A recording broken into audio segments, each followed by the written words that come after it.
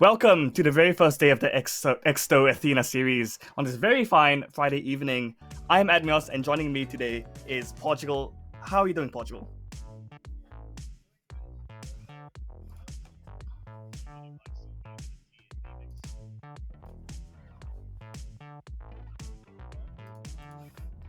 Technical issues going on here. I think he has a few mic issues. But anyways, I am Admios.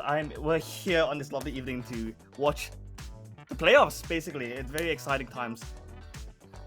Sorry, 1 second. Yeah, we're dealing with some technical issues with Portugal over here. His mic doesn't seem to be working, but this stream is brought to you by Logitech, and we have some lovely things coming up. But not just the games, but an awesome announcement and potential prize giveaways as well.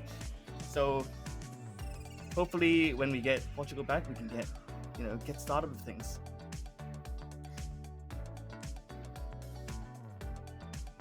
Are we good?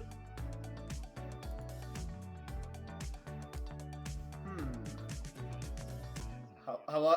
Oh, there we are. Am I here finally? Have I returned? Let's go! Yes, we're Okay, here. Awesome. Okay. Portugal, give yourself an introduction. I'll stop yapping for a bit.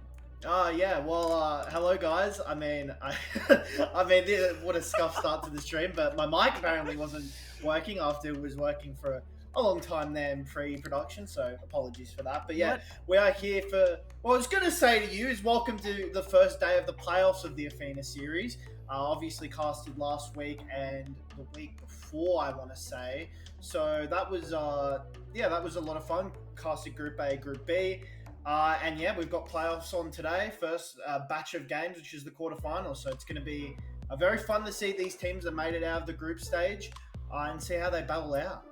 Yep, 100%. I feel like the round robins had a lot of information to offer about these teams, particularly. Our first game coming up is with ZZZ and Simran Sirens, and we've seen ZZ particularly play very well in the round robins with 4 wins and 1 loss. I don't know. I feel like they're a very good contender coming up into these playoffs. What do you think? Yeah, so both teams, just to give a bit of info, because the first game we got is obviously Shmimi versus the Sirens here, Zimmer and Sirens. Both teams I have casted before. If you were to look at both teams, Shmimi would probably... There was a clear top 2 from both groups. Shmimi was very good in terms of how they played the game. Like, I mean, I watched a lot of their gameplay, and it was seemed like they were a bit too good for the group. But the last game of the group was against a team of against Coven, and that was a very close game. You know, barely losing that map. I believe it was on Haven, which I watched.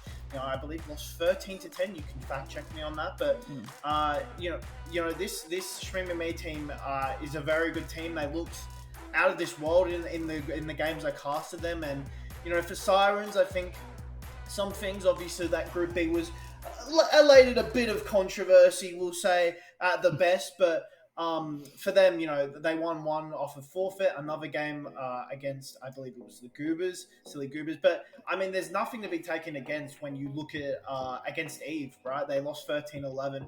Eve, I think, is, you know, you're talking about the top 4 teams here in terms of this Athena series. I think you've got a clear group of the top 2 from each group, I should say, which was Eve and Kiss now. And from Group B, and Group A was Shmimi and Coven. I think those are the 4 teams you're looking at as favourites.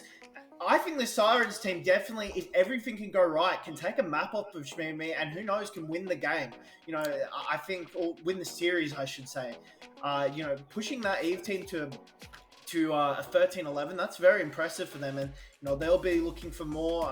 You know, they've got a week to reset and get ready for this, and you know, it's going to be very interesting to see how these 2 teams do with a lot of rest in between. You know, see what they can bring to the table now, and yeah, I mean, I think it's just going to be very, very interesting to see how these 2 teams play out. I think it's going to be a banger, hopefully. Yeah, hopefully. But I think how these 2 teams match up, I think there's definitely potential on a map being stolen here by a side or another and going to free here. Yep, 100%. And look at these map bans. I mean, look at that. The first two maps are both 3-site maps. Lotus and Haven, obviously, favorites on both teams, and then decided going to split, which will be interesting to see if it ever gets to that stage. But both teams picking attack on their maps for the first two at least, and the last map is the defenders, because everyone knows a 3-sided map usually is attacker sided. So hopefully we see some really nice comps to both play out the defense and attack. But attack is the game for Lotus and for Haven. Yeah, and just before we go through and talk, we yap more about this series, I just want to give a huge shout out to Logitech. And while Logitech, they're doing a special giveaway. If we can get it on screen, here we are. As you can see, the giveaway from Logitech. As you can see, how can you win some of these products? Well, Exsto Athena series will have community giveaways on our Twitch channel, which is this channel we're on currently right now, twitch.tv Exsto Gaming. It will be given to some of you lucky viewers, I believe, in a couple of days, where we'll have a giveaway running. And for these players as well, making it, winning the tournament, even coming second or third, I believe, gets them some of these products. And play of the series, play of the tournaments, I should say, we'll get them some of these products. So again, want to give a massive shout out to Logitech. They are great sponsoring this tournament. Obviously want to see this support for Game Changers, and we're happy we've got it here. So yeah, I mean, you can win some Logitech items. I don't know when. Just tune into the stream. You might be able to win some tomorrow. Honestly, maybe tomorrow. That's the best way to find out, right? That's the best way to find out. Just because, stay tuned. Yeah, we've got 3 days of pure, unfiltered, fun Valorant here at Exsto. So, I mean, if you tune in long enough and you just watch, you might be one of the lucky people to win a Logitech product from this Athena series that Exsto is hosting. So, yeah, I mean, that's all I got to say about the Logitech stuff. Adam, any yap you want to give? I mean, it's some pretty good products. I mean, you got the super light mouse, you got the headsets, 11 headsets to give away. So those are the big ones. And then you have the keyboard, obviously. Less of the keyboards than the mouse, but you still get 5 of them, 5 of each. So yeah, big stuff. I mean, I would have loved to compete it, but I probably won't be, considering I'm part of the talent. But that's fine. I'm okay. If not receiving one. I'm just gonna cry a bit. That's fine. But look, I'm just really excited for this upcoming game. All right. Yeah. We all know that, especially in OCE, like Haven and Lotus are really, really big picks. And for some reason, we love them. I personally hate Haven, but I love Lotus. I don't know what it is. It's just one of those maps, It's like you love one of the 3-sided maps and you hate one of the 3-sided maps. It'll be really interesting as a Sentinel main to see what they kind of come up with, in particular with the setups. Because I know Vice is becoming a very popular pick in Lotus, but I'm not sure for Haven. Haven, I think a lot of times Cypher is still the meta pick. So yeah, I'm just thinking about it. On Lotus, what you're looking at, that Vice has been getting more popular, but I think the meta Sentinel that you're going to go for here is definitely the Killjoy, right? It can lock down a site. I've seen many teams play just the Killjoy just to lock down that C site, because one player usually is just assigned to that site. Why not have anyone else better than a Killjoy who could delay and execute and just get multi-kills onto the site? With Haven, Haven's more of a Cypher map, like you said. Trying to think if you can play Killjoy in the map. Vice isn't the best pick, I would say, on the map as well.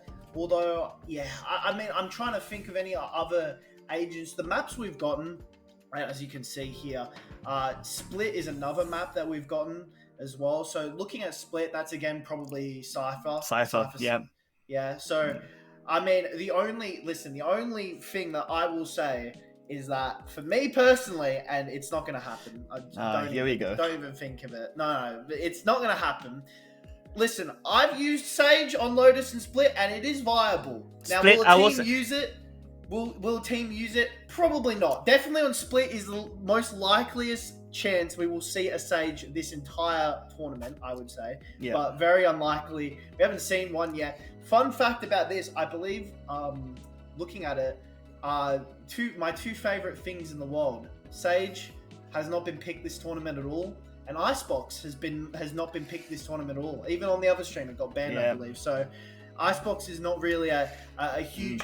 Icebox is a weird map because teams don't like banning it at first. They know that some team's gonna ban it. You know what I'm saying? Like Yeah, they leave it to a later ban. They want to see what the competition they're going up against, and then they'll say, Icebox, let's get out of here. Yeah, so I wonder if at all we'll ever see a team, and we'll see, but a team maybe just try and practice a bit on Icebox and maybe catch a team off guard and picking it first. Especially now we're getting to these best of threes. It could happen, but it just seems like there's these handshake deals that, hey, we're going to leave Icebox to the second or last ban, like the last set of bans of a series, and we'll just pick another map. I've seen that before. Last week? 2 weeks ago, I think I saw Icebox be the very last ban, and I was like, well, I think I've seen it twice actually, the Icebox be the last ban. So, listen, got to give my love to Icebox. Just looking at the map bans here, Ascent is interesting. I have to look at Shmee if they prioed Ascent during group stages. Well, actually, we're getting into agent select, so we'll give you an update on what the agents are being picked in a second once that graphic is up. But Fracture, I've seen some teams do it when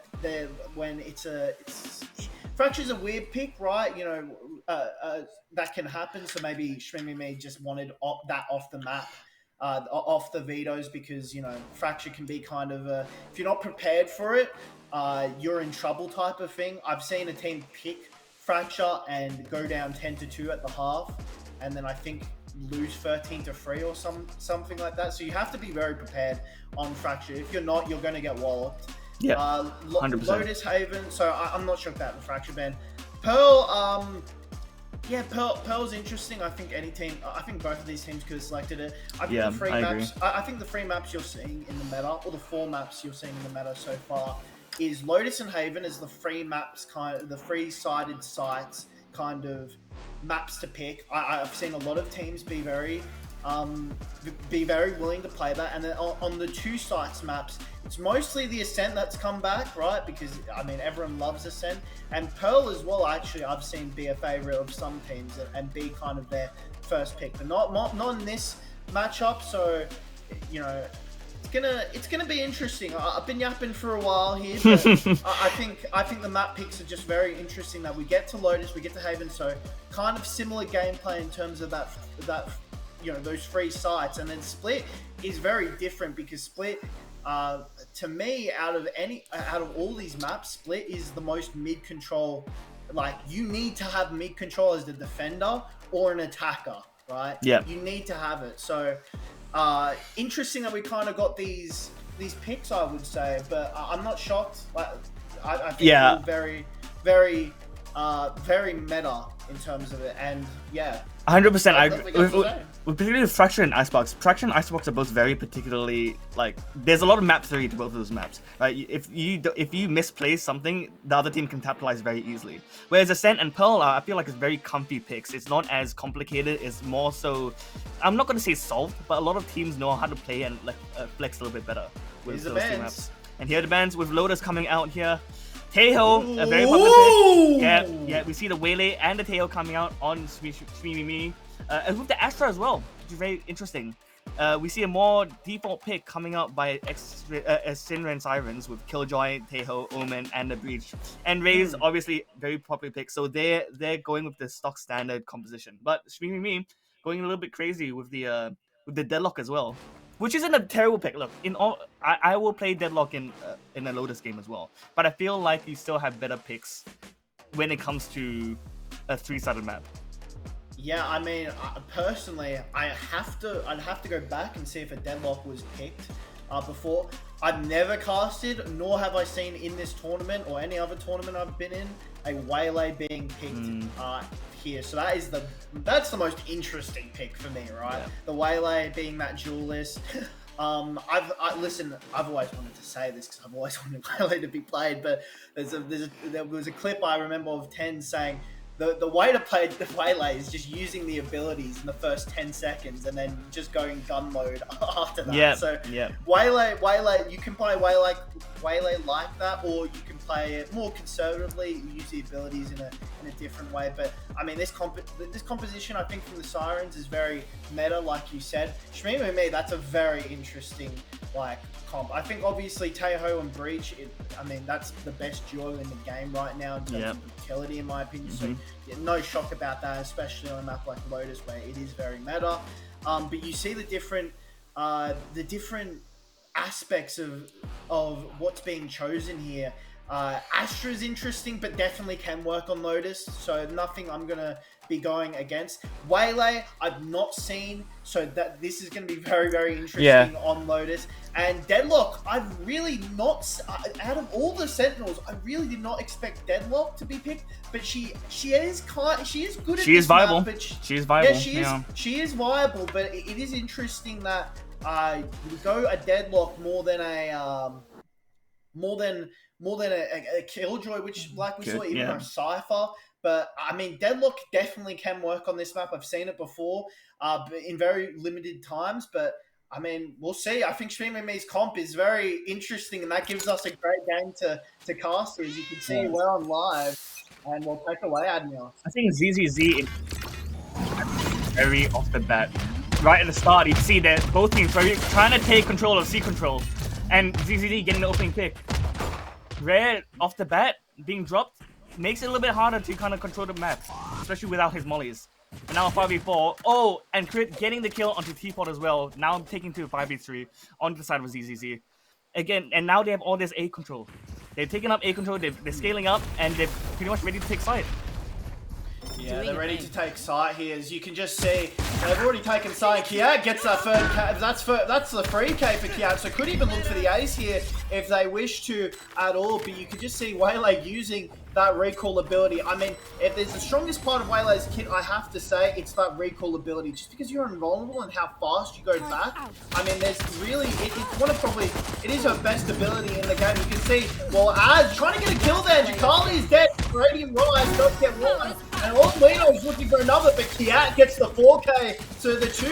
So it went from a 5v2, 5v3 to a 2v1, but unfortunately for the side of the Sirens, it was all Kiat that time with the 4K to close out the round, and Shmee Me, they'll get the first pistol round here. Yeah, it was a bit of a gamble trying to pick that C control. And again, like I said, that C control from both attackers and defenders is very, very important. But I feel like if you're dedicating 3 players, it leaves all of your A control open. And Shmee Me read that very well. They got their 2 picks off from C mount, and then they rotated straight to A. And then from that point on, the entirety of Sinner and Sirens had to play retake on a man disadvantage. Yeah, they had to play that retake. And you can just see default positions here, the stack here on the eco round, which does make sense. You know, hoping and praying that the team does go here. Doesn't really go through protocols and just rushes A or B here. And you can see that Killjoy drone will actually spot someone out there. And you can see just repositioning slowly but surely here. And while the contact will be made at A main here, so we'll have to try and just give up the stairs position here. Now, there is a player on site in terms of Teapot, and Teapot will throw out the nade, so confirming presence of the Rays there as well. But you can see where the spike is on the map, and it is at C. So this spike will be planted any second now, and to me, it looks like this is going to be another Streaming Me round, barring a disaster of any kind. I mean, they're hesitating a lot here, which is interesting, because considering you have the Waylay and the Breach and the Tail, you thought you'd play a little bit more aggressive, especially with the gun advantage. But yeah, see, with the hesitancy, kind of gets Breach killed there. XNS getting the very first pick onto Streaming Me. And, like, they're getting a plan down because they have the C control. But now, as I say that, Rice gets a kill onto the other Tail. And now it's a 4v4 with a man advantage, and SpeedMe have the map control basically. They're watching CT, they got the deadlock wall as well, watching the CT side. And then the trades going out, where they getting the kill, Astra getting the kills. Yep, it seems like a through and through SpeedMe round with Iluino. Only got a ghost in hand with the double hold from dealing, or stealing I should say. And yeah. Seemed a bit slow there, but they managed to pull through. Yeah, I mean, Eloine, what was I going to say? Eloine getting some kills there. I mean, that's not the worst result for Sirens, right? You probably wanted one more kill there, but you do get rid of 2 guns there. Yeah, I'm coming into this bonus round, so I mean, not the worst result in the end. Listen, I've seen rounds before that are just flawless, and then they go into these bonus rounds with full guns, and then can break the bonus round, and then just break teams back. But you know, Sirens keeping themselves in the game here, and well, it's just a crucial round here, and making sure you don't want to lose this bonus round. And look at that, Otejo off the bat, able to secure that CMON control, which gives. Gives Sigma and Sirens a lot of information on the push here, but it also gives a great setup for the waiter to push in here. Oh! Jakali getting Jakali! Oh! I thought that was the ace! I thought that was the ace as well. Sigma and Sirens pulling that out with a 4K right there. But Omen doing most of the heavy lifting there with the 4K. Straight just from the entry. Oh my god, two things here. One, Waylay, in terms of ours, should have just gone back and maybe expected the trade to come through, but Jakali on it and getting the 4K there. The second thing I have to pop up is, why, Eloino, did you take the ace? Yeah. That was the ace for Jakali. I mean, they're not going to care, obviously. I mean, the only one that's going to care is Jakali. And listen, it's just a funny thing, but oh my goodness, Jakali with one of the clips of the tournament so far, and you can just see Eloino peeking out this C mound. Nothing really being given here. I mean, yeah, that's probably one of the most. I mean, if you know, I need to see it from Jakali's perspective how they got that 4K, because we saw just a tiny bit of it, but that looked insane to me with the target switching there. But slowly now you can just see they're stalling out the round here is the side of the Sirens, but. It looks like it's going to be a mid push, and while Red does confirm presence here, he does have drone, and I believe will have Salvo now, which he will use. You can see the rotator already coming up here, and actually Salvo goes onto him at upper, but you can just see it's all up to T-Pot here. We'll spot one. Astral will go out, and will they have to respect that name? Now, Omen TP does go in, and we'll spot everyone actually, so they know where. That's a great information. By the side of the Sirens, they will know they're at lobby now. So, I mean, this could be a bit troubling here, but I think you've got to at least put one player from the side of B onto the side of A, and it seems like the Taylor will do that. Julia will get spiked, so Spike is now down, and you can see Julia gets another, so 2K by Julia, and still have this Spike. They have 17 seconds. Julia will get 3, and could look for the 4K here. They're going to avoid it. They're going to avoid the salvage, and maybe not expect this, and looking for Eloino. Does get the kill. Julia can't get another, but it's not going to be enough, and Jakali finishes it off. Keo with a promising 3K, unfortunately, ended there by the side of Sirens, trying to make anything happen, but time ran out for the side of Streamy Me, and while the two first gun rounds will go to the side of the Sirens. Yeah, just looking at the way that Streamy Me was playing there, it seemed like they were committing to a site and then rotating like across the map. They took C mount control, and then they took B main control, and then they went back to A, and by that point, there was still just too many people watching their directions. I feel like they need to commit a little bit more or set themselves up better for a full-fledged attack. The great thing about Sirens here is look at the two ultimates they have online. That's the two ultimates you want online. Yep. You've got the Killjoy ultimate, and then you've got the Rolling Thunder with the Breach ultimate. And T-Bot deletes as there! Can't even do anything there as not dash, not recall, just nothing can be done there. That is a very good kill by T-Pot. You can see Jakali does spot one in Radiant Riots. Now, can't get that, and we'll have to relinquish that position while TP's back, and we'll get back with safety. No damage being done, I can see. Oh, this actually could be a problem here.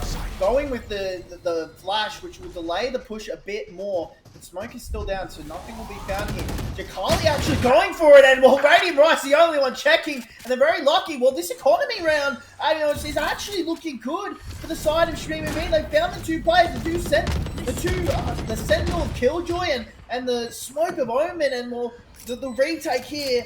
The only thing you can really do is Salvo, and a Rolling Thunder is the best thing you could do, and that's exactly what they're doing. Rolling Thunder coming out, but actually Armageddon will actually just kill Rare while trying to get out, so both ornaments traded, and at the end of the day, it's just going to be a round for Streaming Me, it seems like, as the ultimate battle goes to the side of them. They will try and have the last look in. They want to try and win this round. They know the guns that are there, and while Azana just deletes T-Pot and Radiant Rise, The key player this round to win Shmee the economy, the Thrifty. Yeah, I feel like Omen's position there was like he was in a really good position, but then he went to play up in that box. They probably to hold the cross with his teammate on C side, but with the amount of util coming out from Shmee, I felt like that was a very committal move. I don't think that was really the play there. It kind of gave up the site for free after that fact. But look, very well played by Shmee. They, like I said, what they had to do is probably set up. They, committed to taking C Mound and actually pushed that through. No escape. Yep, I mean, it's gonna be, I mean, there's nothing really to say. Just unfortunate that the momentum for the Sirens just dissipated just like that. You can see they just take Mount control so easily, and maybe even looking for an execute, but the teleport, sorry, the smoke, the Omen smoke will stop it, but you can just see Waylay with that recall ability and the dashes just goes in. Killjoy will be planted here, and so will Spy, because I'm losing my words a bit. Now, defender Killjoy, oh my goodness, they actually get through! Oh no, they've gotten through, and they can just get rid of C-Link. Jakali gets one, but Radiant Rise will trade Jakali. That's so much control here, and well, there's nothing really you can do. I don't like this push for the side of Sirens. Unfortunately, Julian does find one, but it just doesn't work out.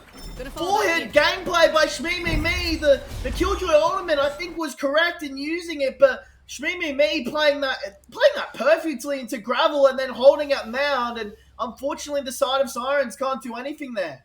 Radiant Rice, sorry, not Radiant Rice, sorry, Rare should have honestly held that CT a little bit better. I felt like he heard the two people run up and had to kind of commit more to holding CT a little bit more carefully there. I just understand maybe whiffing a bit, but that should have been in the hands of Rare just a little bit more. But again, great aggression coming from Shmee, getting that Waylay out, getting her straight in, and then the team following up on that. I mean, again, and it's exactly the same play again. You have 3 players coming up stream out trying to get the security, but the Teho coming out, not doing any damage on Rice though, which is kind of interesting. So once again, C Mount completely given up to the hands of Shmee, but this time it's slightly different because the Waylay is now taking A control, where you usually see the Raze at least taking that A Mount control, and you see the Spike now heading that direction too. It's easy, shifting the game ever so slightly. So now they're playing a little bit more default. They're taking this A space. They're saying, hey, look, A is completely free. Let's just walk up and see what's going on. We have the better guns. We can just commit once we're in a setup position, and we just execute for our side. And look at that. Everyone's now starting to head portion of A. Reach is getting ready to stun and flash. I mean, all that needs to happen now is an explosion of utility to take side, to fully understand who is on side and who's not on side. And Senior and Sirens now understanding, hey, it's probably going to be an attack, but it's a bit too late. Now, but everything's going down. Look at all the rockets, all the smokes, all the everything. But still, still so cool for Haze. Ray needs to find one. T-Bot actually gets one with the showstopper, but Kiat does get 2. Radiant Rise. Jakali does get one, but traded off. And will Julian need to find one? Won't find one, and is on 5 HP. The idea there from Sirens was correct, but unfortunately it was an economy round. Just understanding that the rotations can happen, but unfortunately for them, Az does get Julia, and I mean, it was a good try from the side of Sirens with the showstopper being invested and the Teho salvo stopping the plan, and it made a situation at least doable for the Sirens, but unfortunately for them, Shmee and me are just not sleeping at the wheel yet. They're fully awake and driving it right now. Yeah, but the timeout being caught up by Sinner and Sirens, obviously things not really going the way they would like.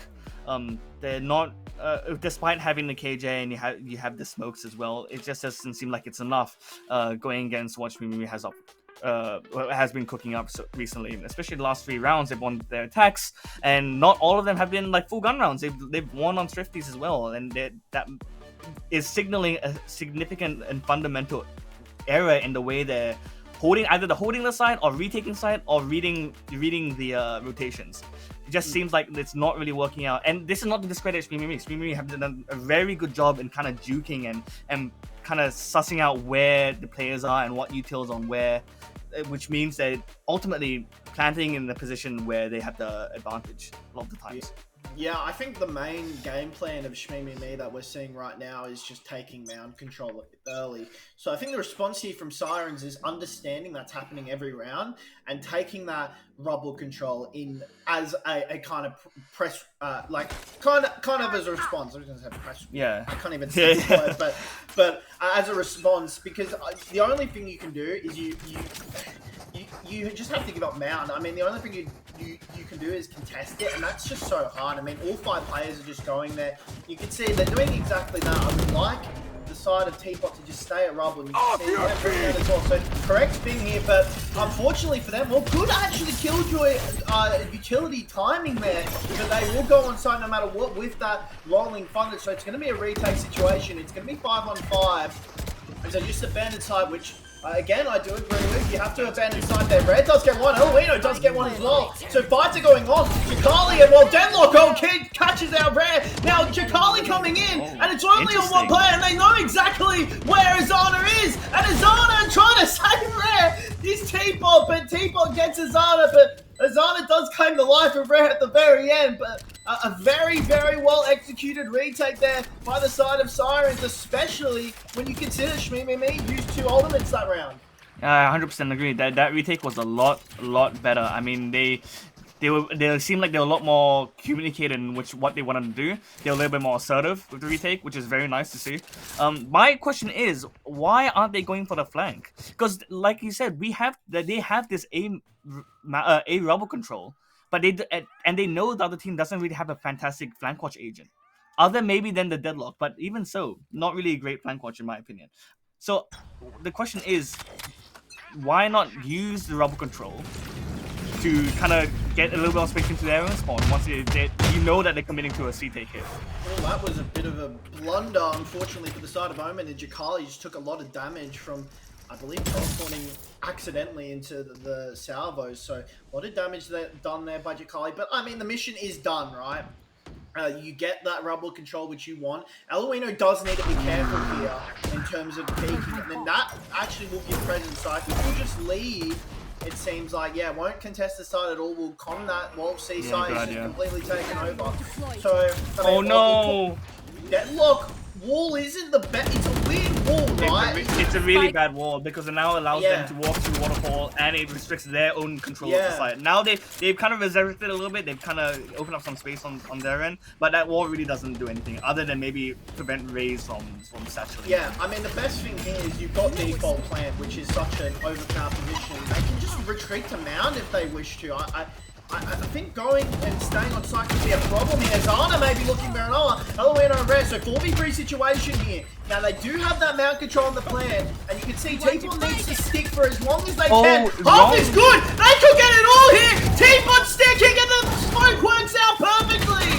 And unfortunately for the side of Shmee, well, the Astral Wall invested in everything going right in terms of the plan, where it's supposed to be, where it's supposed to go, but the stick by Teapot to get it fully, and they can't get it off, and well, yeah, timeout's gonna have to come from Shmee and just discuss what happened and try and stop this newly found momentum from Sirens. Yeah, 100%. And again, their retakes have been really, really good. You can see that they're actually playing together. They're 3 flooding from CT, and then you have 2 coming from waterfall. They understand that now that the wall has been misplaced, even though there's an Astra smoke, they're kind of blocking them. But once they pushed in, they realized, okay, sweet, we have all the space we can take. We can push in together. We can flash. We can throw on mollies. We can throw on nades. It was just very, very well taken care of. What else? I mean, what else can you really say about that? Again, I'm still surprised they haven't really gone for a flank. No one really walking up B main to check if it's clear. No, I think no one walking up through rubble. They're just fully committing to a defense-sided, like, kind of a retake, which is, I don't know. I feel like they could really capitalize on taking a little bit more map control on that end. Yeah, I mean, in previous maps I have seen, on the attacking side especially, is you would have that lurk. When you go to that C site, you would have that lurk onto B main and then site, and then you would go to C league and try and catch someone out there. So, I mean, that's something that Shmee will have to look at, but they haven't really been successful in taking out this B or A site or anywhere near its control. only Seaside, and well, if they can't do the post plant correctly or in a good way where the retake is just successful every time, it's going to be hard for Shmee getting more rounds on this. And Jakali is playing this super aggressive position. Now, I would usually check this. I would usually check this. I would usually check this. Oh my, could have gone free. But that's going to confirm the presence, and you can see the flanks coming in. It's going to have to be a fright of the century from the Sirens, and they don't expect that. Just aggressive play, especially on the economy round. T-Bot gets a kill, and now Kia actually gets a kill back. They could rotate back if they want to. That's all the flank dead. It's a 2v2 somehow. I don't know how this has turned out, but maybe just waiting a bit, and you can see Sirens panicking a bit. They know that the potential of going back is there. They're not on the same page right now. Killjoy's staying at Seaside, and you can see Eloino at least needs one here. And gets both of them! You want one? You get both! Unbelievable! Near collapse, basically 2 shots, 2 kills, and Sirens, after the start of Jakali staying in that position, and maybe looking a bit disastrous afterwards after losing a lot of those flank players. They stay. Eloino mind controls Shmee and gets 2 kills. What a crazy round. You see so many different plays coming out here, both heroes plays and team plays, and just both plans kind of collapsing on both ends. You see the plan coming out, both of them died when they should have contained a little bit better. You see the one person who is perfectly tucked with a few shots. Oh, wait a second. Back to this round. We've already Flora kills going out. We have man advantage already for Shmee. 3v5. I mean, not terrible deaths. I mean, you can get away with a raised death on defense, but breach is a pretty important thing. Teho as well, right? Coming up from Shmee. Getting the kill on Omen off the bat, and now it's the 4v2. That was a really fast take. I mean, they just full forced, butted heads against A, and it worked out in their favor. Although Waylay is low, kind of holding control of Rubble, seeing if there's any lurkers. We're getting one, but immediately traded out by Deadlock, and Deadlock getting the 3rd right there onto Rare, securing out the round 6-5. Pretty much last round in the half. And if you're XNS, you're kind of hoping for a 6-6, especially on Lotus. Yeah, risky peak there, but I love that peak from Azana. That is a perfect peak. You know where the player is, you know, and expecting that trade as well, expecting a player behind as well. Maybe, you know, unfortunately for the side of Sirens, it's just a second too late to get that trade in or to stop that play from Azana. But yeah, great work from Azana that round, especially the Deadlock. You have 3k in an attack round. That's something you'll take any day of the week. And look at the Sorry, I was gonna say, look at the util coming out from on both teams that are available. You have 4 ultimates on the side of XNS, from Syrian Sirens, with Omen 1 away. We have Shmee with 3 ultimates, and both the last 2 are also 1 away. So a flurry of activity can happen in this very last round, because again, last round you used it for this half. So I mean, attacking team prepping up for an A side. They're showing presence by showing ball. We have the breach coming out. We have the raid, the ultimate as well. See, look, everything's coming out now. Everything's coming out. We see the attacking team completely use all their util to get in. It actually gets someone. Azana, well, that player's gonna die no matter what, and they can't even get him out. So it's a 3v5 situation. They've only got the Killjoy ultimate really here to use here, and you can see, unfortunately, no guns available for the side of the Sirens, and Sunny will get a free case. You can see that little teddy bear being squished. But that is a good half of Valorant, folks. 7-5, both teams. I think finding really good plays, finding their own strides, but at the end of the half, well, it's Shmee stopping that momentum from the Sirens and getting 2 in a row to make sure they're up, coming into their defense.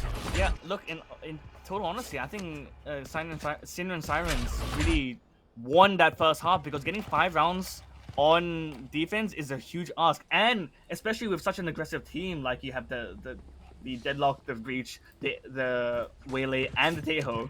Right? You expect Shmee to get a few more rounds in the bag, but unfortunately not. Syrian Siren now actually looks, like, statistically speaking, quite good for this half.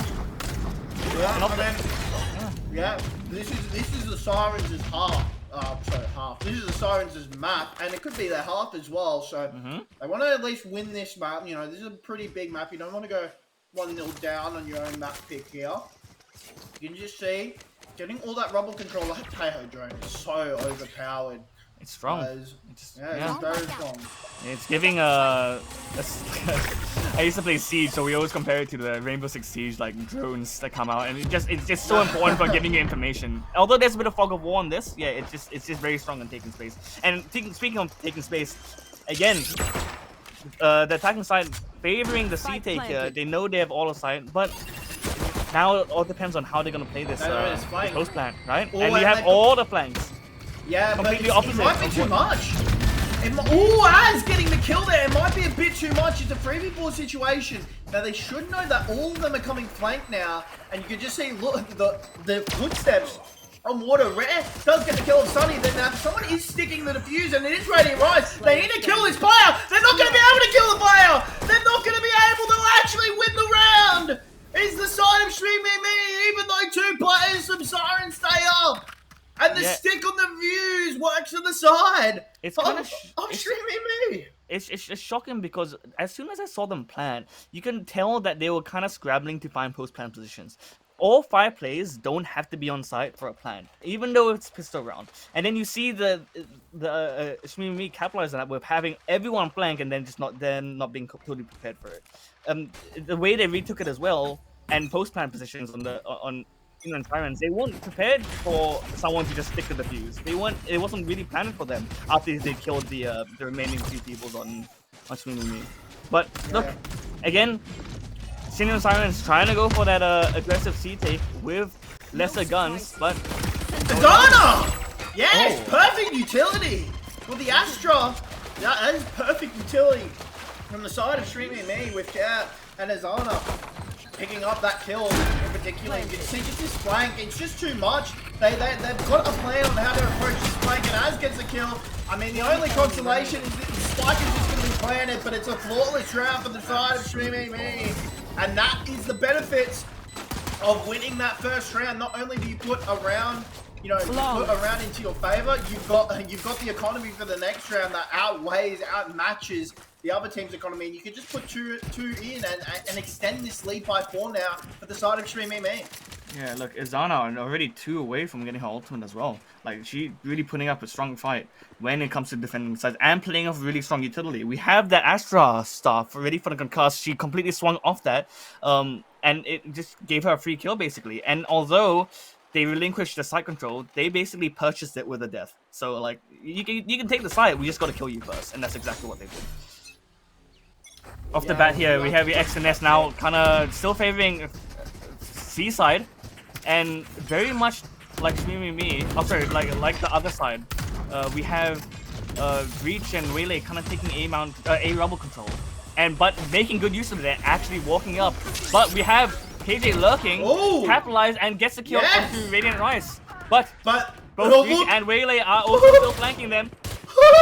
You don't know. Yes! Beautiful alert coming up from the KJ there. Now, completely man advantage coming down to Sinner and Sirens. And flawless, return flawless back into their hands with an amazing showing from KJ, lurking up that B, and then the rest of the team just taking all C control. Fantastic. It's unfortunate for Stream Me. I mean, you got to give so much credit to Eloino on the lurk, not only getting that, but the 2 flanking players. They knew where she was, but it's a gun difference. Vandal versus Spectre, and especially that close up, just 1 headshot can take you out. And while Eloino just takes out the side of Stream Me. So 6-9 now. Sirens are bringing it back a bit. This is another crucial round for the economy. If they can break this off of Stream Me, this could be. You could look at this again as a close game. And you can just see, taking that rubble control is the side of Stream Me. See if they're going to get orb for that breach of it in the rolling thunder, which they will. They could invest it right away if they choose to. Now the times they have went C, they have to know that every time they've gone here, it's been flank, flank, flank. A lot of their players have gone flank, and well, that will spot 2 players in Kiat and the Waylayers. Kiat actually will get a kill of So Julia, and people will get but Kiat gets another, and this is perfect value from the side of Shumi. The flash will come out, and one will catch, and now it will all be up to Eloino, and that is it. That is your round. It's just perfectly positioned by the side of Shumi. The only pressure on the map they felt was the mount position and the rotates and the gunplay. Perfect from the side of them, and that will be the round. That right there was a very big difference in team play there. You see Shumi playing that perfectly on the retake of the 2 players basically playing off each other, making sure that they're fighting the correct positions. And then you have the 2 players from Sinner and Sirens kind of just trying to get the 1v1s. And it wasn't really advantageous for them in that situation. Because you have, you know, the rest of your team kind of holding C mount and not really coming in with the entry there. So I don't know, just the attack was just a little bit lackluster coming from them. Sunny with the breach, again, taking that A mount control. I keep saying A mount, sorry, A rubble control. And that's exactly what they've done. They've completely taken that space. They understand that, all right, no one's really C mount. We don't have a lot of information coming up from the tail drone. So they know that it's somewhat contained. They either have to be near A lobby or B main. And off the opening pick from Sin and Sirens, doesn't matter how much space you're taking. If you can't win the gunfight, you're down a man advantage. Yeah, they know where Az is and can't find anyone now. That flank of the Tejo will be spotted by this Killjoy drone, you would think. I don't know if they were spotted. They will be spotted now with that Killjoy utility. So they know now Radiant Rice is at the flank, but one is actually being picked off here by Jakali, so he uses that pace really well. Azana does get one, could even find a second here, has to be stunned. So 3v3 situation, deadlock being low. You can see Kiat just going in and saw that headshot. So just went and got the kill through the box. So now 2v2 situation, it's Rare and the breach of Soul Julia. It's got to be up to them. They're not really performing this game as you would wish to, but Kiat, well, they have as well. But the perfect utility here is the breach. Rolling Thunder. Now that will go down. They won't stick it at all, and that will be stopped. So now Julia is just playing this post-plant utility to perfection, and this is how much you can do as this breach. You can see Julia just needs to find one, and Radiant Rice does find one. Looking for the second. He's got it. She's got it. No! Oh no! She didn't have bullets, and Julia can't find it. It was played to perfection by Julia.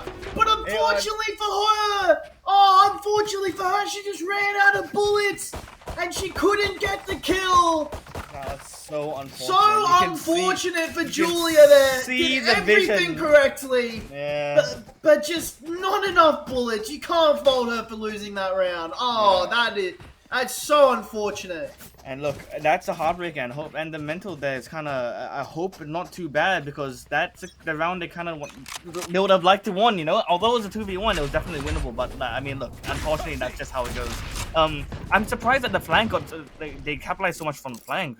This KJ turret, I'm not sure is really doing too much for them in terms of watching flank. I mean, you have the KJ turret kind of watching. I believe that's B main at this point. You see the deadlock wall already being placed on B main as well, so not really much chance for the defenders to walk up anyway. So again, the turret not really placed perfect in a great position.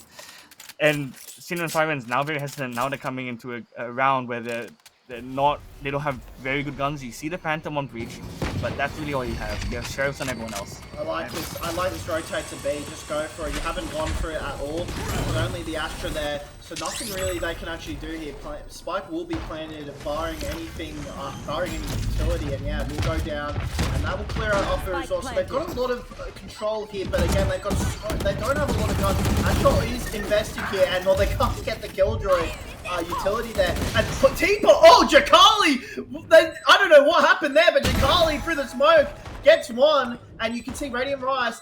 Oh no! Another kill, and this could be a problem. But I like this from them, and you can see Julia gets one. But this is good for the side of Sirens. This is very good for the side of Sirens. Great economy round, just switching it up to B, and a great the ultimate there. Jakali going through the smoke and saving the day on Teapot. I mean, it's 11-7, but it doesn't feel fair to Sirens that they're down by this score, especially when you look at the 2 times. There've been 2 times where they really could have, like, if they had killed the diffuser on that pistol round, who knows what we could be talking about? We could be talking about 11-7 to the Sirens with the momentum, and then it could be 8-11, 9-11 right now. 8 Hey, let's get a hold of ourselves. We're still on round 19. I'm just saying, Sirens are playing well above that 7 scoreline. It feels like it's more of a 9 scoreline than a 7. They're playing very good Valorant here. It's a very close game, but they have lost those 2 crucial rounds where they couldn't kill the diffuser. That's all going to be up to clearing Sunny. If they can clear Sunny, that's the first positive they can find here, but Sunny, just gonna face the timing's not going to be there. I don't know if they saw the barrel of Sunny there, but they're just taking. Yeah, they wouldn't have, and you could just see Sunny is actually a bit stuck there, and now he's just stuck here, unfortunately. So they're going to have to give help here, and Sunny doesn't know where to go. Has to just try and jump out, and nothing can be done there. That's how OP the Teo Salvers can be in certain situations. It just confirms the kill there, and they will go to A. Now, you see Eloino playing this low position, far away on that C-Link, and that will come in later in the round. So it's just about holding in for now and making sure that C-Link position does come in. But they actually teleport off! They're teleporting off back to C, and they'll try and fake this. They're actually just going to fake this. Teapot is the only one, and we'll find another. They will die, but it's a 3v2 situation. They've got so much control of the site, and because Eloino just cleared out C site and the Omen teleport was there, they just rotate towards C. It's going to be near impossible with the time to clear out everything for the side of Trinity, but they might as well try and do it. They do have the ultimate of the Waylay, but oh my goodness, perfect paranoia there just to stop any adventures to just see Link, and they now know that they're just here at Hall, so now they know where both players are surely are. There's nothing they can really do. They're just watching everything. Stun is perfect. This postman is just perfect from the side of Sirens. They have really, really done themselves proud here this round. It's probably their best round yet. And you can just see Jakali waiting for anything and does spot the pixel of Az, but Az will not comply in peeking out for that 1v1 duel. But that, to me, Hadimos was probably the best round of Sirens so far, I would say. Yep, 100%. They're very, very nice trick play with them recommitting to a C take after they know that they're reading this very well, because they understand that, right, there's a lot of util coming out. We've killed the it was breach off the bat, wasn't it? Yeah, we've killed the breach. They're gonna start rotating over. Let's just re-hit C. Screw it. It's totally fine. And then they take C control and they actually win out the round by holding a very good close time. And with Teapot as well, basically getting two picks on A by herself. Like, that really shouldn't happen, but it did. So, you know what? Now 8-11 scoreline here. With Snoomy still having a good buy round. They're not too. They're only Teo having the half shield, but other than that, it seems like it's still a very good buy. Yeah, I don't know. It just seemed a little bit scrappy there. Drone, perfect. Yeah, I mean, you could just see Rare maybe looking for anyone here, and does find Sunny. Could actually trying to spam through. Sunny will get away barely, but actually on the side, you can see Azana getting one and getting a second, and that could be the round. And that's a crucial whiff coming up by Eloina. That's the kill that she kind of needed. And now we'll get Spike, but Has gets the kill. It's just been disaster here for the Sirens at the C Mount. They can't find anything here, and well. Oh, it's just unfortunate. They know where Spike is now. They're just going to congregate around it. And there's nothing really you can do here if you are the side of Sirens. 30 seconds left. Every possibility is being taken as well as Rare will just die here. No, he won't actually. Rare will live. Teapot as well. And you can see it's actually possible here with the deadlock and breach. Oh, HP, but I forgot about the breach's positioning, which was on the flank, so they know where the last player is. 13 seconds, and it just was all about that C mound for the side of the Sirens. They needed to at least get a kill there, but nothing will be found. Better to save the gun for the next round. It's map point for the side of Streaming Me. And looking at the economy, I think they will have enough money to buy into the next round. So, not the end of the world here for Sirens, but they will have to really dig deep and win 4 in a row here. Yep. Look, it's not an easy task. I mean, being on the pressure of already being on match point, and well, the timeout coming up for the Sirens isn't gonna do great for mentals. But look, teams have won it out before. We see teams coming up from huge losses, and 8-12 isn't even really a bad loss. So they can absolutely, if they pull their heads in and not kind of give away 3 picks like they did this round, can pull out the 4 rounds. Because we've seen them play really good attacking rounds. It's just that round they kind of committed to like a 1v1 gunfight, and then the whiffs, and then that, it really shows how much this game really is just like a shooter game. Because if you lose that opening pick, the man advantage is very, very I should say on attack. Going to 4v5 as an attacking team is very, very hard. You can get away with it with a defense, I feel, but attack on Lotus, it makes it a little bit harder. Yeah, I think Sirens are best when they have all 5 players alive for an execute. So any early execute to Shmee and me can really dabble and ruin that for the side of Sirens. And unfortunately, they just mistakes there, individual mistakes. Mound couldn't be able to hold that position and get a kill. But you know, they can look back. They found these rounds before, right? They found these executes, especially this half. They just need to fully focus up and bring their best. If they can do that, this is definitely possible for OT. They've definitely shown that they are in this game and compete. You know, 8-12. Like I said, I don't think really flatters the scoreline for the side of Sirens, but I think it's been much. I think this could be like 11-12 right now to the side of Streaming. Yeah. I mean, or, you know, 10-10, I should say, actually, if that's more fair. Just because the crucial rounds they lost in such heartbreaking fashion. So, Sirens are definitely going to, you know, they're going to give it their all here. They've been looking really good. I've been very impressed by their executes, but at the same time, Shmee individual gameplay, like we saw in that first week of Group A, that it triumphed over a lot of teams here and could triumph over here over Sirens. You can see Attacker Killjoy will be planted onto that B side. That is a good kill. That is a great Killjoy. That is a good Killjoy ultimate now.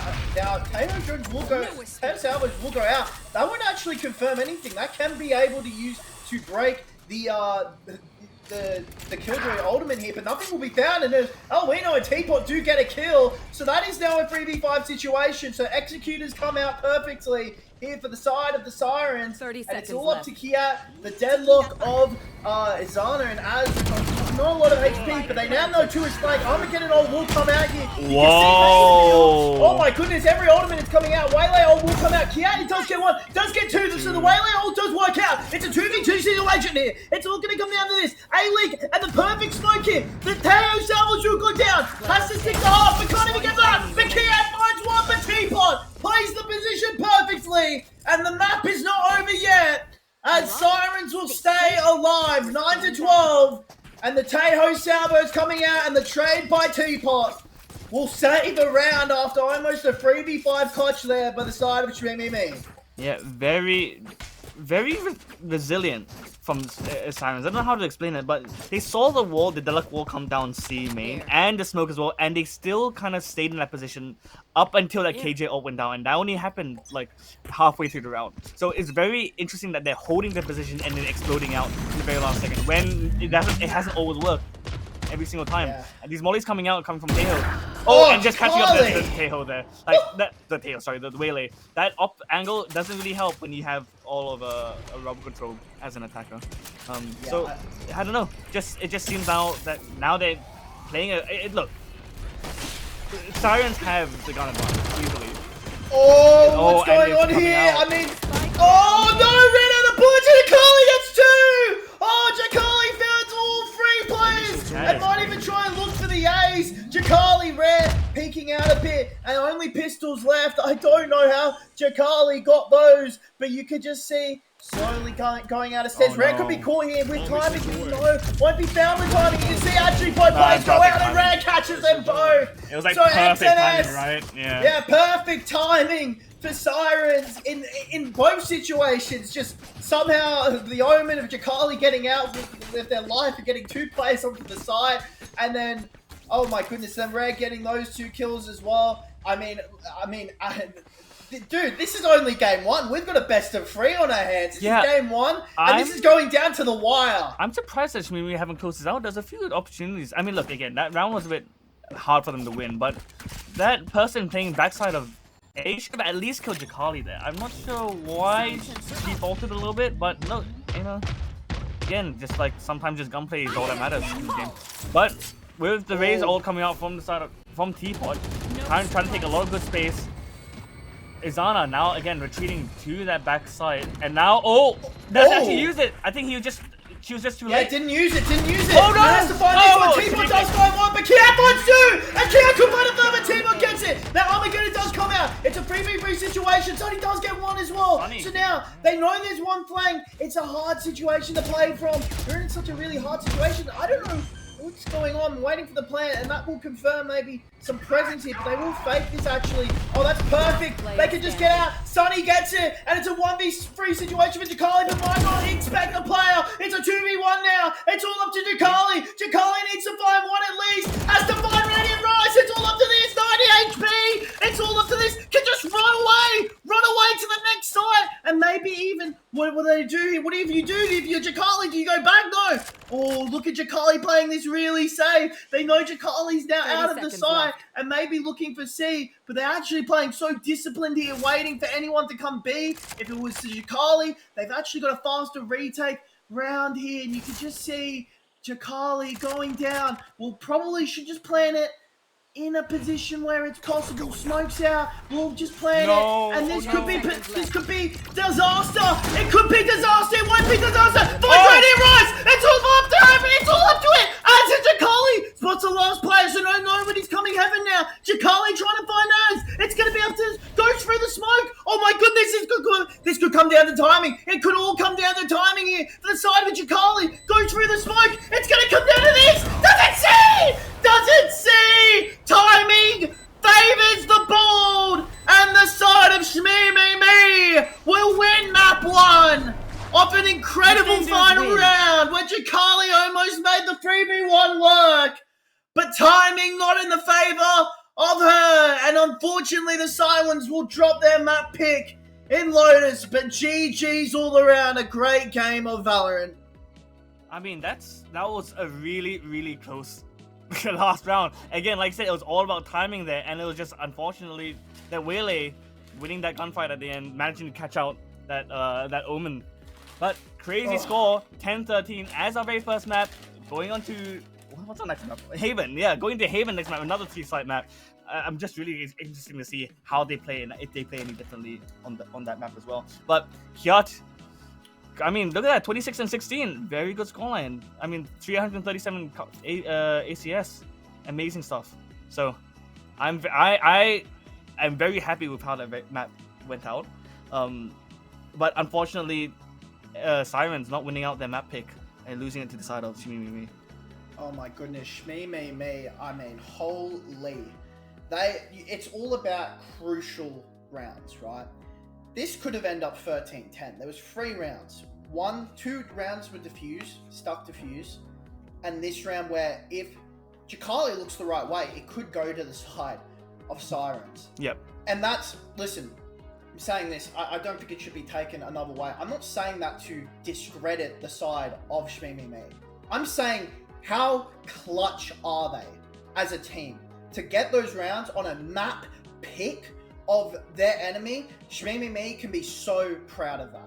You know, those 3 rounds ended up winning them the game. And you know, listen, there's a lot of people that don't stick in those situations or look the wrong way or don't get timing their way or don't play the situation right. Shmee played that to perfection in all the rounds they won, and although it looked shaky in a couple of rounds, their gunplay was, I think, better than Sirens, and really they should be proud of this map 1 effort and can take this into their own map pick. Shmee, I mean, round of applause to all of them, especially Kiat. I think Kiat played absolutely incredible. Absolutely incredible was the reason they won this game. And I think Azana as well, a great pick. I think the Deadlock pick worked a lot of wonders. And Teo Breach, I mean, there's nothing else. I could go on about all the players on the side of Shmee. They played so good here. Yeah. And they'll be very proud of getting this one. And yeah, it seems like we're going to map 2. I'm expecting another close one, but Shmee will feel very happy that the next map is their map pick. Yeah, it was a very close game as well, because for the most part, the rounds that the teams lost is usually because they had one small opening in their defense or the one small opening in their attacks, and the other team was just able to capitalize. And when there were situations where it's clutch rounds and rounds that teams shouldn't have won, it's very much because of heroics and because teams didn't really play out the round how they should have. So a lot of the times, we see that teams, when they get the man advantage, they get a little bit complacent. They start to kind of over-rotate, or they try to, you know, shift people and trying to pick their ones. But a lot of times that will actually lead to the downfall in such high-level gameplay. You see these teams, both teams can shoot. Both you've seen them. You've seen how they've been shooting, and not just Killard, not just Teapot, but everyone on this team have shown that they're mechanically very quite good. So it's not the fact of necessarily who's the better shooter, but it's like, you know, who plays the best as a team rather than just individualistic. But again, there's some very good hero plays. The round that sticks out to me was the Teapot faking that A hit and getting 2 picks as the rest of the Sirens go plant in C. So listen, we got to go to break here. I mean, we've got 5. I'm told we'll get a 5-minute break. I need a 5-minute break to catch my breath a bit. So please stay tuned for this. I mean, this is it's intense stuff. You're seeing from both sides. Both sides can be very proud. That was an entertaining, fun match to watch from both sides. So shout out to both teams. We still got map 2 coming on the way. So map 2, Haven. Can Sirens find that there? Can they find that map? Can they find, after losing their map pick, can they find the side of Shmimi Me's map pick and go to 3, or will the side of Shmimi Me confidently put themselves into the semi-finals, the upper bracket semi-finals? You'll have to wait and see. Stay tuned in a bit.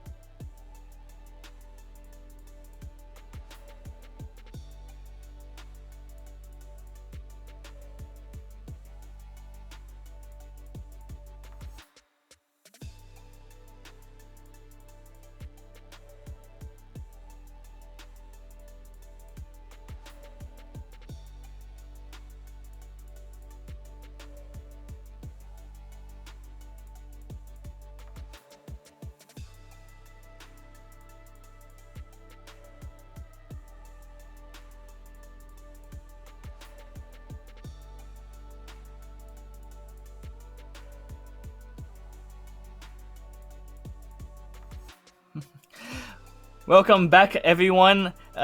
Very short intermission, but we're ready to crack on with map number 2, bringing us into Haven. Any thoughts on compositions, or any thoughts on just the map in general? I am willing to bet to see at least one Cypher, and if I don't see any Cypher, I'm going to be very disappointed. But yeah, I don't know. What do you think? Yeah, just eating some dinner here. Have you heard?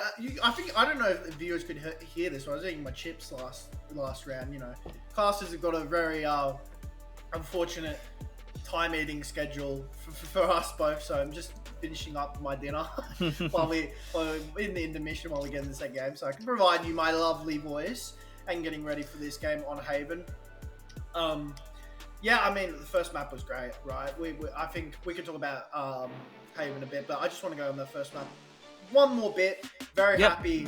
I think, well, actually goes throughout the whole series now. I think now that we've seen that first map, so excited to see Kiat and Jakali. I think these are the...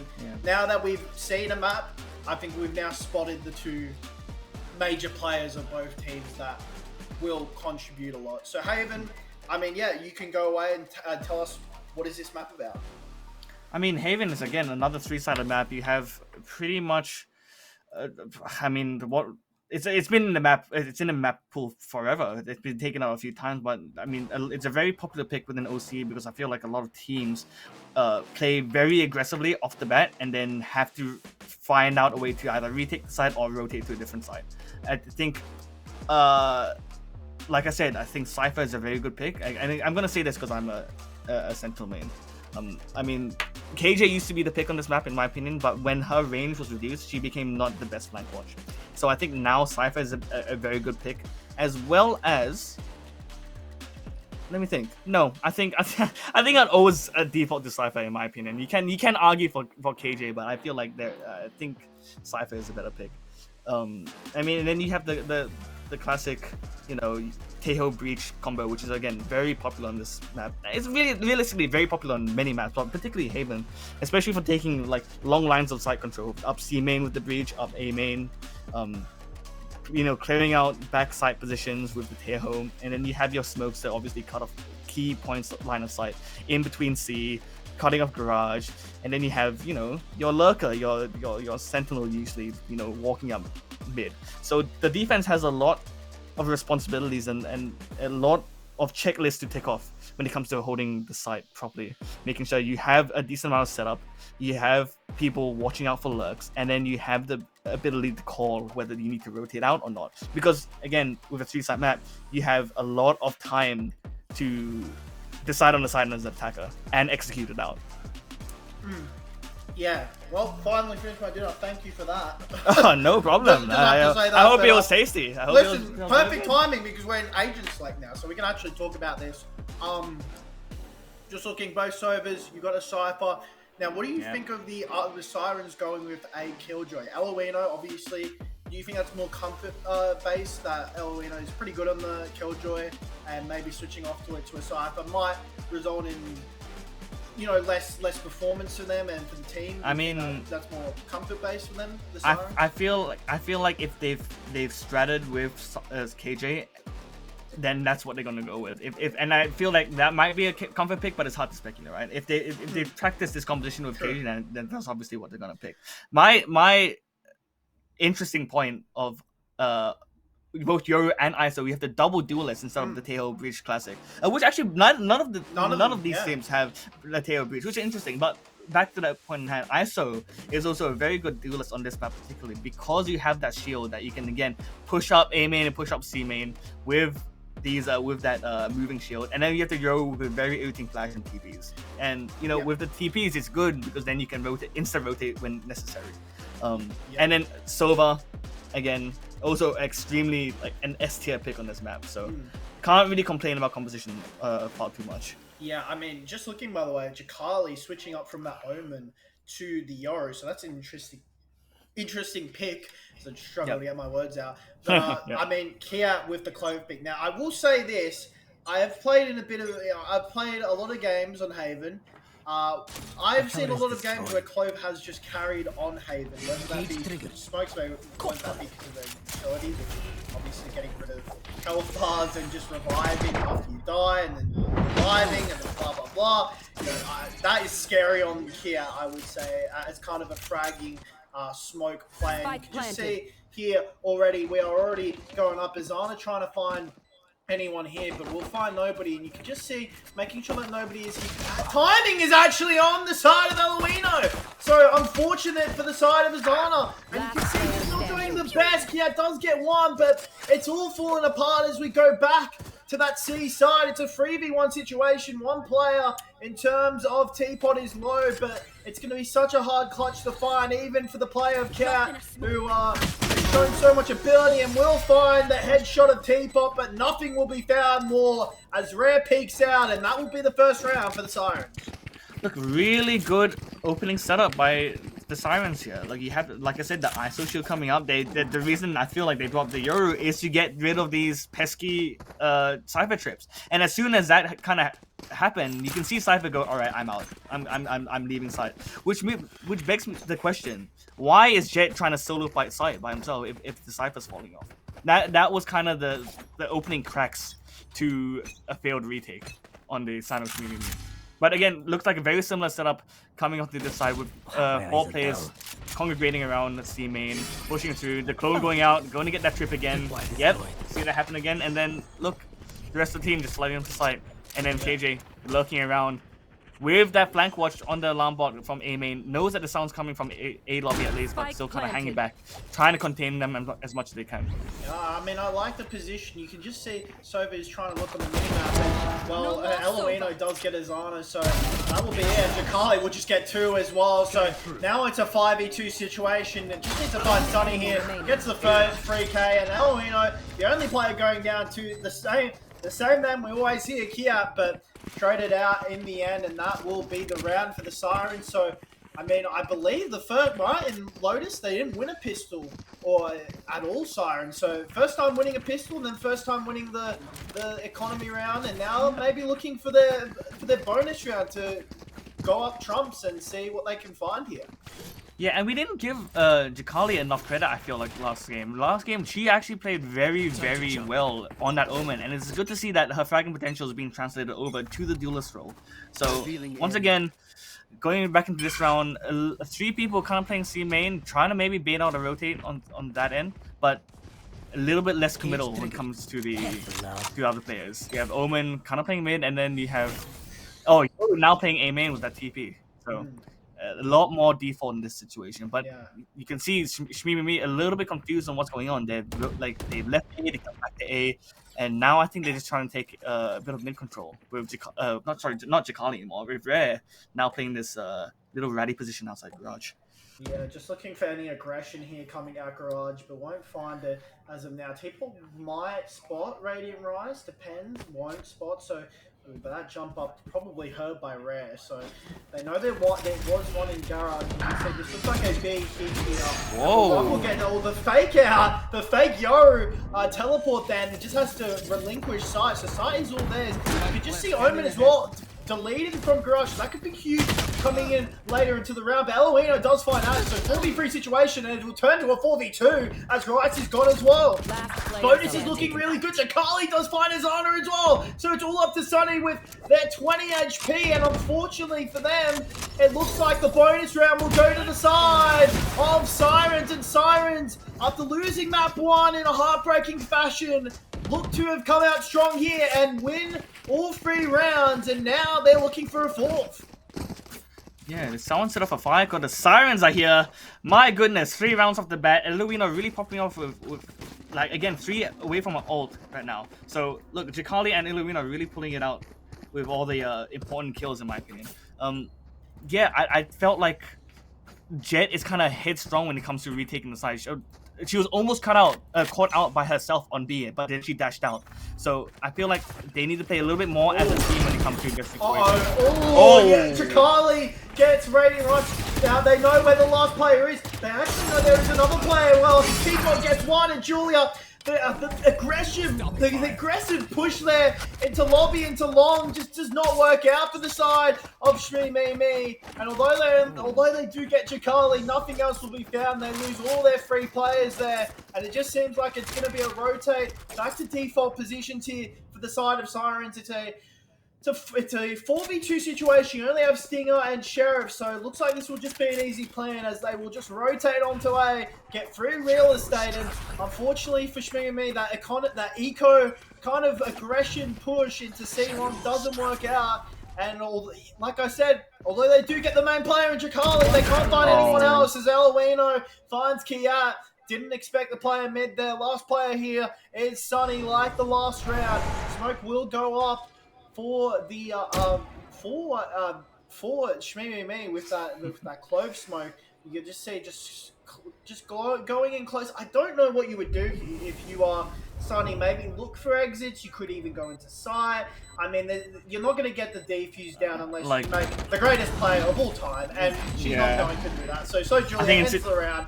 A hard situation for Sunny because you don't want to be stuck with a Stinger. You want to probably. I think you just died. You died a spike, to be honest. Yeah, or play for exits, right? You probably play exit. In my opinion, you probably play exit from Link, and if that doesn't happen, you hear nobody, then you just die to spike. But I mean, fair enough for trying, anyways. Onto the side, and yeah, I mean, this has to come out to a timeout for Shmee. They'll feel a bit rocked here. You know, I don't think they expected this second game to go 4-0 in the opponent's way, but like we saw that last map, you know, they've definitely got the individual potential to claw back and win these really clutch rounds, these really crucial rounds. That's how they won the last map. You know, those sticks on diffusers, the 1v1 situation to close it out with Az getting the win there. So for the side of Shmee, it's all about just refocusing, refining that individual mechanics, and you know, when it comes down to those clutch rounds, you know, be up there and show up and show you can win those rounds and put yourself back into this game. Yeah, I also feel that on the side of Shmee, their awareness is dropping a little bit, and I don't know if it's because they're a little bit low energy after the first map, or their mental is a little bit complacent. But you can see just even from the way that Kiat was rotating from B to A, you can see that she was totally unaware of a potential lurk. So again, although she doesn't have the best buy in the situation, I feel like it should still be like looking out for these things. So hopefully the awareness is a little bit better. The energy is a little bit better from the side of the defense here. I mean, and as I say that, Shree walks up mid, completely free like that. And they just take it on that space, but have they relinquished all the resources from all the other sides? That will be spotted, so they know there's a lot of mid control. Teapot does get Sunny, and you can see they've already got sight here. They have to just back up, I feel like. And Killjoy is the one known there, but they don't know about the Omen, so if they peek out into that, Kiat is just dead. Oh my goodness, that is real. I don't know what Rare was trying to look for there. And you can just see Azana does get Jakali, and Rare gets Kiat, so that will be the end of that play. Now, they did plan it long, so all players are long. They do have it smoked down with the jet smoke, but nothing really can be found here. And you can see Recon Bolt, ISO ult does come in, so it'll be a 1v1 situation here. It's a 3v4 turning into a 2v4, and now the Sova drone has to go out. Now that will catch Radiant Rise of 1, but nothing can be found. And well, so Julia gets it, and Teeple with the ISO ult does get it as well. And the long play is just perfect from the side of Sirens. And again, Shmee looking a bit rocked here. I would personally classify this as an unbelievable start. I don't think anyone could have predicted this. I mean, you can't. As of 5 rounds, winning all 5 rounds is a pretty unbelievable start. Winning both of your I mean, after winning the first 2 rounds, you shouldn't be winning your 3rd round, and then after your 4th round, you shouldn't be winning the 5th round either because they have a full buy. After a timeout as well, so even the timeout conversion isn't very good. So the conversion rate on Shmee has been poor. It has been poor the past, past 5 rounds. Yeah. So look, in all fairness, I don't know what it is, but they just look lost that last round. They just didn't know how to go against this post plan up C main. I mean, I like the idea of kind of running up and trying to play aggressive and taking that C mid control, but it just seems a bit too middle. Az does get one, but Eloino does get Sunny. Az is the only one on this side. Has to find this one player in Rare, but nothing can be found. Sova ultimate. is used here. As you can see, 4v2 situation. Radiant Rice looking for the kill. Nothing can be found. And Jakali comes in from the flank. So it's all up to Azana with a Vandal, but nothing can be found. It has to be a very, very impossible clutch here. Nothing can be found for the side of Shmee. It's 6-0 to the side of the Sirens. And remember, folks, this is Shmee's map pick. They're 1-0 up in the series. They won the first game. And I think they're just a bit shell-shocked right now in how the Sirens are playing. I mean, look at the scoreboard. Like, the maximum amount of kills coming out from Sirens Shmee is only 3 kills. They're not necessarily saying they're losing because they're not winning the gunfights. But if you're down so much, you have to be looking for these picks. And I feel like they're just playing a little bit too hesitantly in situations like that. Oh, that's good jump peek. That's a perfect jump peek because that will spot out the operator, I'm pretty sure, of Radiant Rice. You can just see that will confirm 2 at C side as well, so they might even just go to A. And honestly, it would be the correct play. You can actually see good early rotates from the side of Shmee into this A, and they will hear now probably from the side of mid that people are rotating towards this A side on the attacker side. And you can just see all the utility and executors coming out. Az needs to find one, but can't find one with the flash. Now he's suppressed, and that is a problem for Az. And for the Sova, they're just all in all sorts of trouble. Jakali gets 2 and Teapot finds 1. 1 through the smoke is Teapot as well. And it's a flawless round so far for the Sirens. Shmee just can't find anything on this map so far. And it seems like here we'll just have to save the gun and go for another day. It will be 7-0, 7-0 to the good of the Sirens. And unfortunately, for the side of Shmee, they maybe have woken a monster here in the Sirens after winning that first map. Because Sirens are just playing to perfection right now with everything they're doing. Their gunplay, their mechanics, and especially how they execute onto sites. It's been huge for the side of Sirens so far. Yeah, their executes have been so good. They've been so explosive, and it just catches them off guard. They're not really playing for retakes because they're losing people on side as well. The entirety of Exto is pushing on side. They're losing in that round particularly. They lost 2 players, and then they can't really afford a retake there. You can see Clove was still in CT and their spawn when she had to double back. She was like, "No, I can't compete against this." Right? With a 5v1, just save the gun at this point. And I feel like Shmee really have to reevaluate how they're holding these sites or how they're retaking the sites, because they're usually trying to retake a site with a man disadvantage, and that's not really the way to play. It just seems very lost on their end because they're not really like reading the early game well enough. So in this situation, again, very heavy presence by Sirens on the side of C, but again. Oh, Julia! Oh my God! By Shmee, and both of them getting cut out. Phoenix now backing off as well. He's saying, "Nah, I also can't handle this flank because 3 of them flank, and then both of them died." And now again, like I said, we have to retake or defend 3 sites with a severe man disadvantage, and they now know information. I'm Phoenix, everyone. I'm out of here. You and me. I can't hold a side anymore. Yeah. They're just completely flooding. Right? We have to now play retake. And it's just not possible. Even that, and with all these ults as well. And with lesser guns. It's like, it's just... Spike planted. It's just that I feel like Shmee is committing to these weird, pushing areas. Like, they're trying to control one specific area, and then they're losing resources on the other sides. And then when that doesn't work out, and they get caught off guard, they also lose the gunfights as well. So I don't know. I don't know how they navigate through this situation. Yeah, retake is coming on right now, and you can just see Jakali playing this position now on the side. Gets one looking free. Wow. Oh my Jakali! Getting the free K in that position. I mean, I can't say it enough. Nothing is going wrong for the Sirens here. I had a bit of a not elated reaction because, I mean, there's nothing else you can expect from this Sirens team at all right now. They're just doing everything to perfection. Every player is playing their role to perfection. I mean, expanding on what you said, I think what we're seeing of Shmee and Me is they're forcing plays, they're forcing gunfights because they want they want one gunfight going in their way and forcing and getting around on the board. Zero is such a big mental block for any team to overcome, especially when you're now 8-0 down. And Rare gets a kill in mid as well. They know one is in Sunny and could just probably dimensional drift teleport if they want and will shift out, and that will probably be a kill. Jakali does get one, Rare does get Radiant Rise, and Rare will look for another with the third. Has to just do the ultimate and try and find anything because it's going to be 9 here in a second for the side of Sirens.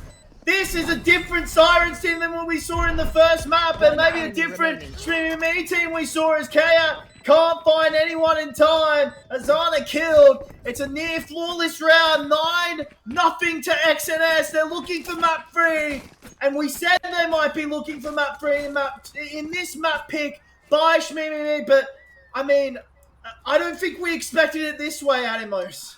No, I 100% agree. And to be totally honest, it is a perfect storm of masterclass from Sirens and disaster class from Shmee. Looking at the positions that they're dying from, the Phoenix peeks out from Garage, instantly dies. You have maybe one trades going out near down mid, but by that point, the person on C has died. It's just all over the place. They're not mentally. I don't think they're all mentally there at this point because again, going 0-9 is very, very difficult to wrap your head around, and emotions are probably very high at this point. So I don't know if it's a mental thing. I assume there is a good aspect of that to it. I just feel like they're also just lost in terms of how they're playing as a team. It just isn't really working out, and I feel like the coaches on Shmee are hopefully talking this through because they really need at least the next 3 rounds for any inkling of a win at this point. And I know it's an attacker-sided half, but I feel like 0-9 is just too much momentum in the way of Sirens. I think this is the most shocking game I've ever casted, just judging on what we know about Shmee and the previous match. They've only lost 1, right? It was on Haven, but they lost 13-10 against Coven, and Coven went undefeated. They're probably one of the favourites for the tournament.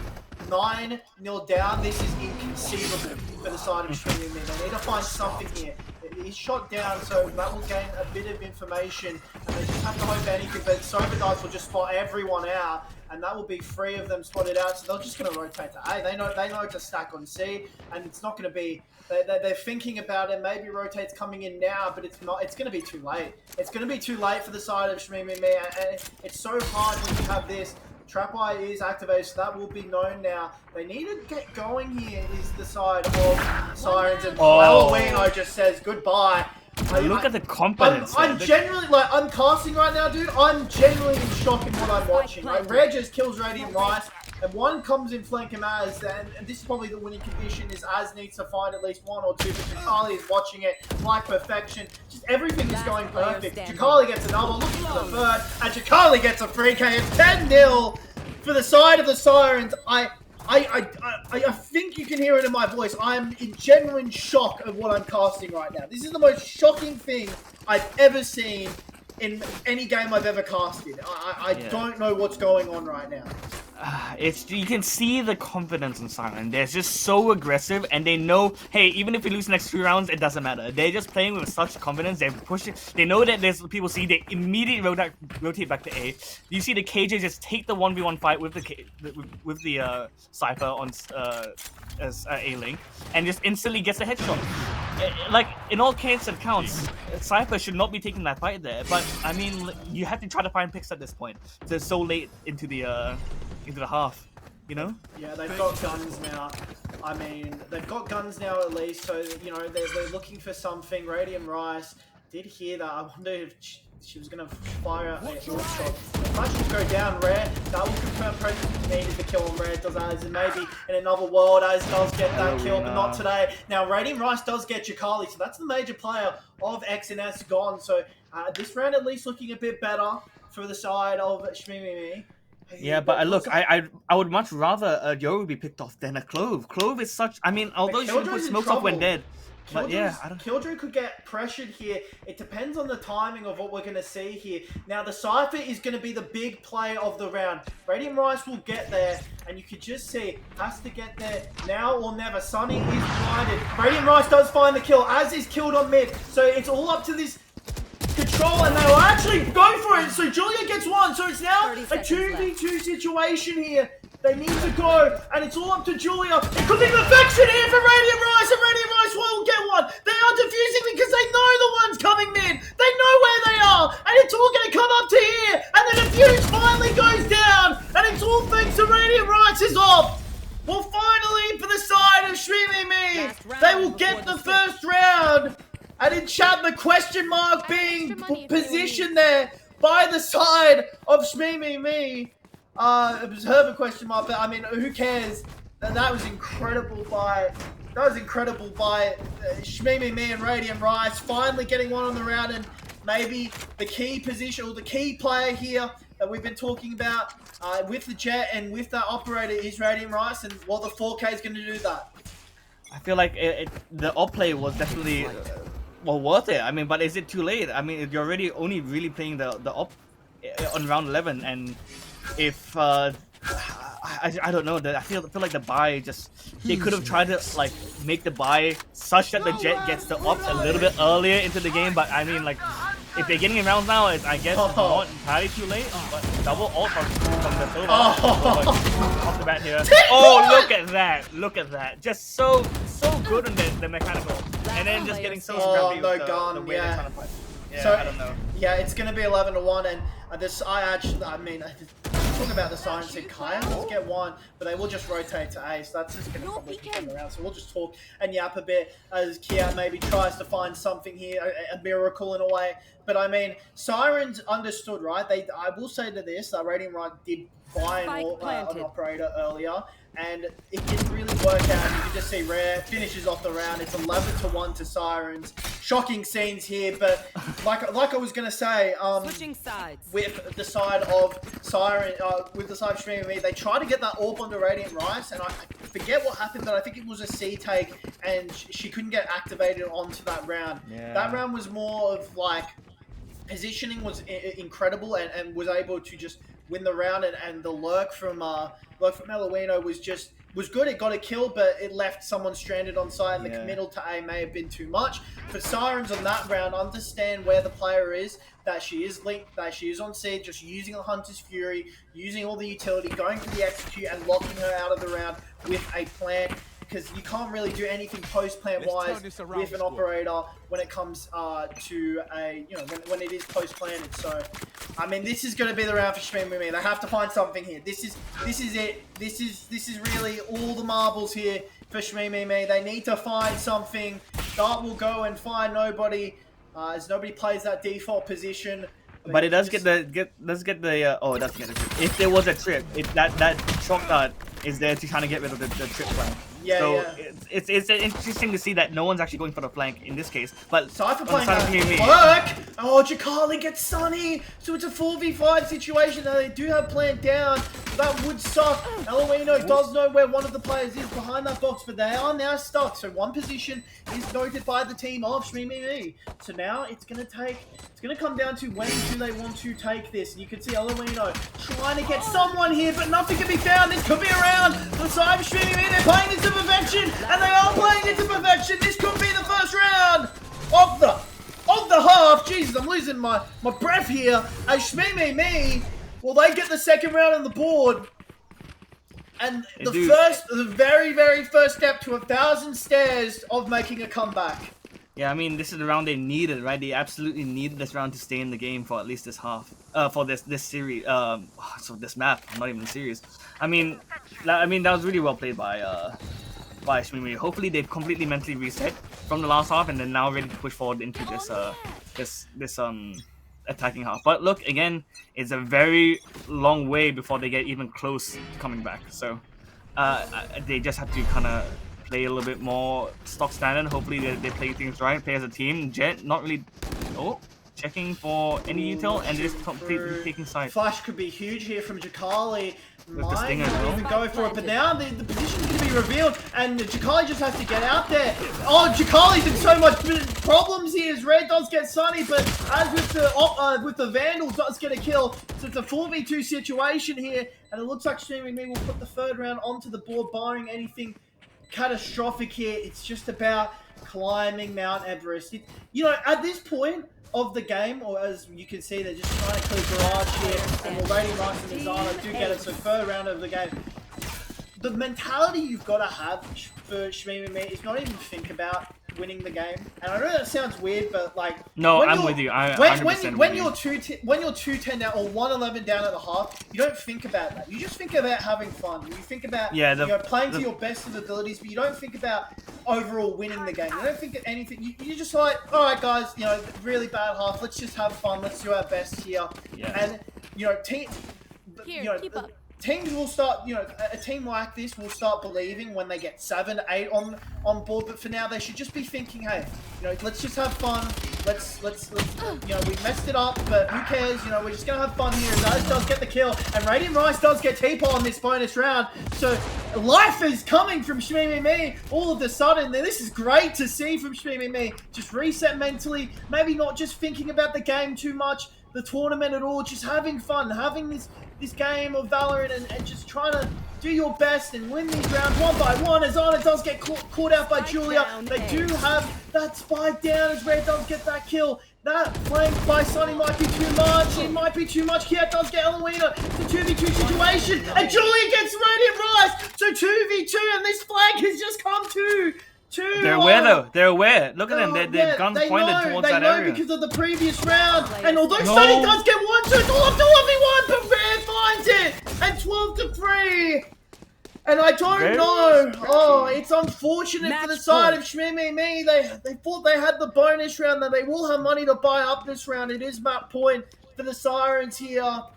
But arguably, it's about maybe being more disciplined, waiting for the flank to develop, or on the other side, going fast as the flanker is Sunny. It's just unfortunate. Both sides of the map just didn't synergize well enough, and although it came down to a 1v1 situation, Rare with the gun advantage does win that. So, Shmee, they'll have to win 9 in a row to tie this one back. I mean, again, just like how much mental energy does it really take to try to win 9 rounds? I think you just, again, try to just play the best you can, and whatever happens, happens. The vibes need to be good. You even get close to trying to get a good round in. And remember, they still have a third map to play at this rate, so they need to be mentally strong for that game as well. So I think they just have to try to conserve energy, try to play the best that they can at this point, and not overstress the situation. But as I'm saying that, 4v3 in the way of Shmee at this point, now with Radiant Rice off the board, but both Eloina and Kali down for the count. Oh, but trades coming out, now a 3v2 on the side of the attacking half. Oh, traded out, another trade going out, 2v1. Asking for Sova to retake, but again, just trade after trade after trade, making sure that that is the most important thing when it comes to man advantage, just trading people out. Kiat saves the game there and gets the 4th on the board. The economy will now be very shaky for the Sirens. So Shmee looking to get that 5th round. They've gotten 1 of the 9, now looking for the next 8 here. Shmee to make an improbable, not even improbable, an impossible comeback. And the thing that sucks about picking a map here is you don't pick the side, you know. Sirens pick that attacking side first. We're confident in those, you know, abilities, and we actually just see the difference here in terms of the executes and the attack comp from the side of Shmee. They look a lot better on attack. They look a lot more comfortable. Kiat needs to be careful. He does get 1, looking for a second. Does know there's now another second player that is now headed up to this mid-heaven position. So Kiat looking for another, and Kiat will get a second. So they're just denying any flank possibility. Julia is noted into heaven. You can see Jakali is deleted, looking for the 4K. We'll look for it. And maybe they even just chase for the ace here for Kiat. I mean, it would just give you a confidence of good for their best player. You could just see Kiat looking nose, and there is the ace from Kiat as Julia accepts the fate. Looking for the player coming up, but does not expect the player in Kiat to come up through long. Timing not there, but Kiat gets the 5K. And although in an eco round, that will give confidence back to the side of Shmee, and especially Kiat, who we know how good she is or how good she was in that map one and in this map as well. Only one with a positive KD so far for Shmimi. Yeah, huge misplay coming up from the side of Sirens. I like the idea of running down B main and having people trade you out, but if you're going through window and you're not using util to at least blind or flash people holding that, and then going in one by one, I mean that's just a sign of disaster at this point. But look at the Titan team this time, scaling up B, completely taking that space, and then we have oh, Eloina getting the kill. Omen getting traded out there by the Jet, and then Eloina. They need to be careful of the flank though. Flank is so many players already. Rise. Oh, Az gets 2. I don't know how that would have been 2 shots most likely, and that's the round. So in about 4 seconds, the round goes from a 4v3 to a 4v nothing, and well, alarm bells just not ringing yet, but starting to almost be activated for the Sirens, as they need to just take a timeout, calm down here as Shmimi. They deal with that flank very impressively, and 6-12 and 6 more rounds, and you're tied back in this. Yeah, I mean, I feel like Sirens, it's complete flip, right? Like you see Shmimi pump the gas, and now Sirens have kind of eased off the gas a little bit. They're a little bit too chill about the situation. They were just totally not really prepared for such a rush that the 2B player was actively trying to fight a full force of the entire team coming up mid. It was a little bit of a misplay. Again, it wasn't a terrible one because they were still trying to hold site, but with all these kills just coming out, and the cheeky little flank that didn't really work out, it just kind of fell apart, unfortunately. But look, yeah. Sirens still have 2 timeouts, whereas Shmimi don't have any timeouts at this point anymore. So they still have a lot of time to turn it around, and all they need again is 1 more round. But they need to kind of temper themselves a little bit. I feel like if it gets worse at this point, they'll get inside their own heads, just like Shmimi in the first half. Yeah, I mean, for Shmimi, I just want to go back quickly to Kiat. Getting that 1v1 clutch, we'll see how that plays out in the game, but then getting the ace afterwards maybe has restored a bit of, I would say momentum, but mentality back into the Shmimi side. We know how good they've played. They may have not played the best in that first half defensively, but they are sure showing their full might and force and what we've come to expect from them in terms of this tournament so far. And Shmimi trying to just make the miracle comeback. No guns for the side of the Sirens, and they're all stacked to this C side except the Sova. You can just see it will all be up to Az maybe finding that first kill. I believe they will spot each other, but you can just see playing these default positions right now, playing that anti-eco, just making sure no guns are given to the side of Sirens, and you can just see Stinger coming out and being less aggressive onto the A side. So if they get it, it's going to be interesting where they guess.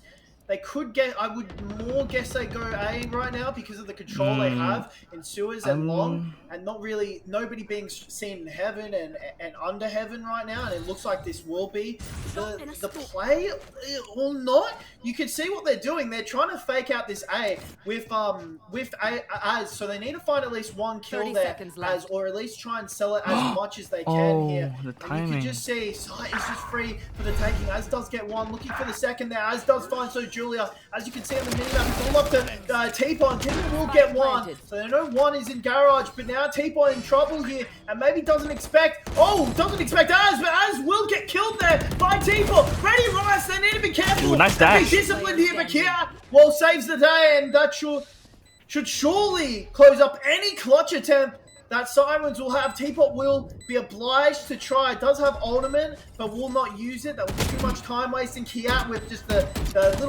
little dink on the head, it feels like. And you can just see Teapot is just destroyed by Athena.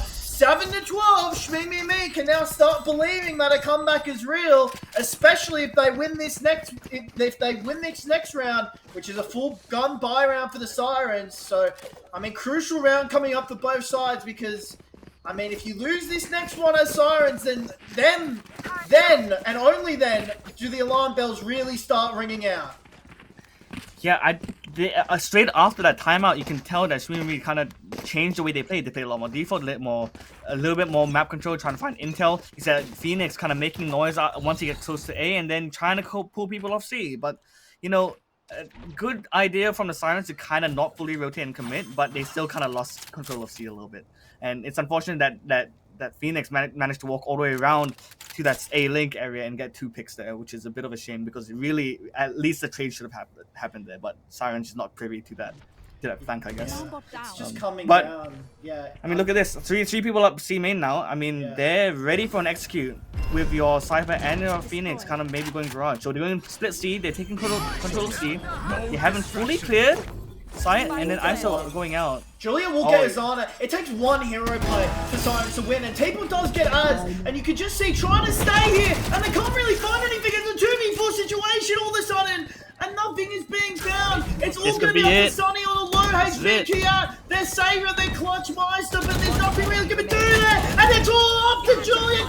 Kia has to do this, but nothing can be found, and that will be GG. The alarm bells won't ring for Sirens because Sirens will take this map in a shocking fashion in that first half. And although the side of Shmimi came back and gave it their all, especially Kiat with the ace and the clutch 1v1, nothing could be found in that round, and that will be it. 13-7, and we are going to a map 3.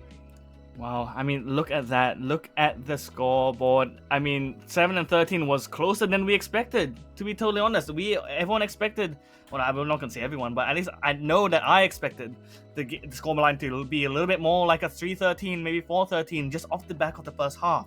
But, I mean, Shmimi really fought tooth and nail to try to get as many rounds into the second half as possible, but with that much of a deficit, and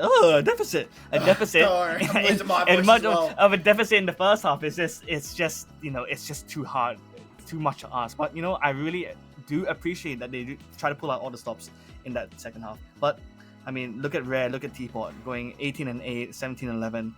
Kia really trying to pull the team, but really do her best in trying to get into the game, get a foothold, set her team up for success, but it just looks like a bit of a team diff at this point. Yeah, I mean, I just want to quickly say though, for Shmimi and me, getting those. Listen, I know you lose the game, you lose the map. Getting those 7 rounds on board is still good. You don't want to get 13-0. You don't want to get 13-1. You want to at least. They wanted to at least put some rounds on the board and fill themselves with confidence. I think Kia maybe was a bit quiet in that first half, quieter than they would have liked, but that second half definitely led their team back into a position to win. I think all the players really responded well. I think we saw Radiant Rice, we saw Az coming back into the game as the duelists they are. So listen, I think at least if there's a consolation for Shmimi and me, it's that they can be happy that they took 7 rounds, especially when it was 10-0 at one point, 11 at the half. Like, they can at least be happy about that, and their mental won't be completely broken for this next map. Which, speaking of next map, we've got the best of 3 finale here. In terms of split, it's going to be a very bang-up map 3. We've seen it go back and forth between these two. Who will get map 3 and split? Is it going to be Sirens? Is it going to be Shmimi and me? They both took each other's map picks, and now we're going to just have to see who's going to win and who's going to advance to the upper bracket quarterfinals and who's going to go to the loser bracket. So we'll see you there. We're going to take a bit of a break. We're going to recoup our voices just a bit and have a drink or whatever. Fix our voices a bit and get ready for this game 3, because after these first 2 games, well, I think this third game has to be an absolute banger. So stay tuned, folks. We will be here in a couple of minutes. So see you then.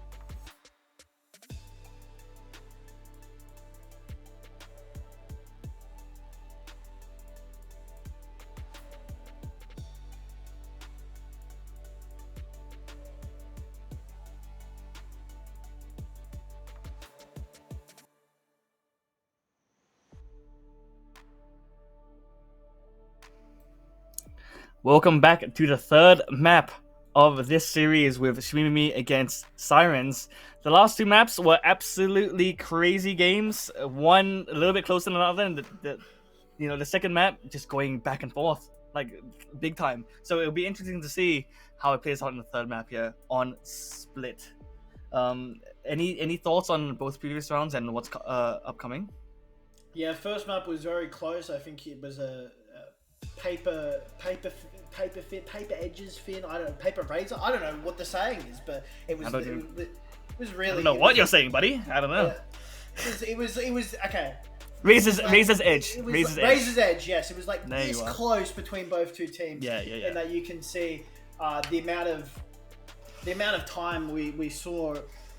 Jesus, I'm out of breath after the first two games. Honestly, that's so fair though. The first map I wanted to say quickly, yeah, very close map. We saw, I think, a lot of rounds, crucial rounds were won by the side of Shmimi and me. On the side, and then the second map, I mean, it was all about that pick, right? It was all about starting attack for Sirens and just getting that 11-1 half lead. You know, fair play for Shmimi and me for coming back and getting, getting to 7. Their attack looked much better than the defense, but it was just too little, too late. Too many rounds bled, and that just allowed Sirens to win. So now we go on to Split here, Adimos, and it's going to be interesting. Mid control is so huge on this map, in my opinion. I want to see Sage. I want to see it. It's not going to happen. I don't think it's going to happen, but I would love to see Sage. I'm wearing a shirt that says Pocket Sage on it right now. All right, that's how committed I am to the cause. Right. Yeah. So who do you think we'll see on it? Maybe we'll see We'll probably see, if anyone, probably Eloina or. Who's the Senti player for Shmimi? I forget. Shmimi would be so Eloino's Senti, and then the other Senti was Sunny, I believe. But yes, that's right. Sunny, and Sunny is a Cipher player as well, so we'll probably get Sunny on the Cipher. So yes, wink. I think we know where she is going to, but I'm trying to think here what you can comms you can pick up here. I think mostly on this map. I mean, Omen Raze, but I'm thinking Breach Taeho, right? I think that combo, like I said before, map 1 is the most OP duo in the game. It works really well on this split map, so I wouldn't be shocked if we see that once we get there. Just trying to think of anything else really to say. I mean, listen, I can be your Pocket Sage if you want, buddy. Like, I'm not free. Listen, I'm a Sage main, so if these ones, I'll be your Pocket Sage. But, excellent. I can finally play Duelist for once. But to give everyone context, by the way, we are here. I don't know what's happening on the other stream, because the other stream I think just got 2-0'd. So we are here for all the free maps. So I hope people have come in from that stream and tuned into this, because this is going to be a banger. This is going to be good. So fun. Banger upcoming. And we'll get into Agent Select in a short bit when we can. But listen, compare other stream, I looked at it, but it was 13-3, 13-4, I think. Listen, you're getting some really close games here, especially map 1. Map 2 was more of a bit of a great, it was really good gameplay from the side of Sirens that led them to 11-1. So you could call that maybe, or technify that as a stomp in the first half. But they did come back and make it 13-7. So, Shmimi Me mental is just it's not gone. They put a lot of rounds on the board at the end of it. And who knows, after losing that first map, the Sirens, Zero Sirens, they managed to win 10, 8, 9 in a row, whatever it was, after losing that first map in such heartbreaking fashion. But as you can just see, the agents are now up. Something I did mention was the Breach and Teo, which we do see here. The Omen Raze. Omen and Raze, And also, we expected it that both sides, well, at least one side will have Cypher. Interesting that Sirens do go for the meta pick this time in Cypher, but makes sense because Cypher is the best Sentinel on this map. I mean, nothing from Sirens that screams surprising for me. For Shmimi Me, I think maybe you could argue the Jet instead of the Raze is a bit shocking, and maybe the Clove instead of Omen, but it does seem to me that Kia can really play with that Clove however they want to, and we'll see how the Jet pick goes out for the side of Shmimi Me. I think the Jet pick is good, especially when you have the Breach and Tail, because you at least need a diving agent when it comes to those. So you're an agent that can take space extremely quickly, and make sure you're clearing out util when you can, and is getting onto side off the back of that Breach and Tail, right? One of the weakest things when it comes to, so you see this a lot in ranked, where people assume, oh, all you need is a Breach and Tail. Like, no, you can do the Breach and Tail, but if no one's going to follow up, it's not going to do much. So Jet is a really good pick for that. And I guess the Raze is also a very good dive agent in that regard, but Jet is a little bit more direct and it's straight to the matter. You know? So again, very common, very good picks by both teams. Nothing super weird. We see these comps all the time. Particularly, like I said, the Raze Omen, Teo Breach, and then obviously the Cypher. So very good. And then yeah, Sunny on the Cypher, Eloina on the Cypher. I mean, yeah, it'll be interesting. It's interesting to see that in the first map, Jkali switched from the smokes to the duelist and actually paid out very well. And then Zana switched from the initiate from the deadlock. Was it deadlock? Who is Zana playing as? Is Zana playing? Yeah, deadlock, right? Azana played Deadlock, yeah, I believe so. Deadlock, and then switched to Silva halfway through, and then she didn't perform as good in that, from memory. Yeah. I could be wrong, but yeah. Oh, actually, that's interesting. Ooh, maybe that. Hold on, I didn't even realize the situation here that we've got different players. You realize that as well? Oh, who's off? Oh, true. Boys, I'm not gonna lie, boys and girls, I didn't realize until I tapped into the scoreboard in game. Unfortunately, for the side of who is it again? Yeah, of Shimimi. Shmimi, they have lost their best player in who was it? It was Kia. They've lost Kia. Yeah. So I think Kia, unfortunately, I don't think Kia is here. Probably has something to do, unfortunately. Which, to be honest, I'm not gonna hate on. I mean, there's a lot of things better than Valorant. But you know, just saying. But Great QD has to be that player now that kind of fills in the role. So actually, roles is a bit different now. Zana playing that smoke player. You can already see it's now playing down to the side of Shmimi here. Just see Sunny looking for the kill and will find that kill.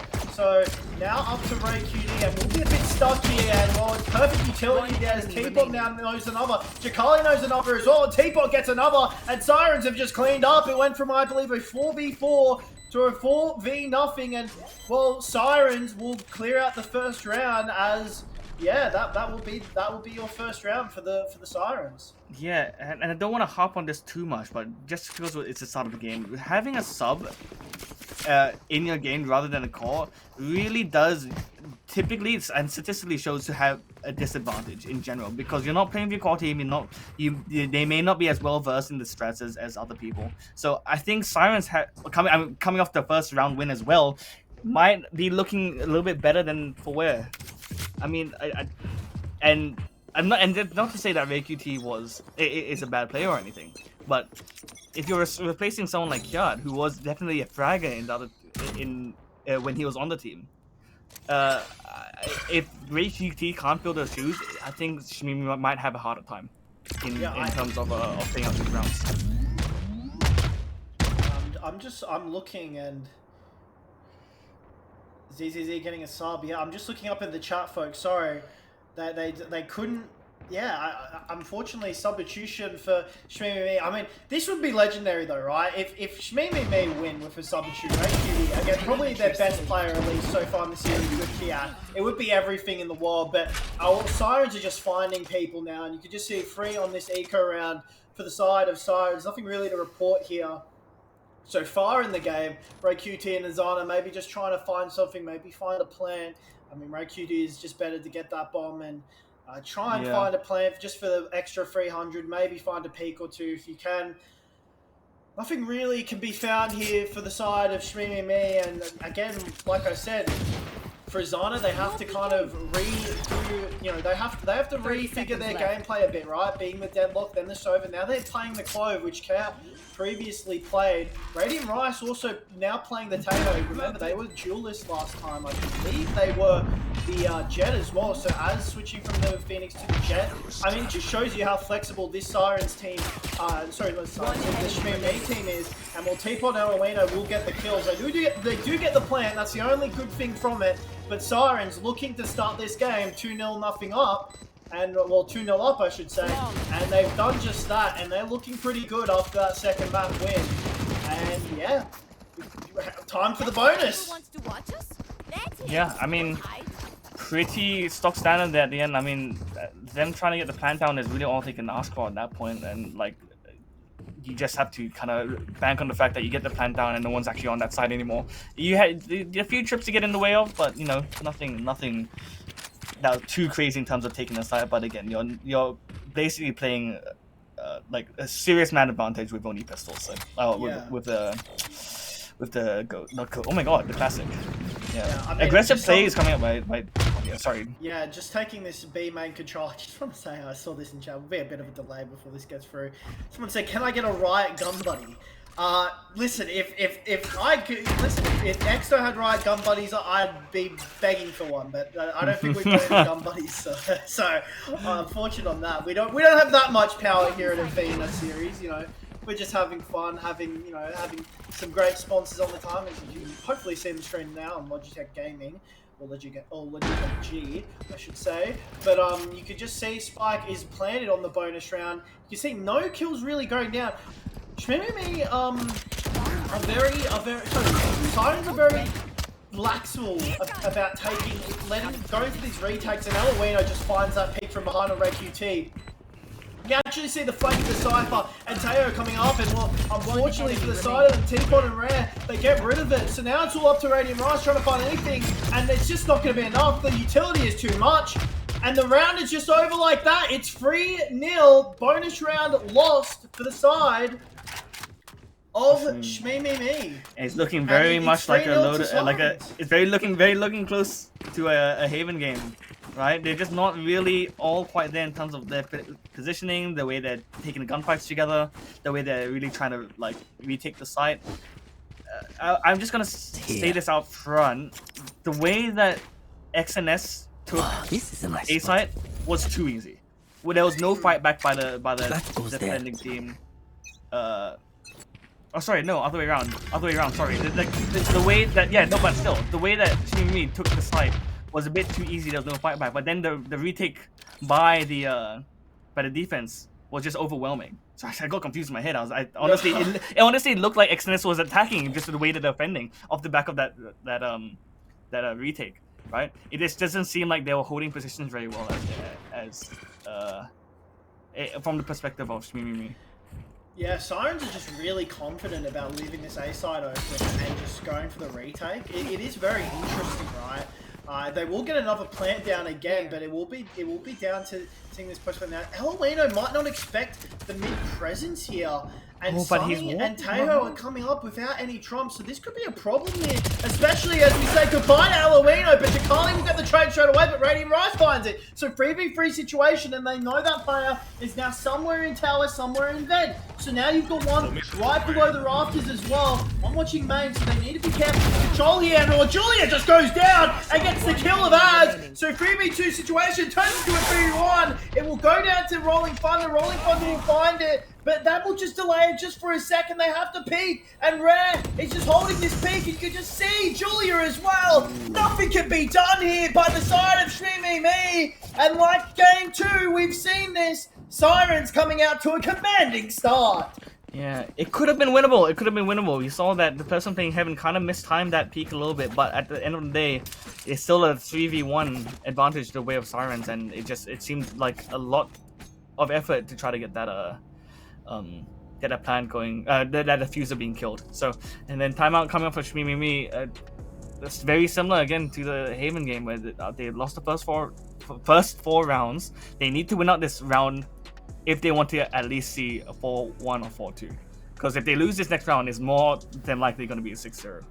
Yeah, I mean, I can't fault Shmee this time, right? Because you are playing with a substitute, and Kiat, who has been their top performer in the last 2 games, they're gone, right? They're gone. They're substituted out. You know, that's going to be hard for any team to come back from for Shmee. So, you know, they're doing their best right now. I mean, to be honest, we saw this in game 2 as well. In that Sirens, they just feel like instead of game 1 where it felt equal in terms of map control and macro, it just feels like Sirens has leveled up, and you know the individual players definitely got better as well, but their actual understanding of these maps and just understanding of hey, we can just let we can let them plant A and we can go for this post plant. I think the only thing that you would criticize the last round about Sirens was letting that mid control come up in the mid vent and not really respecting it and not really expecting it. Respecting and expecting it, but you know, they've just played really well macro-wise and understanding this map so well so far, and just playing this post, you know, these post-plan retakes. And Eloino will actually be on the side. You can actually see that's one player gone. QT will get Eloino though, so it will now be a 4-on-4 retake. Jet is gone for Cypher, so now we'll come down to this tower fight. It feels it. Well, Sunny does get a kill, and Radiant Rise is dinked up, but does survive for another day. You can see QT does get another. Just this tower fight is playing perfection here. We're looking for another, but nothing can be found. And well, the first round for the side of Streaming Me comes up in triumph here as a successful A attack. An A attack into a plant, and then beautiful to just hold that tower, understanding that's the main the retake potential from Sirens there. Yeah, I mean that was a lot better played by by the side of Streaming Me. They were holding positions a little bit better. They got the plant down.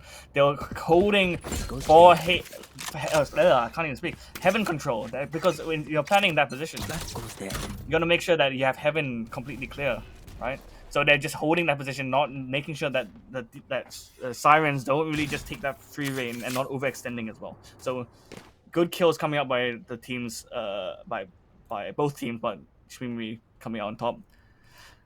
See a little bit more mid control coming up by ZZZ. It's hard saying Streaming Me constantly. I feel like I'm saying it wrong, but yeah, just slow walking up, just trying to get as much ground as possible, but they're not really on the side of Sirens. They're not really actively watching it, so I guess they kind of do have this position to maybe go for explosive execute here. Oh, perfect stun there. They'll actually get rare in a bunch of trouble, and yeah, we'll take that. No! Asphalt had the kill, but doesn't. But good trade. Eloino is on to get Eloino after. Eloino just goes down. Jakali needs to find one, but can't find any. And well, what is going on here? Just a very quick round that goes to the side of Sirens after just taking over that tower control. And well, a very quick round in a couple of seconds, and it goes to the side of Sirens, regaining that momentum back. Losing my words a bit here. Yeah, I feel that the trades there could have been avoided with a few less misses, but I don't. That's just super. I don't think that's necessarily the case. I think that because there were so many trades and XNS were able to actually trade out their players on the defense side better than that of Streaming Me. They just kind of came out on top because that round was just all trades there. There wasn't really much happening in terms of, you know, setup or util or whatnot. You know, the classic executes with your initiators, but that's about it. But this round it's a little bit different. You see a lot more proactiveness coming out from the defense side, holding off any B main pushes. Nice. And yeah, look, they kind of stalled a little bit. Then they also have a lot of. Oh, perfect! Yes, I love that. Good yeah, that's a great play. Azana gets Jakali. That's an awesome play with the breach and the Teo, which we know what it is about. Eloino finds two, but can't find another. And Azana will just revive, trying to confirm the round here. Radiant Rise. Julia needs to be careful here of the potential of Azana going in. That Cypher will actually give so much information. We'll just go through it because there's nothing else to do. Azana will die for it, unfortunately, because Radiant Rise takes the kill. It's all up to Teapot, and Radiant Rise comes up here with a 3K. We know the potential they can show here. And Radiant Rise with a 3K. Great team play between the Breach and the Teho of Radiant Rise and Ray QT to get that started. Good round there from Streaming Me. Teho playing that position in Heaven both the rounds that they've he's played that both times and both times he's lost it. And I don't know, it feels like it's a very committing position to play. I understand it's the off angle. The other question is, how did Teho get up in that position so quickly? Was the trips down because of the clone or something? Because I didn't actually catch it. It must have been because I don't know.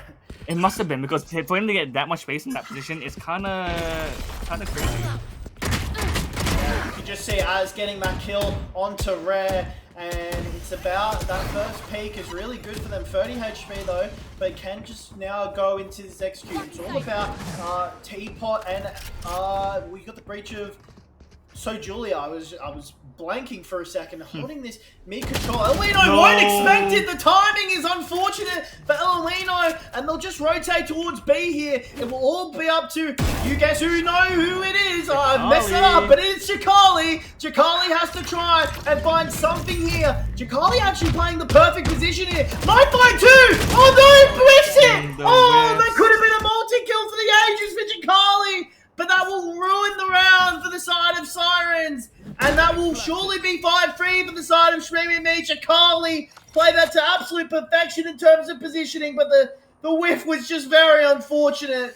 And it will be 5-3 to Shmee Me. I mean, it happens. Like the movements is I don't know, like sometimes it's just a person walking, not even looking at you, can throw you off, you know? I mean, I'm coping because I'm like a hardstack diamond player, but you know, it's just how it is. Sometimes you just whiff the shots that you're not supposed to whiff, and in crucial moments like that, it's a bit of a heartache. But you know, there's nothing much you can do about it. And especially once they kind of caught wind of that positioning, it was just now all guns pointing in that direction. So yeah, look, very good execute from the side of Shmee.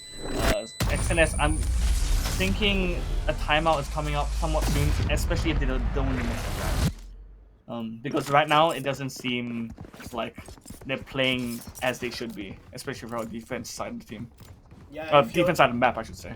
Yeah, if you're just tuning in, by the way, it was 13-10 for Shmee Me on map 1. It was Sirens' pick, and then on map 2, shocking start where it was an 11-1 to half to the Sirens before they ended up closing the map 13-7 on Shmee Me's pick. So they both took away each other's map pick, and that's how we've ended up here at Split. And you can just see the guns, the economy is being a bit broken here from the side of Sirens. They need to win this round to have any hope of really not only just getting money or guns into the next round, but making sure this doesn't turn into a tied game at 5-5. You know, losing this round could easily lead to a 5-5 tie, and after all the good work they put in 4 rounds in a row, they don't want to give this momentum back to the side of Shmee Me.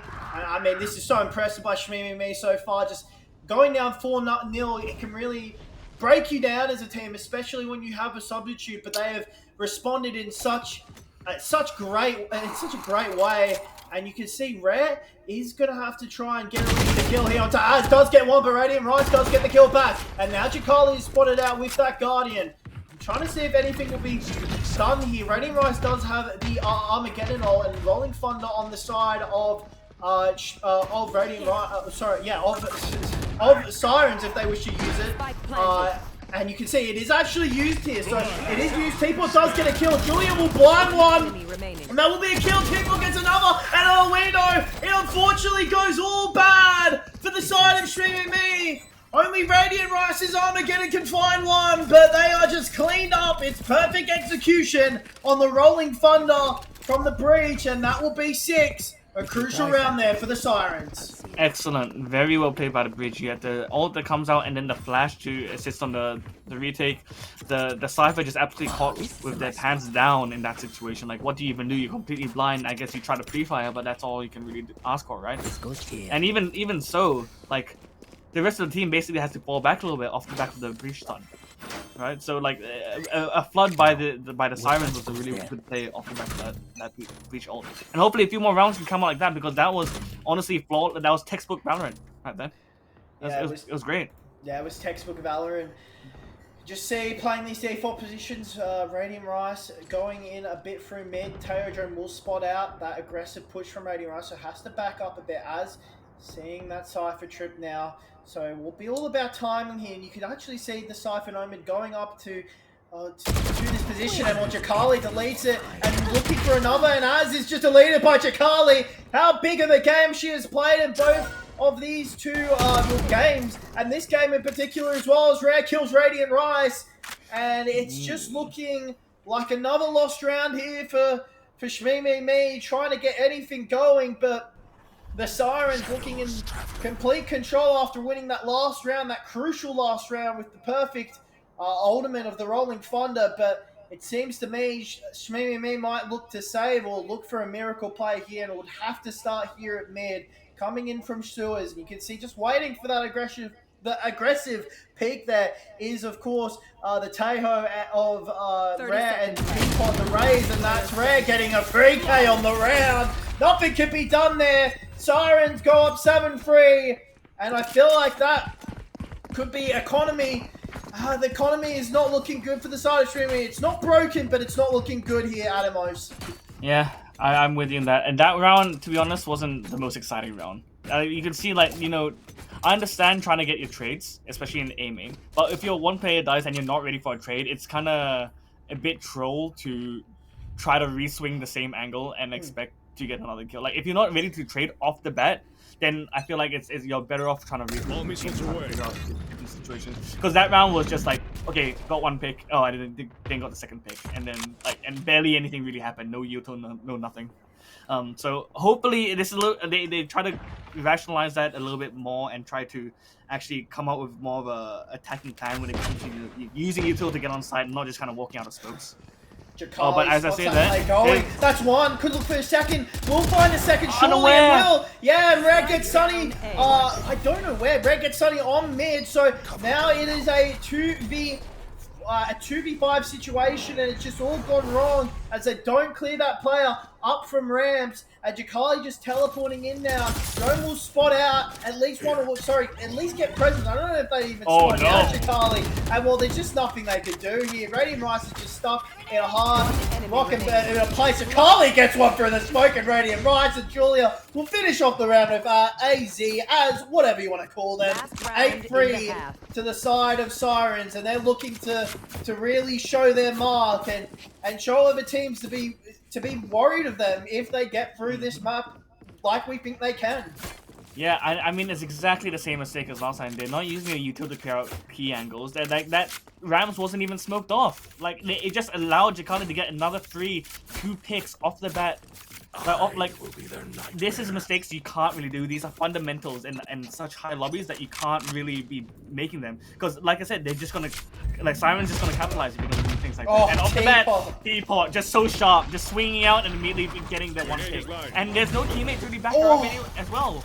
Yeah, Red got away, Armageddon will come through, and well, Red knows there's a player coming through. If there's any chance of them getting out, and they'll shut that down immediately. It's the last round of the half. Only Rolling Thunder is left, and Julia does get out of Sunny. It's all up to the player, the substitute of Ray QT, and only got a Guardian in hand, and well, Ray QT is in a lot of trouble, but does get Eloino somehow. So it's all get her!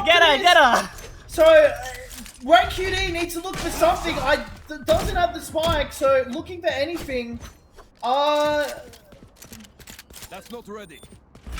She thought she had spike. Wait, I think she thought she had spike. Yeah, I think she thought. I think she thought she had spike, and that would have been. Well, listen, I'm not gonna lie. If she did, it should be like a command: give spike to player. And unfortunately for her, she didn't get. She managed not to get the spike. Now she does have Rolling Thunder. She just needs to be quick though, and I don't think there's gonna be enough time, unfortunately, just because of that. I don't think. Yeah, like you said, I don't think she realized she had the spike, and it's gonna have to come down to a miracle. You've got 17 seconds here. One player who's also just floating up here. They're going for the ultimate here and hoping in anything. And there we go. Teapot ends the round for AQT. I feel kind of bad because I wish she did have spike, to be fair, because that would have been an interesting 3v1 with the Rolling Thunder. But I mean, Sirens are showing up, and really these last 2 maps have been really dominating from them. You know, just really dominating, I should say. Yep, 100%. I feel like that round could have gone a lot differently, but it's just Siren's just too sharp. They're just so sharp at this point. You can see that, and I was talking about getting trades earlier, and Siren's doing exactly what Shimi isn't. They're playing 2 people in heaven. The person coming out of smoke dies, but immediately gets traded out there. And it's just like so good the way they're playing right now. They're so sharp, they're so confident, and they have a plan. They know what they're doing, and they're obviously talking to each other and making sure that everyone's on the same page. Yeah, and I mean, for the other side, maybe maybe explaining more of a macro, map control, whatever you want to call it. The difference here between both teams, I think, is just because unfortunately they did lose that player in Kia, and they've been just struggling to replace. But hey, they got 2 kills at the start of the round and stopping this mid push, which is huge. So now it's a 3v5 situation here. It's never over till it's over. And this Shmimi side, they showed a lot of resilience in that map too. They never gave up until it was right until the end, where they lost. And listen, they're going to do the same here. They're not going to make this easy for the side of the Sirens. And you can see, just holding mid again, it's a 5v2 situation. They know how crucial this is for their game. Just getting this pistol round will get them back up, get the mental back up again, and really, they can. We've seen in map 2 especially how much momentum can switch between side switches as well, and maybe 3 is, I don't want to say enough for the side of Streamy Me, but you never know with the 9-3 curse. It's a famous curse. Maybe I've cursed that now and something happened, but... Nah. 10-2 is the new 9-3, buddy. I feel like a lot of times you tend to comebacks now, but yeah, I don't know. Well, maybe Streamy will try and prove you wrong, as Az gets 2 there. Very clean kills. It's 9-4. And while it's never over till it's over, folks, and bet your house on this, Shmimi will not give up until the final death of the game, and they will do everything in their power to advance here. It does look bleak here for them, they know that, but they're going to try to the best of their abilities. They've shown us a lot of good Valorant today, and hopefully Shmimi can mount a bit of a comeback here for the sake of all neutrals out here, because it would be good to see this epic series come down to a really great last final game.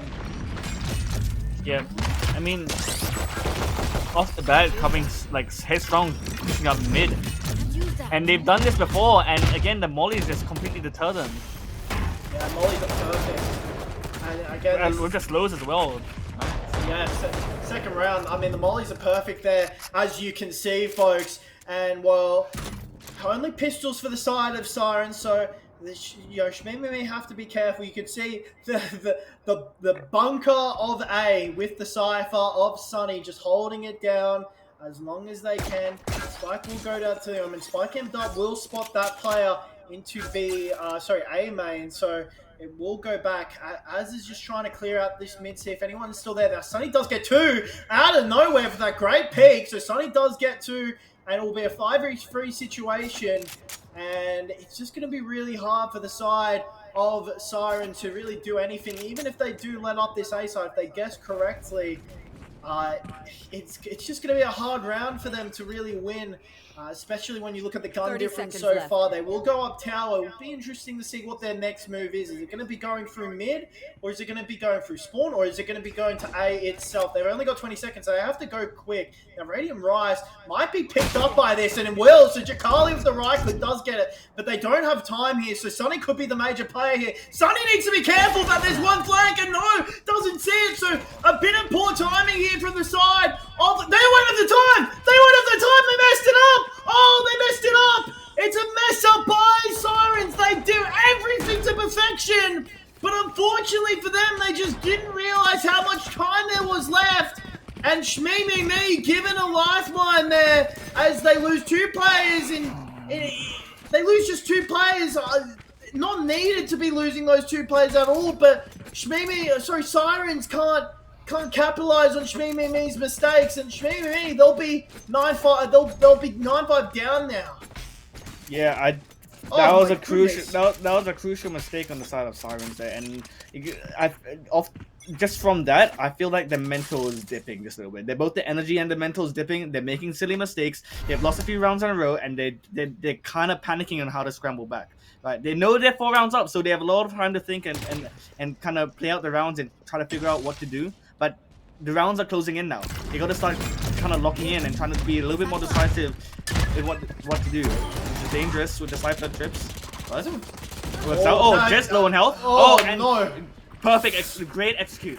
Winning out the gunfights there. Jet's closing in, taking space on site, and now it's just about holding a post plan. They planned it for main. It's planned for main, so they need to make sure they're holding main control. And Cypher's doing a good job holding mid as well, kind of waiting for, lurking around. But hopefully she doesn't overextend there. Oh, good timing on the Cypher, I think. Yeah, there you are. Perfect by Eloina. Taking hyper control and just holding that position, containing them. And there you are. Flawless round by Sirens. Finally getting a hold onto a round in quite a serious fashion. Yeah, Sirens will be happy to lose none in that bonus round. It is now 10-5, so now the money is all out for Shmee. This is it. This is a very big round for them because they need to win this round to have any hopes of a comeback coming to fruition here. Shmee, I mean, we'll see. You know, we will see. It can be done, but this is the first. This is a crucial round in the game. This is a round you've got to win. They managed to win those crucial rounds in that first map, and they can try. If they can do so the same this map, there's always a chance of them coming back, folks. And we've had two really good maps. Map 1 probably the best pick out of the lot so far, but I mean this series has been great to cast here with Adamos, and you can just see the side of Ray QT just taking this mid control slowly. Now Daz might be taking a back, and oh, that's timing to Eloino. As you can just see, we switched over, but Eloino was taken out. Jakali does get one mid back though, so they will get one back, but there are two on site, so this will all be down to the side of Azana and Radiant Rise. You're looking at both of those players here, and you can see going in is Tifa and trying to look for a kill, and can't find one. Azana does get one, Azana gets two, looking for a third is Ray QT, and it's all gone wrong here for the side of Sirens, and it seems like Shmee, well, I said they had to pick up this crucial round, and it seems like they have, as Jakali gets one. Don't do this to me. Jakali just peeking back out, knowing there was at least one more confirmed presence mid, you would say, but this is great discipline for the side of Shmee, playing that Teho, salvos, making sure no player can be there. They've got a really good lineup here, and the only player that isn't really focused on this bomb site, this spike right now, is the breach of Ray QT. He's just watching me, any presence. This is a great crossfire. Jakali just trying to clear out. Does get one! Could see a second! Oh god, he got a second! She got a second! She's gonna take me! No, she won't take me! She doesn't have time! She's got it! She's got the plan! She's got the plan! I'm pretty sure she's got the plan! Yeah, she's on plan. 1 second left! Are you kidding me? Jakali's bringing it back! It was a crossfire, and it's failed! Jakali for the peak! Oh my god, I'm losing my voice here. Jakali could get it. Jakali is playing the flank around of the Sentry. Jakali knows, but this could be huge. Look at the 9. Look at her. Ray QT will find her. Oh my goodness, Ray QT. It's the same situation. I'm losing my voice. I can't talk. It's the same situation as map 1. If you remember the 3v1 to end it out. The 3v1 to end it out. It's pretty much exactly that, no? For Sirens to stop it, there was a 3v1, and then the timing of Jakali just didn't guess right, got the wrong timing on, and well, Shmee, they'll take that any day of the week. And Ray QT just goes around the correct way, finds the kill of Jakali, just peeking at that position, was maybe hoping that the player would come from flank, but nothing could be found there. And Jakali denied again another 1v3 opportunity. You go at it, most. I need to rest my voice. Drink some water. Drink some water. Oh my. Yeah. I mean, like that. I mean, but completely fair though. Like, I mean, that's Valorant. The timings are crucial, and sometimes you win them from the window, and then unfortunately, Jakali loses out both times. Raze's satchels have been less than impressive the past few rounds here. I feel like her trying to entry has always been caught out quite aggressively by the defense team here. Oh, that's brilliant. Omen getting a free A side here, and you know we have Cypher just kind of already in Benz, just holding that position, but she has to be careful on anyone coming. Has to be careful, and Sonny does get one. Ballerino does get one back into Az, and Julia does also trade back. So it's now a 3v2 situation here, and it's just a great execute onto the side of Shmee. Yeah, from Sirens here, so 3v2 situation. They will try and take back this tower control. Now they do have that smoke down. Eloino is actually deleted by Azana. So 2v2 situation. We call this the clutch team. This can't happen again. The clutch You can just see Rolling Thunder is there just for any post plan. No, this disciplined gameplay, but Jakali is going to win them the round. That's what's going to do it. Ray QT does get one, but has to find the final player. Julia playing perfection in terms of this. The blind out and will shoot down Ray QT. Not that time. Do Sirens mess up a clutch situation here? And that will be the round for the Sirens. They're 2 away from going to the upper bracket semifinals. Julia played that so well that she was playing very reserved.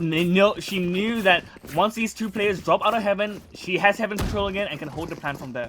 I feel like the 2 players in Heaven need to do their due diligence and actually clear out people holding from ramps or anything like that before they try to go for a spike. But time was running low, so it wasn't the worst play what they did. But I feel like they have to be just a little bit more diligent doing out these rounds. Yeah, I mean, I'm sorry, I just had to look back. I literally am looking back at the Jakali round because it's so crazy to me personally. But Hey, focus up! This round is. I know, focus up! I mean, come on, that's a crucial round for Shmimi. They're looking for another round here, and you can just see nothing will be spotted here. Now, they do have to be careful, mate. If you want to look at the gun situation, only a Judge, a Stinger, the only weapon. Sheriff is there, but as doesn't expect it, and Radiant Lights is in a lot of trouble, and T-Bot gets the kill there. And so now, it's all up to Azana. Azana could find a lot of kills here if it's played perfectly. Goes find one. Oh no, doesn't believe there would be another trade, and maybe should have believed there would be another one. Ray QT does spot the player there. Azana is killed with the ornament, and now it's a 4v2 situation. Ray QT does find one, could find a second, can't find the second there. So now, looking for anything. Sunny just rose in, unfortunately. Not enough, and XS rare. And another headshot. Yeah, another headshot by Ray QT. Are you kidding me? Ray QT! What is going on? What is going on? What are we seeing here from Ray QT? It's going all well. Ray QT could have the 3-1 on clutch. I'm standing up in my chair right now because Ray QT could win the round. It's all up to Ray QT. I don't expect this positioning though. Yeah, they need to find a gun. They need to find a gun. Ray QT, does she expect where she is? Could this be another failed clutch? Could this time Jakali deny the clutch in what they need? Shmimi may need this. Jakali, Ray QT needs to peek. She needs to peek. She doesn't peek. She doesn't peek. And Jakali, she gets revenge on Ray QT on the 3v1. Well, that situation was more like a 4v1 for Ray QT. We are on mark point, everybody. I'm standing up because that was hot. Ray QT, although being the sub, gets nasty clean shots on the players of XNS. Crazy worker, really trying to pull out all the stops, but like unfortunately, happened to be the exact same situation where Jakali now playing a better position, watching Spike.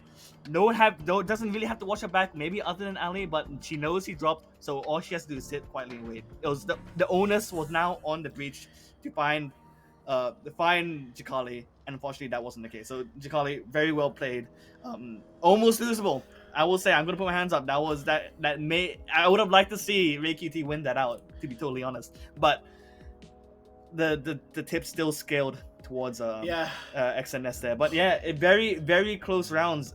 It shouldn't have been that close in all honesty. And Shimi using their final timeout to try to prevent them from dropping to the lower bracket. Match point goes to the XNS team. I'll have to listen back because I don't know how scuffed my audio was when I was standing up. It was okay. I was not bad. I was in disbelief. When you said Ray QT gets hit, I'm like, what? And then she got another one. I was like, what? I was in shock. Listen, folks. No, this could be my point here, but don't listen. If this game ends, whatever happens, who cares? Please, there's another series after this, and I'm gonna have to somehow regain my voice for that. And I might even commentate tomorrow or the day after. Who knows? At this point, I might be dead by tomorrow after casting this masterclass of a series already. So you can just see Ray QT. It's all up down to Shmimi. They did so well to push the second map into not into a stomp territory, but into the 13-7. They've done so well with Ray QT being that clutch player. Unfortunately, couldn't find that Jakali got revenge here. Az does get one, so Az does find one. Shooting through, and that is just the perfect defense what you wanted from the side of Shmimi. And finally, the flawless round, and that will give a lot of confidence to Shmimi. Wow, that was, I mean, just I'm speechless. They really try. I do respect. I'm forgetting their names at this point. XNS go explosive there. I do really do respect that. But Shmi, like they just shut it down immediately. There was no counterplay other than like just shooting them through the smokes. It was that simple. Yeah, they need 5 more rounds. Look at me, economy. Oh, Jesus, I can feel my voice going, but don't worry, we'll be back soon. But just the economy of the side of Sirens is being a bit pro. If they lose this round, there's more of a chance of the side of ZZZ Shmi Me to get that. I don't think that actually caught her in as, but she will just relinquish that position, which might be the smart thing to do. I don't think that got the like I said, I don't think that flash did actually catch her, so could have stayed in that position, but we'll just play a more passive here. You can just see, well, when I say that, they just peek out. They swing out, yeah. Perfect actually. Look at the one-way! Oh, that's brilliant from Az!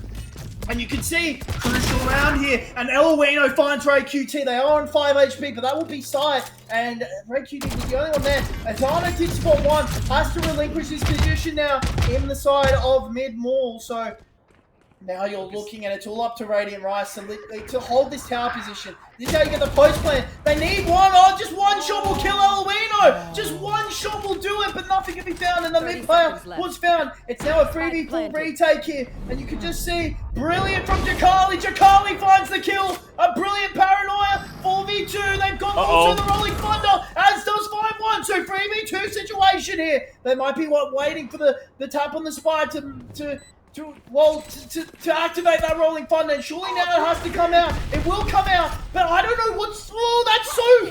I don't know. Az is not down there. Oh my god, Az is going for a play. Az is going for a play. Can't find it. Sunny is in trouble, and it's GG to the side of the Sirens. Shmi do so well with a substitute player. And they did so well throughout the series. GG to both teams. That was an incredible series to watch. But only one team can advance to the upper bracket semi-finals, and that team will be the Sirens. Very, very well played by both teams there. Like, it just came down to who had better, like, a better team comp. Team comp, like, just team play, gameplay. Because every round that each team won was purely just... you can tell that they're working together. They're confident. They know what they're doing. They're making sure they're holding the right angles. It's just everything was just working out in their favor, both for Sirens and for Streaming Me. I don't know what to say. I think just overall Sirens just winning out. They lost the first map and they managed to pull through. The energy went too low after the first map, so they didn't have the momentum. But after the second map, man, they looked a lot more confident in the last 2 maps, 100%. They lost their map pick and they locked in from that. Oh my goodness. Oh, just need to fix that throat of mine a bit, because holy, that was a great best of 3, and we've still got another one. It was a bit scary there at the end, because Jakali TP'd into that elbow position there, and I was like, that felt a bit committal, but you know, it's fine because they still had heaven control, so it's okay. I thought Az just basically, she didn't dodge it, but she basically dodged any potential you could see there from potential like refrag. She went in for a play into the smoke, didn't work out unfortunately, but still, I mean, I've got to give commendations for both teams. Sirens for sticking in after that map 1, that can really break you down, especially on your map pick. And then for Shmi Me, I know map 2 wasn't what they wanted, but map 3, I think there were a couple things that went wrong, but hey, there's no what is it, downside? Trying to think of a good word for it. Like, there's no sadness in losing that game, especially with a substitute. But I will have to say, Ray QT, I don't know if she top fragged on her team, but she can be very proud of that substitution performance there. But losing a player like Kazaya, was that her name? For not Sirens, Shmi Me. Shmi Me, Ray QT. Rice, Azana. No. The person that got subbed out. Kiat, I think. Oh my goodness, even I'm forgetting. Yeah, Kiat, yeah. Kiat. Okay, thank you. We almost forgot her name there, but she needs to be mentioned because her first 2 maps, she led the team in kills. She was very good, and losing that type of play in map 3 is very hard for. It can be very hard for a team, and I think they did very well uh, to have to give a competitive scoreline and play well in situations as well. So GG's to both these teams. Sirens, I'm excited to watch them in the upper bracket. And listen, this isn't the end of. I'm pretty sure this isn't the end of the side of Shmee. They'll have another chance at it in the losers bracket. This team went 4-1 in Group A. I think they've got a lot left to prove and show. And I'd be very shocked if they go out straight after this. I think this Shmee side we've seen at their very best can be one of the best in the tournament, and we saw that on map 1. Yeah. Before we get off the break, I want to ask you, who do you think the MVP was on both teams? MVP on both teams, I would say Jakali was, as overall MVP, Jakali for me was the overall MVP of the game.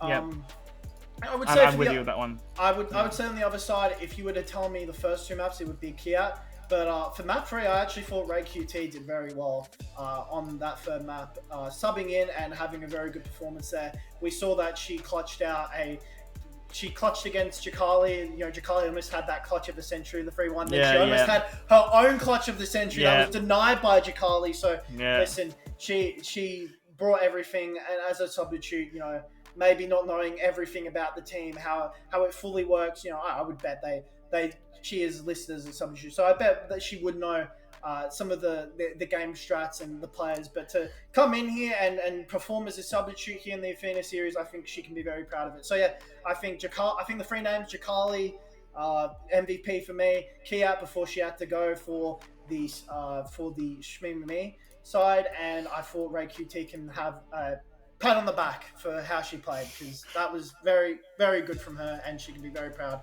of how she played. But yes, we will go into break. It's going to be a break here for a bit. Actually, no, I don't think we will have a break. I think we will actually have a very short one, but yeah. Yeah. The interview, yes. Yes, we have a player interview actually coming, so we will yap a bit more before we get that all set up, as I've just received from production. So that's going to be fun. For the people saying a certain name starts with J and ends with I think we will be getting that player shortly. So hopefully, we'll just have to wait there. But yeah, I mean, great best of 3. I mean, this is going to be fun because can we get sympathy from the chat that us 4 free casters have to cast this? Not as like, oh my goodness, like this was a bad series. This was a great series. I love casting this, but like, bro, you go on the other stream and it was like 13-3, 13-4. Those guys have been chilling for an hour. They've gone and had a shower, had some fun. They had their own player interview. I saw as well. Like, we're just here, and I think our next game is going to start in like 10 to 20 minutes. So we're in a bit of trouble here, but I think we will get our person soon here, folks. But yeah, I mean, anything else you want to yap about, Amios? I want to give a shout out to Eloina. I feel like she played extremely well for the role that she for her position. Both playing the KJ and the Cyber, she really did her job very, very well. Making sure that she's lurking correctly, making sure that you have some sort of site set up, so you're not just having site completely free. There's a few times obviously that it didn't go in the way of the setup, and sometimes that's just gonna happen, But the way she was playing in general, and she was hitting her shots as well. So I think overall, I want to give a shout out to her, because that was watching her play was actually quite interesting. I could use some tips from her as well. So. Yeah, listen, I would need tips from everyone because I'm a silver player. So, I mean, I would need some tips, but we should be having just listening to Prod here. Should have our interview up soon, hopefully. I'm just going to yap a bit more. Yeah, good series. I mean, like I said, I'm going to repeat my words now, but my voice was completely gone. I got a drink. I thought that was going to help it. Yeah, you were on it, dude. You were. Yeah, no, I lost a bit of my voice there at the end. I think we saw the 2 craziest. The thing is, we saw the 2 craziest plays in the clutches, the 3v1 and 4v1 clutches, and they didn't pan out, but they were still so fun to watch from either team. So, I mean, again, I've got to give so much respect to these players for what they bring to the scene. That was just a very fun game. I every fan of either the two teams or a neutral that's watching this, or even the teams themselves. I hope they had fun watching any of this or seeing us lose our minds a bit. But yeah, I mean, nothing really to say. And we do have, well, player mic is on, so I think we are ready almost soon. I just need to hear in a bit, but yeah, as you can see down below, this way, Jakali is our player interview. Hello. Yep. Oh, And it seems like, hello. hello. Yep. Hello. Can Hello. you guys hear me? Oh wait. We can. Yeah, we can. Yeah. Can you hear us? Yeah, I can. Oh, beautiful. Oh, there we go. Awesome. Okay, good. I was a bit confused there. Yeah. How did you feel that game went, Jakali? The split game, you say? Well, the entire series overall. I think on our first map, we were kind of like warming up. We didn't get that momentum yet, but onto the second map and the third map, I feel like our teams kind of like communicate more, and we both have very positive vibes, and I'm very happy of how our team plays. Yeah. It definitely it seemed that way, especially going to that second map, having a 10-0 start and then finishing up the half of 11-1. Very impressive work. It seems like you guys were on top of it, especially after such a hard-fought map 1. Do you have any questions, Portugal, at the moment? Yeah, I was going to say Portugal here. Jakali, when you had that 3v1 clutch attempt, and then you lost that, and then you ruined Ray QD's clutch attempt of her own, did that feel good? Oh yeah, that feels so good. But in contrast, some of my clutches were also ruined. So I think it's kind of like an even split between the two teams. But kudos to the opposite team. They played really well as well. But yeah, I'm happy of how our team kind of like play out in the end. Yeah, I mean, I just want to go back to map 1, especially after you guys lose that map, and it was unfortunate you also in another 3v1 clutch and just timing got you off. So when you lose that map pick and you go into Haven, which is the opponent's map pick, how do you mentally reset? Is it from the coach? Is it just taking a little break from each other in comms? Is it what do you do in that period between games? Because after that, it seems like you guys and girls did amazing. I think you led the game. You started the game 11-1 and a half up. So I just want to know how did you approach that second game, especially after losing that first game, which was your map pick? I would say our team has a very good mentality. Like we always keep the vibe being positive. Second of all, on Haven, we've been practicing the Yoru ISO comp, and me and Teapot are very hyped about that team comp because we play very aggressive. And with the change on Shoshana, yeah, we put her on her iconic Killjoy, so we felt very confident walking into Haven. And yeah. It definitely seemed We that way. had that dominating half. Yeah, that combo with the ISO Euro definitely helped you out, especially on that attacking half. Yeah, I think we'll call it there. Is there anything you would like to say? Any shout outs or anything you want to say to the people out there? I promised a shout out to a dear friend. I'll say shout out to Someboy, my biggest fan. I know that he's been spamming a lot of paragraphs in the chat, and also other people. I saw Soko as well. Shout out to Soko.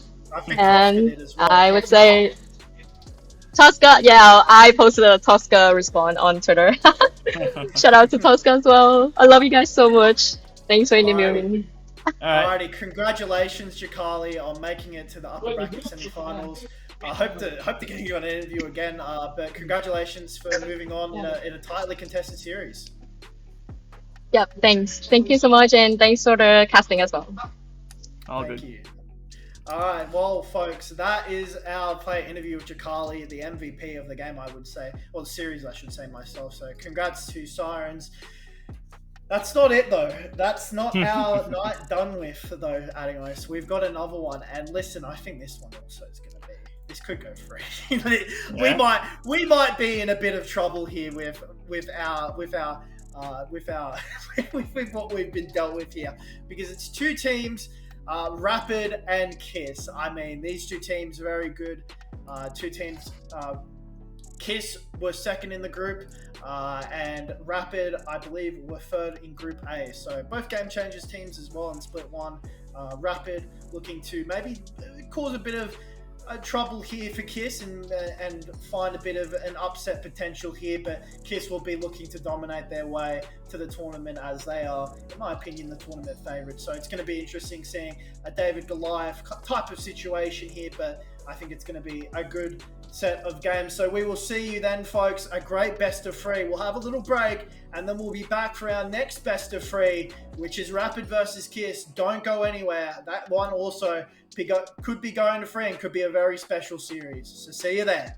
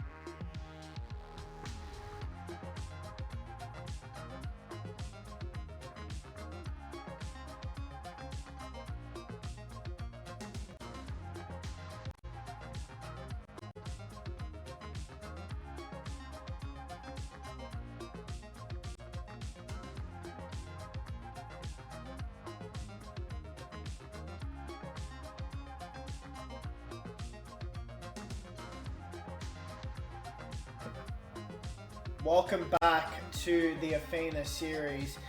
We're here with our second best of three after just a short break here because we saw a banger series between the Sirens, Zinran Sirens, and Shmimi Me. But we turn our attention now to Rapid versus Kiss. Kiss. Yes, Rapid Yeah. versus Kiss. Yeah. Words a bit. Yeah. Nah, Kiss. Yeah. But yeah. Glad you got that. Yeah, I'm here with my co-caster Adamos. How are you doing, my good sir? What's up, dude? Yeah, I'm doing good. A little bit like less energetic than the first map, but because the first map was such an energetic one. Hopefully, this one the games can keep us up a little bit longer. But no, I'm actually very keen because I've got the intel from production and even you. Kiss is apparently one of the top contenders of the series right now, of the entire tournament. So it'll be interesting to see how they pull out here. But let's take a look at the map vetoes. Lotus split, and Lotus of Icebox and split. Very similar match to the last series that we just casted, but Icebox is the only difference. And interesting because no one's picked Icebox. What's your thoughts on that? I don't think I've ever, maybe once before in another tournament, but I've never seen Icebox be picked in a, well, not only in this tournament, I don't think it's been picked at all, but as a caster, I've never seen it as a map. I've never casted the map, so I'm actually really excited for that. But we start off with what we had for map 1 in the last series. It's Lotus, it's everyone's favorite. Yeah, so, OC favorite, yeah, for sure. Yeah, OCE favorite. Everyone loves this map. What's interesting though, the Kiss is going the defense first. You usually see if you see teams that choose their side on this map, usually go attack first, and like we keep iterating. 3 map sides are usually attacker sided. So it'll be interesting to see if they have a comp that really like harnesses that defense side first. So I don't know. We'll have to see. I'll be totally honest, I'm just super keen for this Icebox map because, like you said, we don't ever really get to cast it. It's very interesting to see the kind of metas that's coming out with different comps. But yeah, I think overall, Lotus Icebox split, it'll be interesting to see how these guys play. The interesting thing here is Kiss, obviously, like you said, but I will allude to Kiss are probably, if you were to go off of Split 1's performance, you know, this roster, at least in Split 1, Kiss were second in that, you know, that Game Changer Split 1, only behind Swag Lord, right? So, and they've only lost 1 map, which I'm not going to expand more details on, but, you know, that map loss was maybe a bit of their own fault, and, you know, they didn't lose, let's just say they didn't lose it the traditional way. So, you know, this team is very, very good in how they play Valorant, and they're probably the tournament favorites for me. So it's going to be interesting to see how they play this Lotus map. But I mean, the fact they selected Icebox not only shows that they have a lot of confidence in that, but it's something different. Like, they could have gone Pearl, they could have gone Ascent, you know, they even could have gone Split, which is, again, our decider. But no, they decide they're going to go Icebox for the second map. But we'll talk about that later, as now we have our agent selects here. Not really a shocking, well, there's one shocking pick here, I would say, from one of the sides. Kiss and Rapid go with the traditional combos with Omen and Raze, you know, being that traditional combo, and of course, said it again and again, Breach and KO, yeah, most OP duo in the game right now. Now, Rapid go for Killjoy, which is more traditional on this map, but Chamber also is very viable on this map as well, but we haven't seen a lot of teams use it a lot, so it will be interesting to see how Kiss play that Chamber, you know, out on defense and even on attack a bit. Yeah, I feel like Chamber is an interesting pick because he is a little bit more fluid, and especially in terms of movement, he's able to rotate a little bit easier than, you know, having a setup on from the KJ or Cypher or Vice. You know, I feel like Chamber is a little bit more flexible in that regard, but as someone who holds a site, not as strong as, you know, obviously a KJ. So it'll be interesting to see how Kiss plays around this, and for them starting on defense, seeing if he actually works in their favor. And I'm sure they straddled with this person, and it might honestly just be a comfort pick. But, you know, Chamber's not it's a pretty viable pick on this map, in all honesty. I don't think it's nothing like eye-opening, but, you know, it's not a super common pick. Usually you'd pair it up with a different Senti. Yeah, I mean, This is going to be very interesting. You can just see the timer going down now, so will be interesting to see how this all plays out in the end. And you can just see Kiss hoping to progress themselves to the upper bracket semi-finals. Rapid hoping to score an upset here. They definitely have the players that can do it. They just need to put it all together, this Rapid team. And off we go with our second best of 3 of tonight here on the Exto Gaming stream. You can just see default positions are being played here. Rubble is being just a bit, taken control of by the side of, oh wow, Beanie gets Sonza. I'm a bit shell-shocked as Jimmy does get Beanie in return. Chisel does get one back, so Rapid are going in quickly as we can just see now. And you can just see going onto this C site now, nothing really being discovered here as you can just see the players will have to come in from flank 4v3 and it's looking good for Rapid, Adamos. Yep. I mean, very similar play with what we've seen before on this map, where you see the defense coming out of C to try to take that C mount control and then overextending slightly. But in a lot of cases, they actually don't win this out. So now full side control by the side of Rapid, but retake potential is very strong, especially with the tail. The nade's coming out, the TV's going out, just utilities! Yep, everything's going out, and now the side's kind of giving up a little bit. They know they're coming from C main, they're reflooding, and it's not really planned for them. Yeah, not planted for them, but it's it's all going to be up to Echo. Nothing can be found of Echo. They can just stick it. We've seen this before in the last game of Lotus. And they just stick it. Shearer will find one, but Hale finishes off the round. And it's a stick by Kiss. That all goes according to plan. They win the 3v4, and they will take the first round of the game. Yep, Hale right there. Not white. Oh no, sorry. So she was the one that just stuck the defuse. What was it? So yeah, right at the end there. This is something we've seen before in our first series as well, where you have site control. You're all playing on site, but then everyone flanks. The people on site now have to go to places like CT and Waterfall, and now the plan is no longer planned for you. So you got to make sure that your plan positions and your post-plan positions are one of the same. You have to be working with each other in that regard. Yeah, it will be interesting here. You can just see, you're looking for any mid-control. You can see the retake here is definitely on for the side of Kiss if they wish to, but Sonza gets the first kill and Beanie. Now they will get plant down, it seems like here, but it's going to just be a really big crunch. You can already see the flank coming in from Sumi, and Sumi gets killed, unfortunately, by Shiro. So now, this is actually doable 4v4 situation, and you can just see all of a sudden, actually they didn't plan, so they're planning on C. I thought they planned on B, and Sonza gets the kill, and that could be a mistake trying to play for that default position. They will get out now. 2 players are low HP. They will get plant down, like I said. So Shea play, it looks like they're going to have to try and get back here. AGRC needs to at least find one. One kill needs to be found. Does find one, could find a second. And, well, it's all going to be up to Chisel, and Chisel can't get the side of Shea play. Hale will defuse.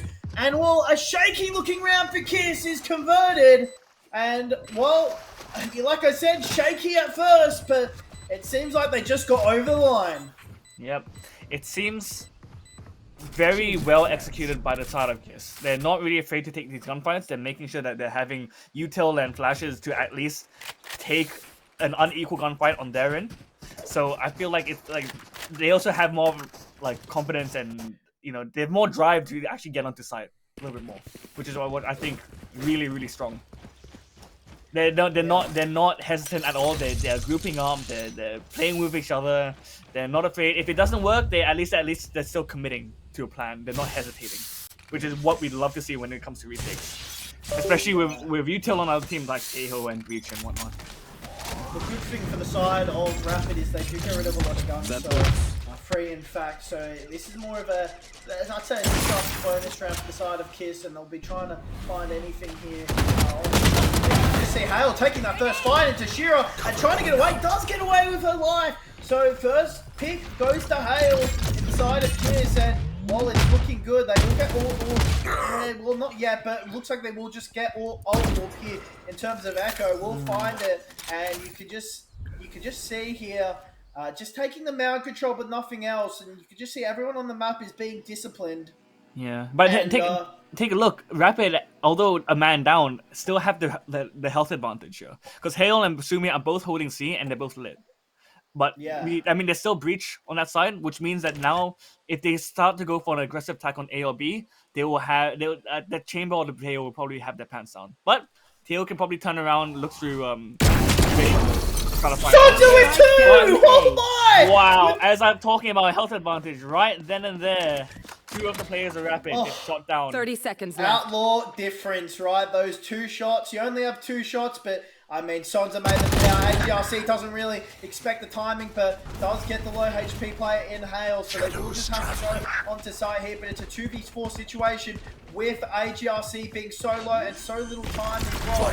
Stun will come out, and they will get Salvos down, but that's going to be a plan. And well, AGRC looks for 1, looking for 2, has to try and get out, does get out, so AGRC could try and look for the clutch here. Sonza, oh, unfortunate, couldn't have even got a third and found the headshot there, but Sonza says, no, this was my round with the Outlaw, and now that is the round for the side of KISS. They win the bonus round after a huge round by Sonza. Wow. It's surprising that they got the man advantage off the bat as well, because although the Omen blinded C mount and we have someone swinging off it, the Raze that actually got the kill from the side of Rapid actually got the kill first. Oh no, sorry, no, other way around. Sorry, no, not the side of Rapid, the side of KISS. Like, the person who wasn't blinded was fighting the guy C main and still, like, lost the fight, which is unfortunate because you really shouldn't be losing the gunfights against with better guns. But you know, that's just kind of how it happened. And Sonza upgrades to that operator, looking for the side flash. She's playing so aggressive because of that recall ability. Gets rid of Beanie. You can already see Sunny. They need to clear this out. I don't know if they will because Sonza recall. They don't know about this player, and we've seen this before as well. Sonza gets one. They don't actually know where the player is. And Koi versus Suni, and Suni gets the free K. We saw that in our first best of 3, but this time Suni makes it come all complete as she gets the free K, and that round does not go anywhere for the side of Rapid. I mean, that's just a big misplay by the side of. But again, you don't have the guns. I understand that, but the fact that you don't even check off the bat of Chamber peeking out with the op as well, this is something you can't miss. This is something you just cannot leave to chance. Although you're trying to fight the C side itself, you still have to be proactive and at least check or like spam or do something to try to deter people from that. Because you still have time on the clock. It's not like you're running out of time. You still have the ability to check that area. Sonza's playing so aggressive. I love it so much. Might even play more aggressive. Suni actually does just get a kill, and they're just holding this bound control. It's winning for them because they get rid of Chitzel as well. Yeah. Sonza with the operator is just unstoppable for Rapid right now. They can't find anything. There's 3 players alive, and they're all going to this position of rubble where it's held by the breach, and you can see the rays of Hale, and Shayplay does get 1 and Beanie 2 more, and you can just see rocket fuses coming out, and we'll find 1, knows where the last player is, and we'll get AGRC, and that will be 5 on the board. It is the side of KISS. Yeah, it's just so easy for them. It just looks so flawless. Timeout coming. I hate to say it, but Rapid just seem out of the league in this situation. Like it just seems like they're trying to do all they can to fight this C player, but the Chamber just gets their 1 pick, and then Sumi gets another pick, and then it just falls apart.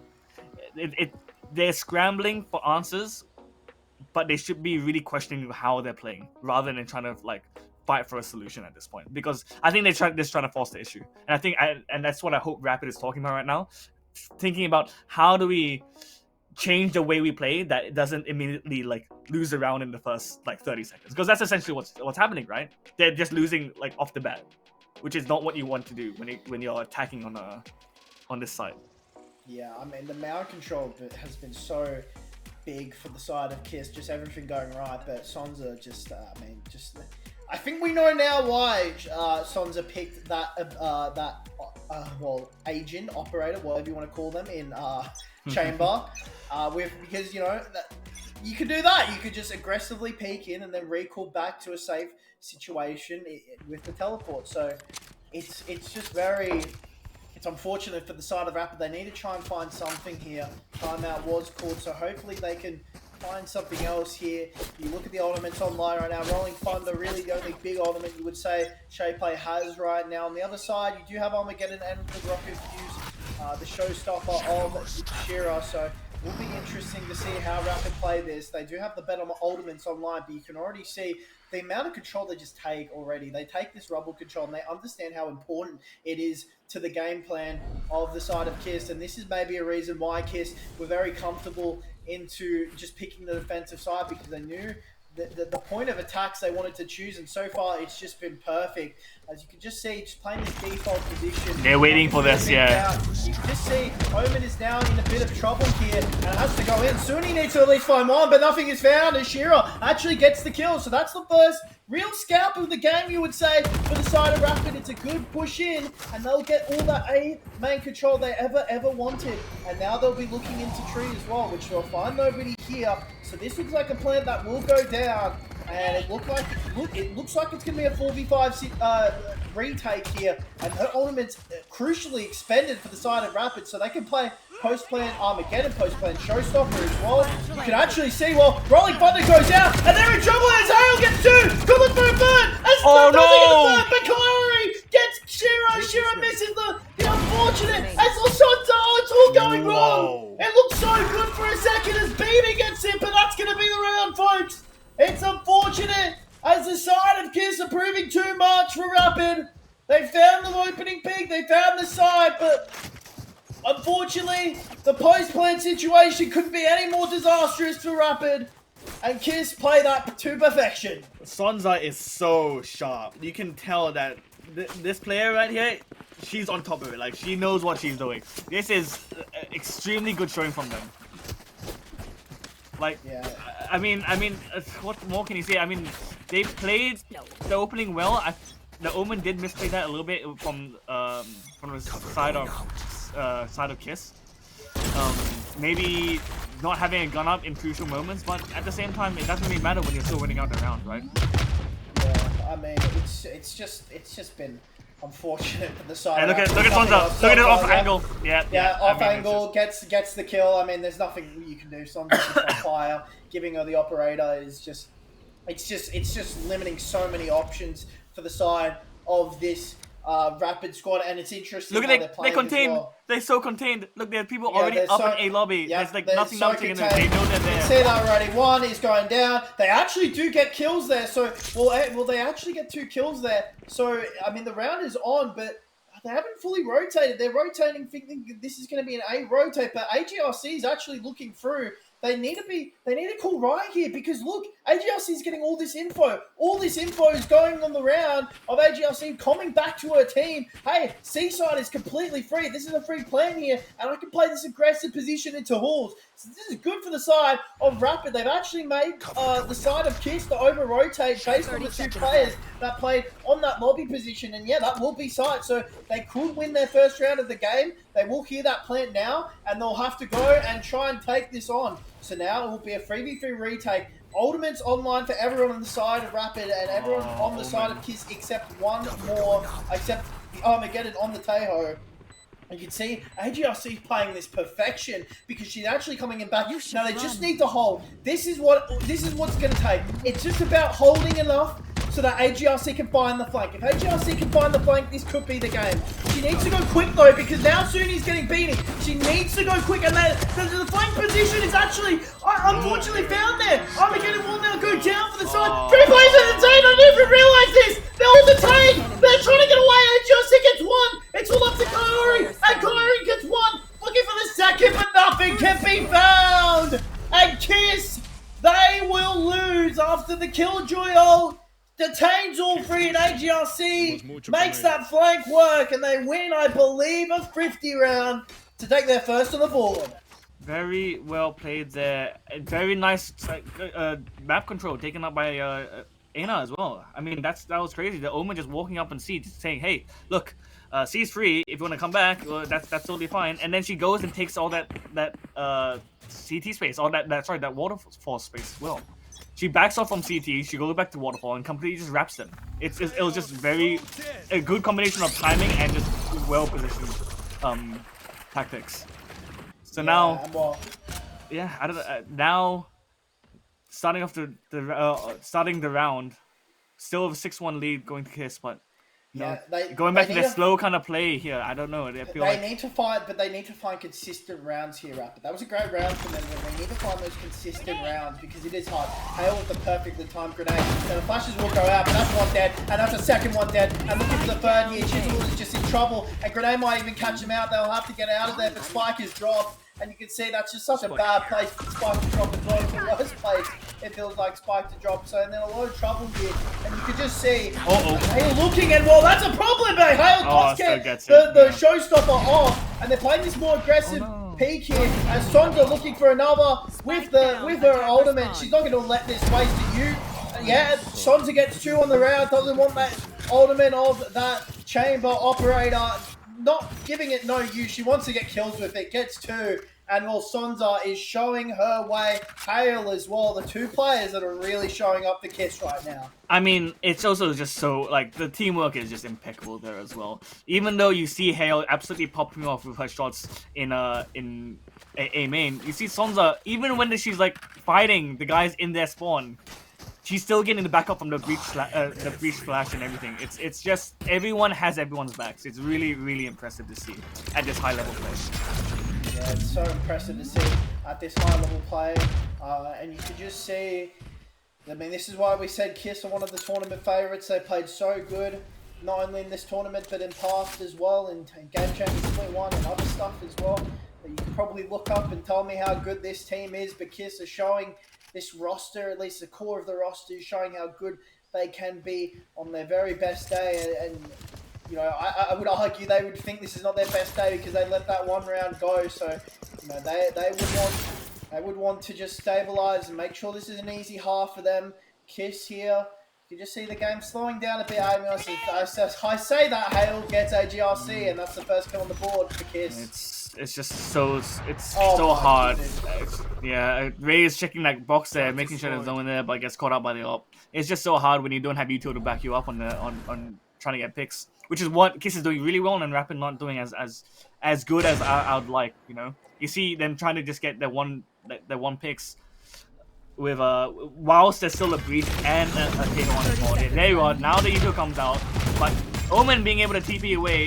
But by now the smokes have come down, and now they all have to do is spam and counter with their own mollies. And don't have a lot of time left. You have 15 seconds left. They got to explode fast, but with what you tell. Oh my goodness, they got to go in the death grinder. There's 12 seconds left. There's nothing else they can do. The flash will come out. The paranoia will come out. In takes of them.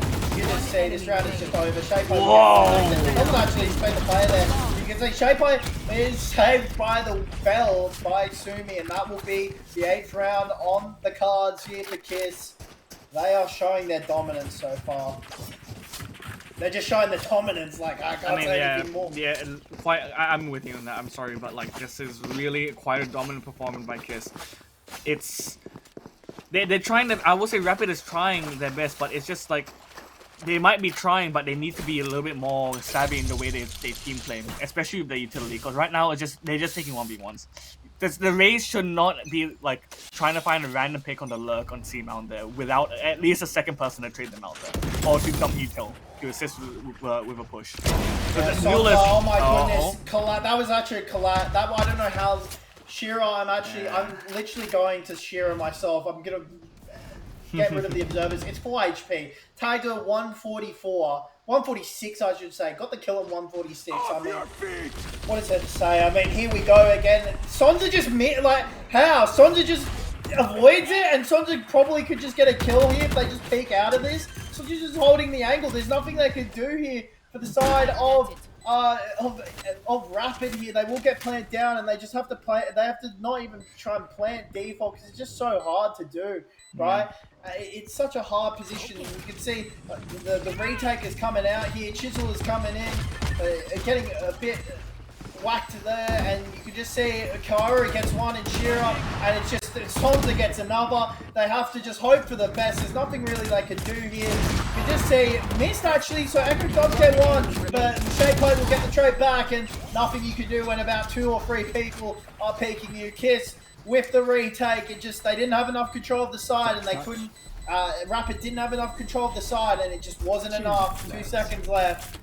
And Kiss will find their ninth. A really dominant performance. We're seeing the very best of them here today. Yeah, it's just overwhelming. Is the best way to describe it. There's Rapid are trying to play. I can tell that round is a lot better for them because they are now trying to use the Yoto. They're trying to get onto side. They're trying to play the postman, but they're just being caught out with Kiss's counter util to try to retake site. It's basically Kiss now playing the attack, trying to retake the site, and they're just so aware of where every bit of util goes. The mollies goes in this position, and then now breach stun this area, and then we'll just flood out or something along that. You can tell that they're definitely talking, and they know everyone is exactly on the same page as everyone else where each bit of util is going. It's just a different level compared to Rapid at this point. Yeah, I mean, there's no folding Rapid. They're trying their best here, but I mean, Kiss is just showing just like even the games they previously played in the tournament that we've seen with the roster, just they were very good games. Don't get me wrong, but this is looking different. The Kiss are looking very locked in. They really want to win this tournament. You know, they've had a lot of things happen to them, and you can look up what happened to them. But here's Hale getting one, looking for a second, does get the second here, and we're looking for the third. We'll show get two instead, and that will be the round over just like that. So Kiss will get the win here on the round. Beanie the last one. They're going for the shoddy play. A bit of disrespect being shown here by Rapid, but Beanie will stop that disrespect in killing Hale. So now just trying to find anyone, looking for anyone. Shayplay gets the 3K. And Kiss are looking at their best. And like I said, don't have to be a fool or whatever. You can look up what happened to this Kiss roster in the last couple of days, last week or so. I think there's something on their back. You know, they want to prove to everyone that why they're one of the best OC game changers teams out here. And I think unfortunately for Rapid, they're kind of the victim of this. Yeah. I only realized as well, and this is a complete sidetrack, I didn't realize that Billy's at the bottom spell out APAC. I just noticed that. That's actually very cute. Yeah. Sonza constantly lets us play as well, so she's playing anti as well to just look away from any initial breach flashes. But a lot of times she's able to take the space for free, because, you know, you have your other teammates using mollies and stuns to back you up there. But Rapid getting the opening pick, but unfortunately traded out there. Now a 4v4 again on the side of 4v4 overall. And Two players playing by oh 3. my goodness, Sonza gets the kill while barely flash. Sonza will look for the other kill, but they are playing this correctly, Rapid, in guessing where this is. And Sonza has a bit of an inkling here as to where it could be. See the Taeho just looking, Echo. You see, it's just a silent type of game.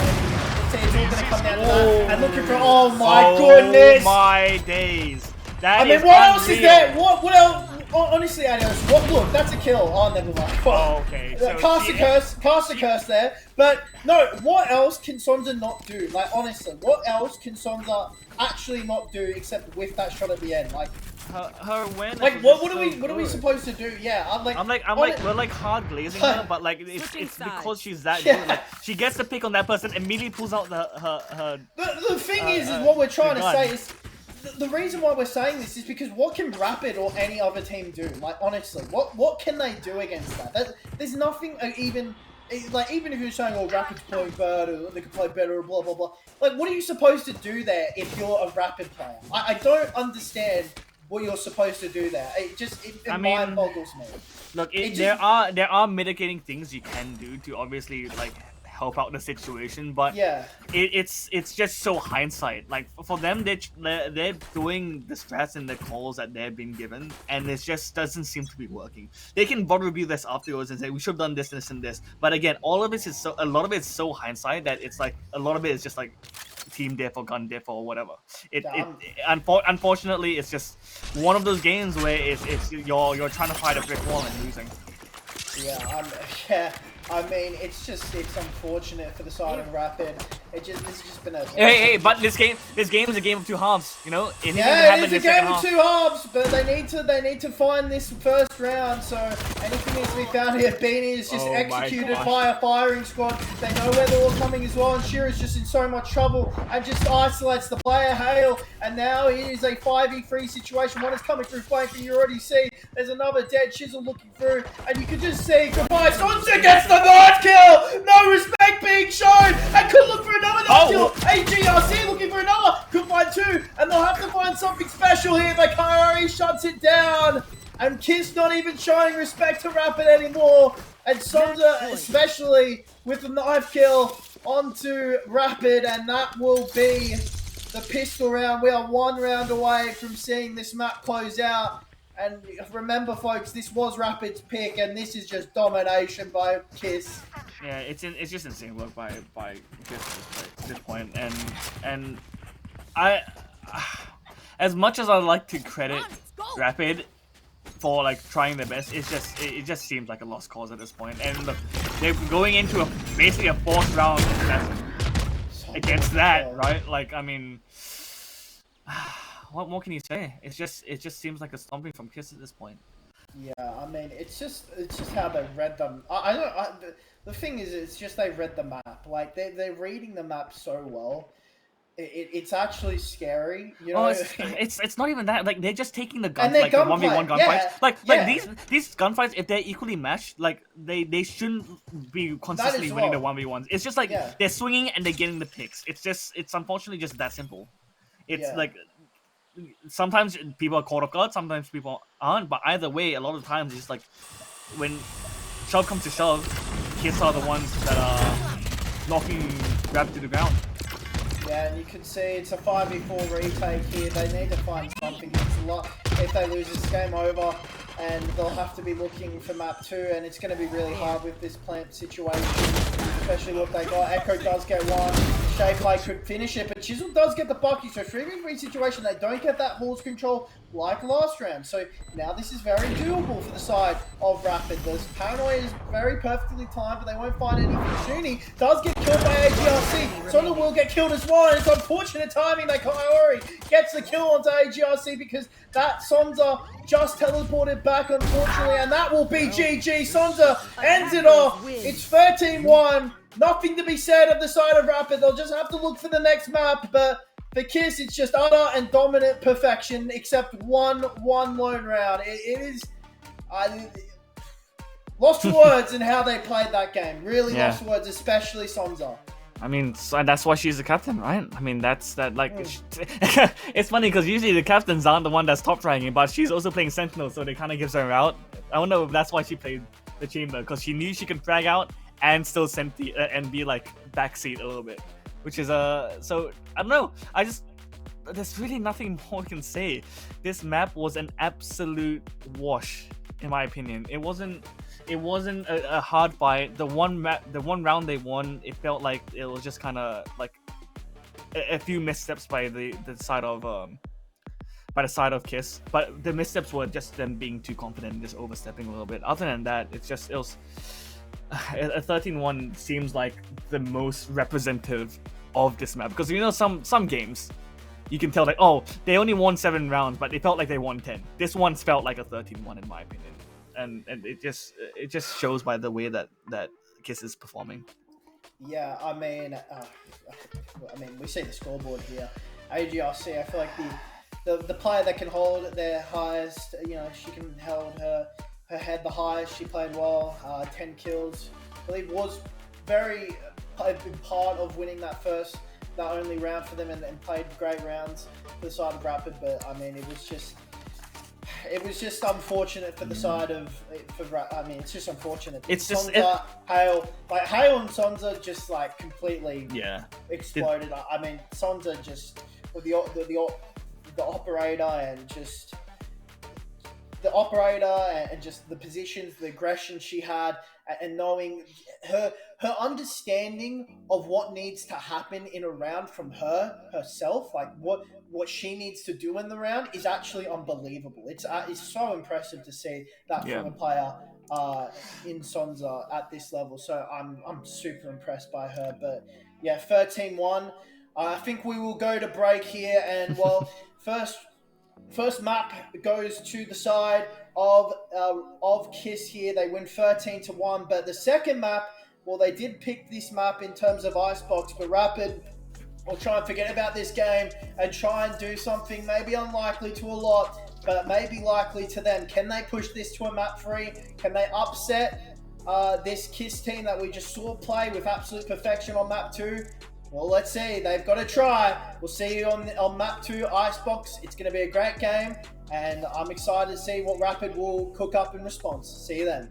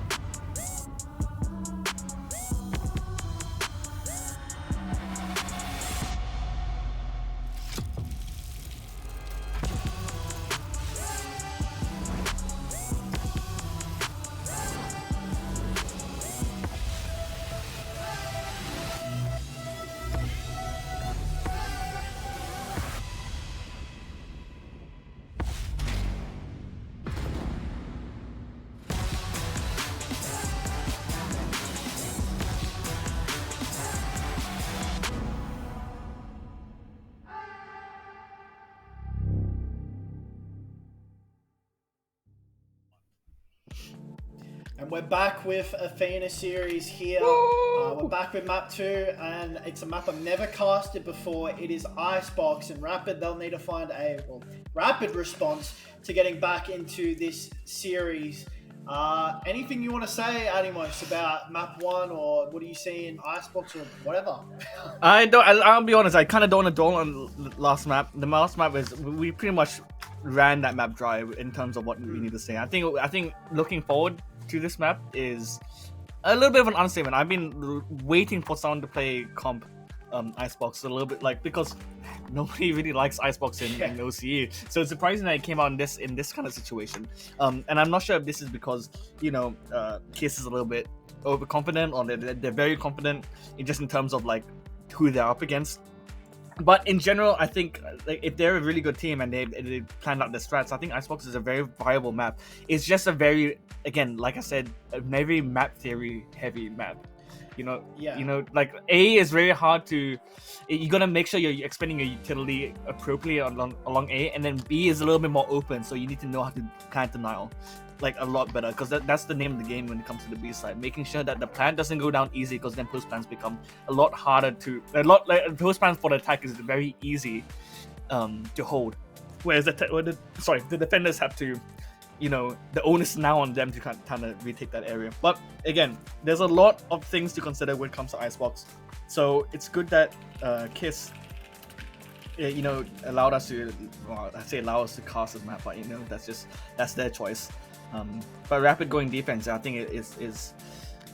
I don't know. Do you reckon this map is defense sided, attack sided, balanced? I think it's more attack sided. So I'm surprised that Rapid chooses defense first, in my opinion. I just have to think about like what is personally just looking at it. Personally looking at the last map, I just want to quickly go onto the point of the side of Kiss. We can glaze them just a bit more, I should say. That they were very good. Like, obviously they were very good, but one thing that I do want to just say about it is that Hale, I've not seen a player that has played Duelist and IGL their team.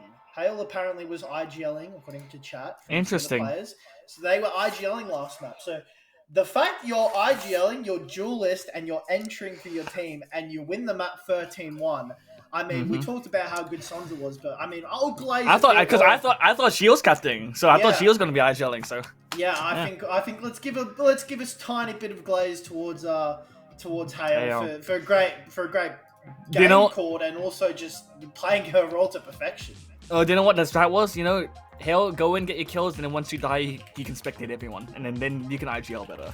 Because that's legitimately sometimes what teams will do. They'll get people in the IGL that can frag out. They'll frag out, and then they die, and then they'll call from the behind the scenes.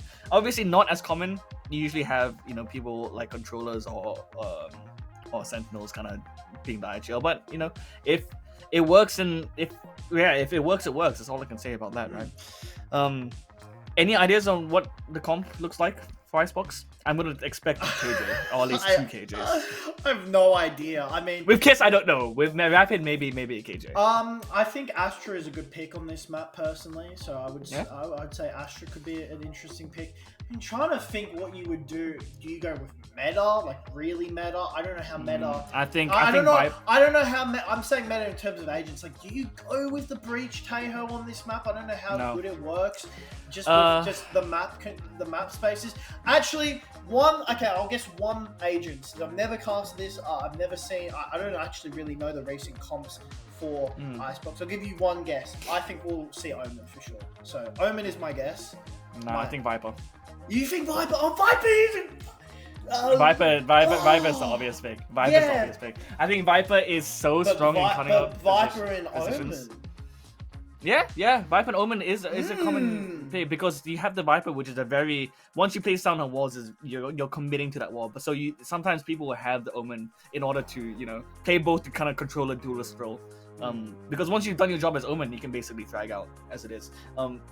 I think KJ is going to be an interesting pick. Yoru also might be seen a little bit more because of his ability to rotate or send his Yoru, his yes. clone or Yes. his TPs up mid or something. You can do a bunch of plays with Yoru on this map, which is and you know, especially like flashing through the Viper smokes, very strong, very strong. And then it really does depend on, you know, I guess how comfortable you are on these agents, how well prepared you are, and how, you know, good as a team you are in combining these bits of utils to make a coherent strat.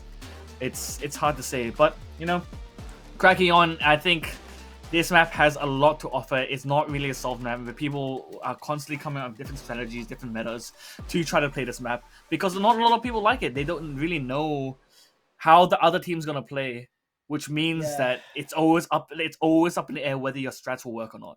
Yeah, we'll get into agent select in a bit. I can just give you a bit of a spoiler. My Omen pick was dead wrong, so there's no Omen. Hey, no, you could be right. Omen's, I think, good in especially for like things like scaling up. I will tell you right now. I am in the game, and we'll get, like I said, for you guys at broadcast, we'll give you I'm just gonna give a spoiler. There's no Omen in the lobby. So I'm fortunate on that. I mean, one of your picks was very, very correct here, but we'll get into that in a bit. I should have thought of Viper. Viper. Viper. I always see Viper on this map when I'm playing, and I'm like, and when you said that, I'm like, oh my god, Viper.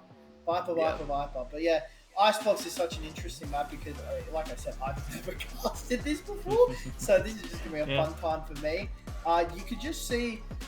Yeah, like you said, I mean, here we go. Well, I was going to add more, but now we're in agent select here, and there we go. As you can see, the last pick was correct. I mean, and then Sonza back on a Sova. I forgot about Sova being pretty meta as well. I forgot about that. Now the other three picks are different, right? You've got on the side of Rapid, they go for the Killjoy, they go for the Jet, and they go for Gecko. I don't think I've ever seen maybe one map in this tournament anywhere I've casted. I don't think I've seen Gecko a lot pop up in this meta. Yeah. So Gecko is an interesting choice there.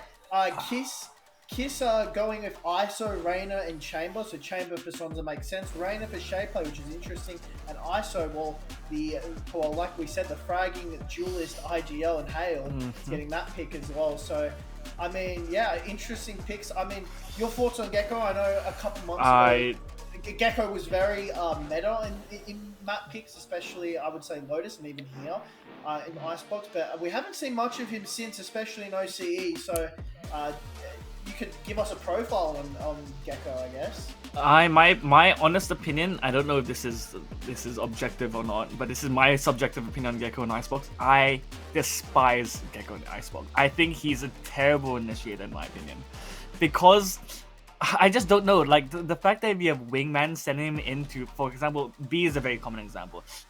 I swear, 9 times out of 10, you send him with the spike goes down. Like he doesn't even get the plant off. And because, like I said, a lot of the times it comes down to plant denial. So if you have Wingman planting the spike goes down. Now the attackers have to retake the spike and everything. It's just hard. And even with his flashes, I feel like in the higher lobbies, it's just like it's very obvious. People are very quick to just shoot out his flash. It just doesn't seem viable, particularly on Icebox, in my opinion. But I could be proven wrong. Rapid might pull something out here, but I just feel that someone like I don't know, like the Sova is a good pick. Like, and both teams have it, which is good. But not I mean, I don't know. There's definitely better picks in my opinion. Maybe the Omen. Yeah, off topic here just for a second. I feel like my 2 favorite emotes in the game are the phone and the teddy bear, which you might have. Oh, I'm a big fan of teddy bear. Every time I'm in like a 1v3, I just pull out the teddy bear. I'm like, yeah, okay, cool. Yeah, teddy bear kind of rules. I'm not gonna lie. Absolutely. Oh, it's like cute, but we're gonna start this map up any second now, so it's gonna be very interesting to see, can Rapid do it, right? Can the side of Rapid win at least and more than one round? You would hope so. If this is, of course, Kiss's map pick, so maybe they're looking to do one better and going for perfection. Who knows here? As it starts great for Hale, and although Recon Bolt will get the side of Shapeplay, nothing will be doing there. As you can just see, getting that already control here in A main here. And just going through pipes and going onto side as ISO just finds the kill of Chisel. And now it's a 3v5 situation. AGRC looking for the kill and will find one in Hale. Does find a second into Shapeblade, but nothing else could be found there as Kyori does get AGRC. So now Beanie does find one mid. So it's a 2v2. It's a 2v2 retake here, and this is very possible to the side of Rapid. Spike will go down now. You can see Viper Wall, I believe, is up. Or will be up any second, so it will be, yep, it is now up on the side, as you can just see. Kyori just playing this position, and Sumi may be playing a bit of a remaining. I can't get my words out, as you can just see Kyori just getting the 2 kills. Oh, what was I going to say? She was just waiting for that the other Viper's smoke wall to dissipate, and it just never happened, but it didn't matter because Kyori just gets the 2k and wins the round for Kiss. Lost for words here. Have Kiss made me, but it's 1-0 to Kiss, and they're starting off like they did last map. Yeah, I mean, look at the setup coming from Rapid here. They're getting a little bit desperate. They're Gamba. They're playing the Gamba on A. You know, they got the turret watching mid, but other than that, it's just a full fight. Well, it's still all with Classic, so there's gonna be a very quick fight on either on the side of Rapid or Kiss. We'll have to see. Yeah. But scaling up now. I mean, early shock downs coming in. We got the Guardian on ISO, and 2 players playing in Maze. Kind of ratting a little bit, but the drone just got them out. Never mind, we get shot out by Rapid, by Jet. Yeah, and they need to find something here now. Hale does get one, does get deleted there, but there's nothing more they can find. Beanie does get another, but it just all goes quickly this round as, although they get 2, Rapid are now down 2 to the side of Kiss, and now this bonus round could be crucial for how this game plays out here, Atimos. Yeah, I don't know. I feel like that was I mean, again, like they try to gamble that area up in A, but it just was too overwhelming. Again, I keep using this word overwhelming. But it's. I mean, what are you supposed to do? I mean, like when you're all around the same area, just trying to take gunfights with Classic, and then you're being shot down by a Guardian, by a Bulldog, by the Viper also being cutting off line of sight from your own team to help assist. It's a bit hard. So, I mean, you can't really say that much about that last round. But this round a little bit better. This Viper wall comes up, which means that players of Kiss are able to just scale up. No? Oh no, I mean Sonza with the operator is just scary at any glance, and we'll get that kill mid, and looks like they're going to get sight here. Yeah, that is so. I just want to see, is that ultimate or did they just buy operator? They're not even really bonusing. They bought a rifle and then they bought an operator for the side of Kiss. So they kind of like half committing to the bonus, but also giving tools for them to succeed in this bonus round. That's how confident they are. You can just see trying this retake is the side of Rapid. They need to find something here, anything. They do know Viper Wall coming down perfectly, and it just is such a hard retake to find here. Chisel, they've got to go quickly and it might not be quick enough. AGRC does find one into Shade Play, so 4v4 retake, but time is running out for the side of Rapid. You can see Hale just waiting and playing this Viper Wall. They will try and defuse it. Beanie actually does get Hale, so now a 4v2 situation, and they can't really get this player. They really can't. It's all up to Sonza. Sonza can't find it. Got the spike diffuser! Oh, she got the spike diffuser! And it looked great for Rapid, but Sonza finds an angle to deny the defuse. And time on the side of Rapid does not play out. And they will lose the bonus round here. But they will fully buy up again. And oh, that is a huge clutch from Sonza there. I mean, that bomb wasn't even really planned for her, but she still managed to get it. I don't know how she got it. Sova had to stick that, which is unfortunate. So, well, not necessarily had to, but like it was. The correct play was to basically stick and have your team cover for you, but unfortunately that fell a bit by the wayside. And yeah, that was unfortunate. They were just everything they could have done to win, they did, and yet they still lost because they're losing their gunfights. Yeah, and you can just see here going to the side of B main here. Nothing being found. Sonza might find a kill though. Any second, and nothing will be found. But the pistols are going out. ISO was activated during this by Hale, so trying to find Chisel here. Needs to win the 1v1 duel and can't find it. Chisel actually wins that duel, and although Shapeplay does get Echo, they'll just go around. So trade back 4v4 situation. I saw maybe not what they planned here, I should say, from Kiss, but it's one and the other. So just seeing here, you can just see Shay play, just trying to get Shearer, does get Shearer. So great angle there, and we'll just retreat back, and it's all up to Chisel. Plan will try and go down to try and peek out. See Gecko utility, no, Gecko Molly being used, but nothing will be stopped there. They are planning. So this is a 4v4. Oh my goodness. I actually just want to wonder how Shayplay got that. I don't know if that was through the Viper smoke, if she saw just before he went down, but Shayplay's looking for maybe even an ace here. It could be an ace here. They're looking for the ace against Beanie! And Shayplay gets her ace in an impressive round for Kiss. And, I mean, that third kill, we'll never know what happened. But, I mean, oh my goodness, Shayplay with an ace went from 1 and 2, negative KD actually, and she now tops the scoreboard for Kiss with 6 and 2. Great round from Shayplay. I mean, just hunting that jet in Snowman as well. Like, they know that there's one player holding that left side there of B, or the back side of Snowman B. And Draina just kind of walks up and gets the kill. There's that Viper wall, which is great for her as well. It blocks off all lines of sight, so the Gecko can even shoot her outright. So, just good util across the board by this team, and again, good gunplay, just hitting their shots. Other than maybe the ISO, I feel like I don't know, and I don't know what happened there, but ISO lost his 1v1 against the in his ult, I mean. So 4-0 on the side of Kiss, things looking very good. Oh no! Yeah, unfortunate timing that there. is just Jump not peek, and Sonza just gets it, and you can just see now rushing onto this A side will be no contest here for the side of Kiss. I'm just going to say, by the way, Shaybo did ask me pre-match, can I touch your hair? Well, maybe after that ace, I'll let you touch my hair. That was impressive. And Sonza actually does whip onto Shira. So now it's a 4v4 situation here as... Well, I mean, you can just see who's going to be the hero here. It might be Shayplay again as we talk about her. She's got the ultimate online. Knows that one is coming for Kyori. Does get one, and Shayplay gets a second. She is on fire right now. Is the reigner of Shayplay and looking for this final kill. Echo does get Suni, but Shayplay gets her third, and she is on fire. 8 kills in the last 2 rounds, and like I said, I think after those 2 rounds, you can touch my hair, Shayplay. Yeah. I mean, popping the ult, just getting her frags. I mean, what more can you ask for from a Arena player, you know?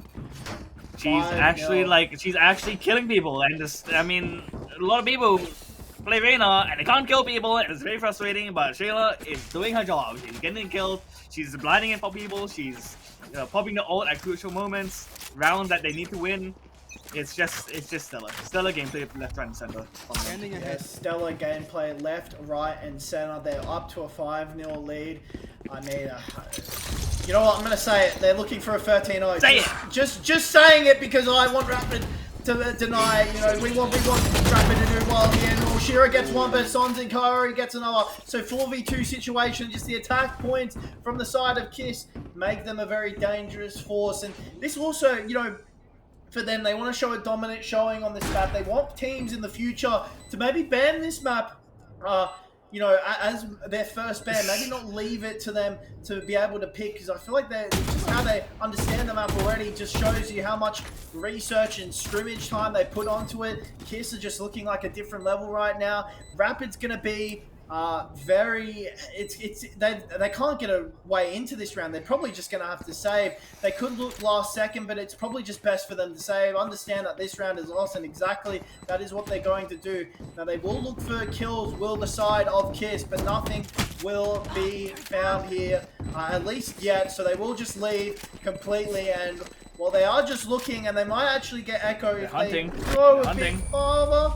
And Sonza might find Beanie. Oh, Beanie does get Sonza, so we'll stop that, and Echo will survive with her life. So both guns actually do stay, and they will call a timeout. Yeah, I keep saying I think, because, I mean, I'm trying to give Rapid as much credit as possible.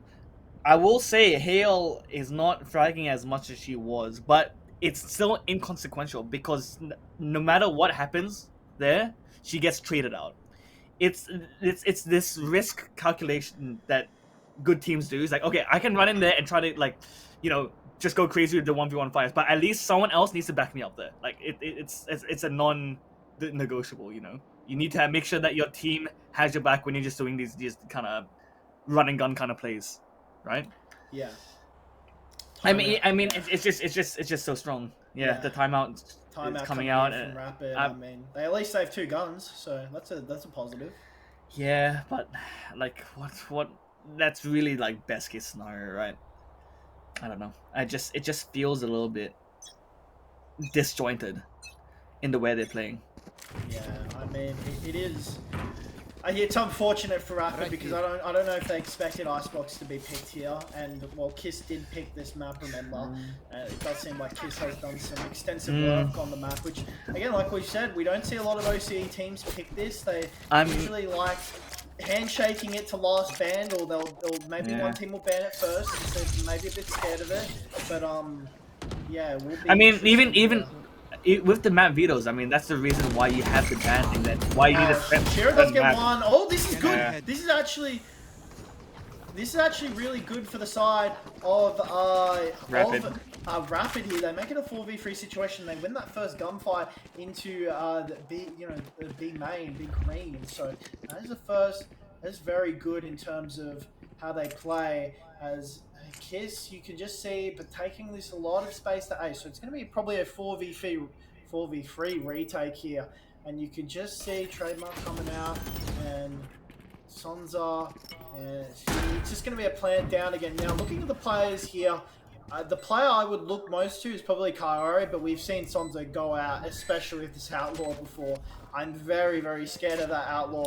I am the side of Rapid, you can see Sobadar is coming in through now. Bush spot, maybe one. Yeah, it does spot 2 actually, so Recon Ball is destroyed. Now it's all going to be up to Suni and no, the time's up HGRC. Suni somehow gets 1. They will swarm site a lot, but Kaori playing that timing will find 1. And might even look for a second here. And Rapid in trouble as Sonza gets another. They've just played this post plan to perfection, although they were a player down. Kaori, we talked about the duo, and Kaori goes off and gets the 3K to secure the 7th for Kiss. Is that name Maori? Because I feel like it's like Maori but Kaori. I don't know. I could be just talking out of my behind here, but I have no clue. But yeah, I mean, I'm gonna say again, good round by Kiss. It's pretty textbook. Even on a man disadvantage, they knew how to convert very well. Like the conversion rate of Kiss, I would say the conversion rate of Kiss is higher, but we don't really get to see that many conversions. Like we don't get to see, oh, I should say the other way around. Like the conversion rate of Rapid is pretty bad because a lot of the times you just have a very high man advantage off the bat from Kiss anyway. So yeah, pretty stock standard round. Nice retake. But not enough. I mean, yeah, Kiss are just showing their class here. Their class is permanent. One person. Chisel trying to go for it, but Shay plays Khalid's Chisel. Yeah. Unfortunately, and you can just see Sonza with the flank. No. It's actually going wrong. Bait me then. Yeah, Sonza. Yeah, Sonza's kind of trolling the round because she wants the knife kill really badly. I can just tell. As Shira does get, but Sonza, yeah, stops the trolling, knows it's a 2v2. They want to win this round, so they actually go for it. Now, they do have Hunter's Fury, so they could invest that as well if they so wish to. I mean, they know nobody's there. Defuse will come out. Well, they need to get at least 1. You can actually see Shira's going for this flank, and well, that is her. Kairi gets and that, well, Shira gets another, but time will be not of the essence for Shira. It's a great round by Shira, but unfortunately, Shira with the 4K cannot find anything else, as that will be the round. And although it's the first round where we see Kiss's players all die, it's still a round for them because of that plant and because of the spike going off. I mean, Sonza is just having fun now. You can tell that even at that last interaction there, she's like not even really shooting back. She knows she's won the round. She's just like kind of juking them. It's just you can tell that the unseriousness of the way Kiss is playing. But it's unserious, but not in the way that's like tactically unserious. They're both and everything they're doing is very concise and very coherent. Whereas like Rapid seems to scramble a little bit more, you know. Yeah. And like Kiss is, you can tell that they're just having fun because like everything they're doing is just working. So whether they're running in and just trying to get random picks, at least they still have people behind you. Oh no, AGRC. It will be up to them. And actually, Chisel and AGRC do get the kills, so they actually will make it a 5v3 situation. This is the best chance Rapid are gonna probably get this half of winning around. You think? Don't hold your breath. Don't hold your breath. It's 3v5. We know the conversion rate of Kiss being extremely good. Yes, but plus Sonza on the op as well. They have to retake the spike, which is a nice thing, but no one's really watching it. Yeah, but believe in Rapid. They've still got AGRC, who we've seen. I'll believe it when I see it. I'll believe it when I see it. Done some plays, and AGRC actually could catch Shumi out here, and will catch Shumi out, but won't get the kill. Oh, that's really unfortunate, but won't get the kill either there. Sonza does peek, and Shumi does get the kill, actually, by AGRC. Oh no, please don't tell me this is happening again. Sonza's going through. Now, do they expect the player of Shearer to be in the corner? They're trying to bait it out. They must have saw that as Shea player does go down, and Chisel does get free. So conversion rate is surely good enough as Shearer gets it, and they will deny the perfection of the 13-0 again, as Rapid will get the first round of the board. I told you to believe in this Kiss team to get this round done. I mean, look, a 5v3, if they couldn't win that round out, I would be more disappointed than not, I'll be honest. But so, extremely well played, very good picks off the bat. I feel like Kiss had definitely let off the gas just in terms of, like I said, the unseriousness, and they're just kind of, having a little bit more fun with it. But still, nonetheless, Rapid playing a very good round there, making sure that the 5v3s are there. Unfortunate whiff for the round 2, but again, it happens.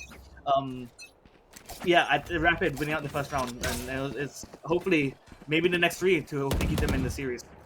Yeah, I mean, I'm kind of lost words here to describe this series. I mean, I'm probably jumbling my words a bit, I can tell. So it's just going to be interesting to see what Rapid can do here. And the AWP shot does miss off of the shot miss off of Shearer, but soon he does get the kill of Beanie. You can just see this mid presence. Shearer does get Kaori though, so that's a big pick. And Sonza does spot and gets the perfection in terms of killing Shearer. Losing my voice a bit, as Shayplay does get another kill onto Chisel, and that mid control was just too much. And that will be a 4v2 situation for the side of Kiss, and 2v4 for the side of Rapid. They'll need to try and find something here, and while Echo is just going to walk into a great trap here, surely to Shayplay, and does walk into it. And well, it's up to Suni, and getting rid of AGRC. 9-1. Kiss just looking out of a different league, not only to Rapid, but to the rest of the tournament right now. I mean, they also just getting so much good map control. They're walking up mid. Even though they might have someone watching there, they know they can kind of take the fights and they can gamble that they're gonna win out mid. So they actually just have 1 or 2 people like play mid, kill the person, and then they have all this space to work with. Right now, the rest of the Rapid don't just have to fight off a man disadvantage, but they have to fight for map control as well. And realistically, half the time, all they have when they push when Kiss pushes B is a little bit of boiler. They've got that kind of hut snowman area, and then you have A, right? But by that point, it's a bit too late, and Sonza just getting the opening pick there. So, like I said, they're just not afraid of taking this mid fight at all, and it just allows them so many attacking opportunities with this area of the map with a massive hole in it. Yeah. I mean, you can see Shay player, well, AGRC being that player, but she's going to be caught here, unfortunately. Oh, don't go for the knife, thank God. Thank goodness she doesn't. I don't think that's deserved to AGRC. She played fine. But it's looking like a 10-1 here for the side of Kiss that they're going to be up. And, well, I mean, unfortunate for Rapid, they've run into, like you've said before, they run into a brick wall, and it's just, like I said, it's one of the tournament favourites, and there's nothing really Rapid can do here, as just when Kiss are playing like this, it's impossible to beat them. So it's 10-1 to the side of Kiss. I mean, like I've said before, 10-2 is the new 9-3, but I just don't know how realistic that is in this situation. And again, it is a game of 2 halves. Who knows? Rapid might have a fantastic attacking half. Who knows? They might actually just pull something out of the bag, completely unseen before. But it just seems like it's just not as coherent and as competent as Kiss right now. I mean, it doesn't help these ones, right? And especially in a tournament setting, it's hard for Shira does get the kill, and Shizzle does get it on. So they're actually looking for the round here. To be fair, good util by the Gecko there, yeah, and the push by the Jet. And it's all up to Shay Play looking to get that first kill. Don't peek into him. Just be careful. Two unnoted flank here, so they know that they're in a bit of an iffy. And look at Beanie and Hale. It's just so interesting as Beanie does get the kill of Hale. So it's now a 2v4 situation, and they will just unpeak it. I do like this. They're just making sure that nothing can be done here. They can't escape from this position. Kyro will be killed by Chisel. So I mean, it's gonna have to come down to a 1v4 ace clutch here by Shay Play. You wouldn't really take it away from her, but Chisel does get the round. So hey, that's the second round. That's more than they got in map 1. And while Rapid, although they're 10-2 down, they at least got the final round of the half. In the last 4 rounds, at least, hey, it was 2-2 tight. So they've gotten themselves in the game here a bit. Look, I mean, very well played by pushing that mid control. They realized that was one of their weaknesses, so they decided to go, hey, let's send a flash there. Let's just play aggressive. We'll hopefully like get a few picks, try to get the man advantage, and even if you don't, at least we tried. And it worked out in their favor. However, it's the last round. It's 2-10. It's just too late to really make a significant impact in the round, in the series. I mean, but I will say, game of 2 halves. Anything could happen. Anything could happen. Kiss might have a terrible defense, and Rapid might have an awesome attack. Can't count them out just yet. Yeah, you can see Sons are going up a bit. I mean, this is a huge round. Oh! I mean, you had a reaction. That is disgusting. That is disgusting. You had that reaction. My breath was taken away from it, so I had nothing to say there. I mean, it's so clean. It's just how Sons are playing the game, and oh my god, this is very close to getting that second one as well. Will be Vital off of that. So looks like Clean will come down for Rapid. It'll be a 5v4 retake for the side of Kiss here. They'll need to try and find something as well. Hale does find the first kill into Beanie. A 5v4 retake, it's actually a 5v3. 3, I was going to say, that wasn't the first kill. In the side of Kiss, so they're actually in a very good spot here. Oh my goodness, Hale gets another. I mean, looking for another, and Luke Chisel gets one. That will be deleted. She will be deleted by Shay Play, and that is the round 11-2. Just so sharp. I mean, even in that interaction there, everyone you looked at on Rapid is like, alright, my friend just died. What do I even do? And then you expect it Kiss, and then like, alright, I just got the nastiest one tap in my life that I personally could never pull off in like 1,000 years. So look, I just don't know what to do about Glaze at this point. Glaze, Kiss, and try to hopefully Rapid can keep their heads up for their next matchup. And again, not saying that this series is necessarily over, but I'm being realistic. This seems like a lost cause here.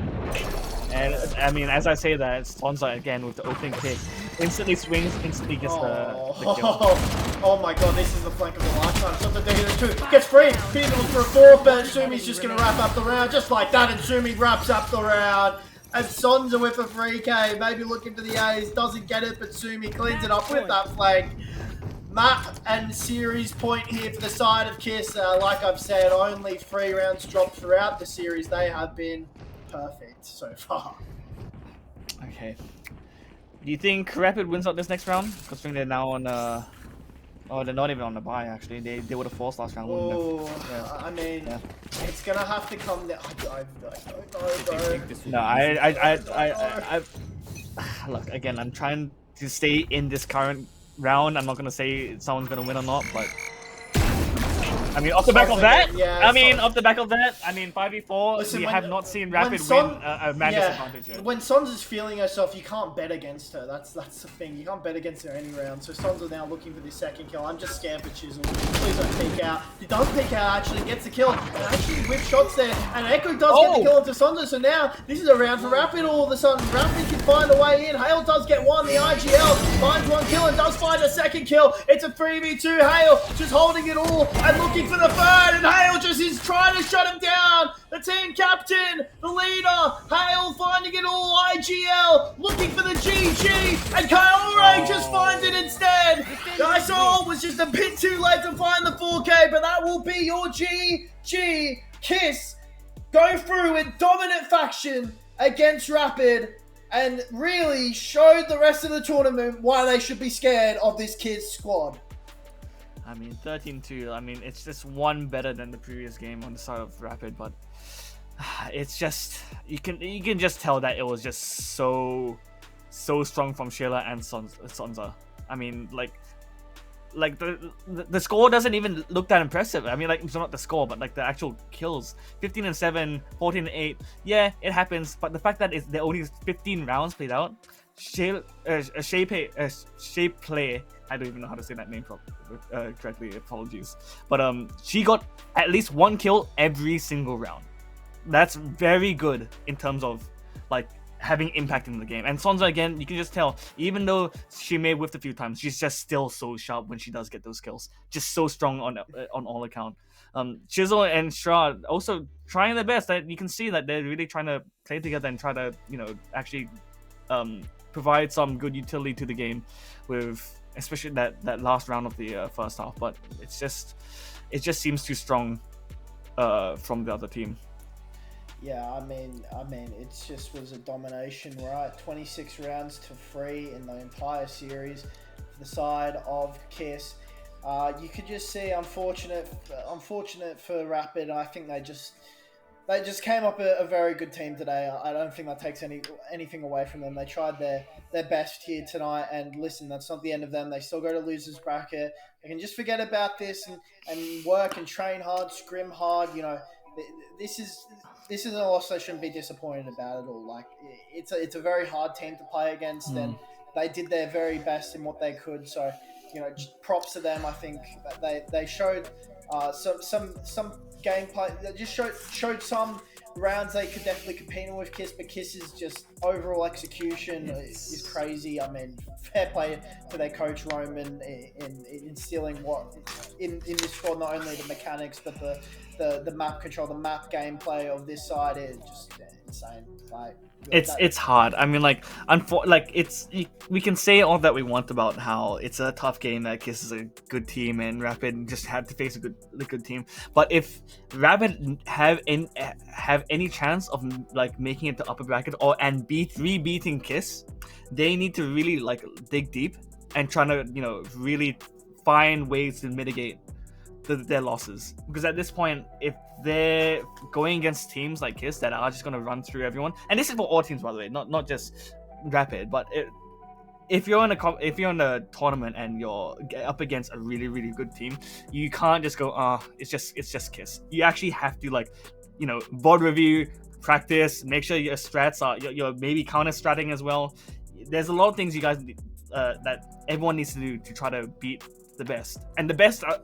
The people who are best for a reason, because they actually practice and they play and they strat and they scrim and they do all this hard work to be where they are. So for you to have any chance on fighting that, you're gonna have to basically do the same thing and even more, Yeah. But again, nice try to Rapid, but it's just unfortunately it's not quite there. Yeah, I mean, we will see in a bit. I'm just going to do this because we will have an interview in a bit. So, Amos, can you say something just so I can hear you? Amos? Yes, sorry.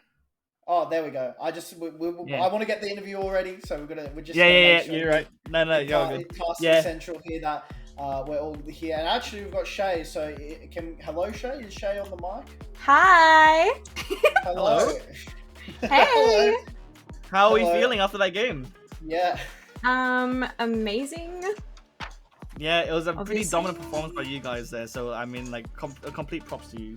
I mean, first and foremost, why did you pick Icebox on the second map? I think everyone is thinking about it because we don't ever see Icebox in OCE, do we? So it's interesting to see it actually come up in comp play. Well, we just wanted to have fun, So we just picked out one of our favorite maps, and one that we're kind of playing at the moment, I guess. So Yeah, 100%. I mean, it definitely shows that you guys are having fun and you guys are actually enjoying yourself. But even so, it's still very coherent. So in terms of maybe stratting, do you guys focus more on in-game IGLing or focus more on preset strats? Well, we have preset strats, but we kind of just use them as a baseline type thing, and then we just kind of go off them based on rounds what- and plays and stuff. Yeah, but some rounds we play, we just like kind of wing it, you know. Yeah, So- yeah, and I mean sometimes you just need that flexibility as well, and it shows that sometimes it just Yeah. works out. Yeah. Yeah. Yeah, Portugal here. Just want to ask you two questions personally.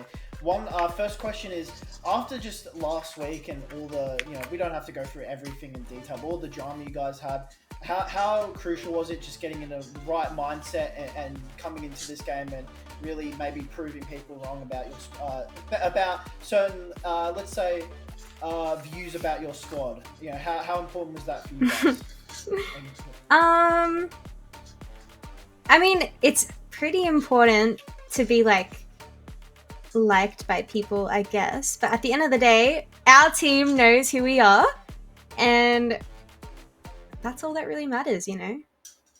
Okay, fair enough. 100%. That's a fair point. Okay, second one, because I have to ask this because I saw this in chat once I said it. I think I know what you're gonna ask. Yeah, you know what I'm gonna ask. You said I did say. Oh my god. I did say. Yeah, can I? Yes, you can. So you can touch my hair if you want. So here you go. Damn, that shit is crispy as hell. Yeah. Listen, I'm the modern day Jesus Christ. Crispy is so wrong.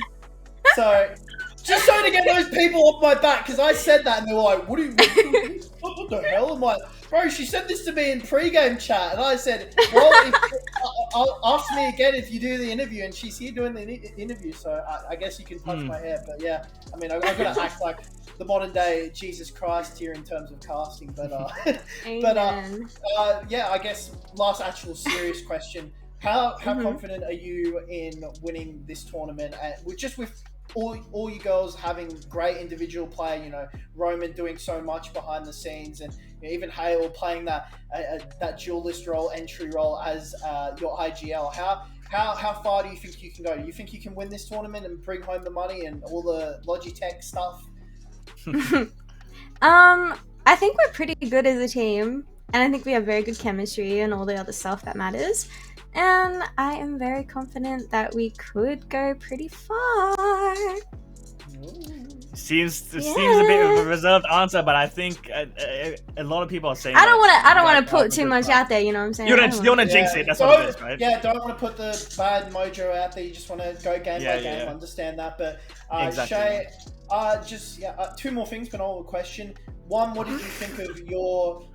We've got to give two more questions. She's on the mic. She deserves to talk. What do you think about your performance tonight? You think it was good for the team?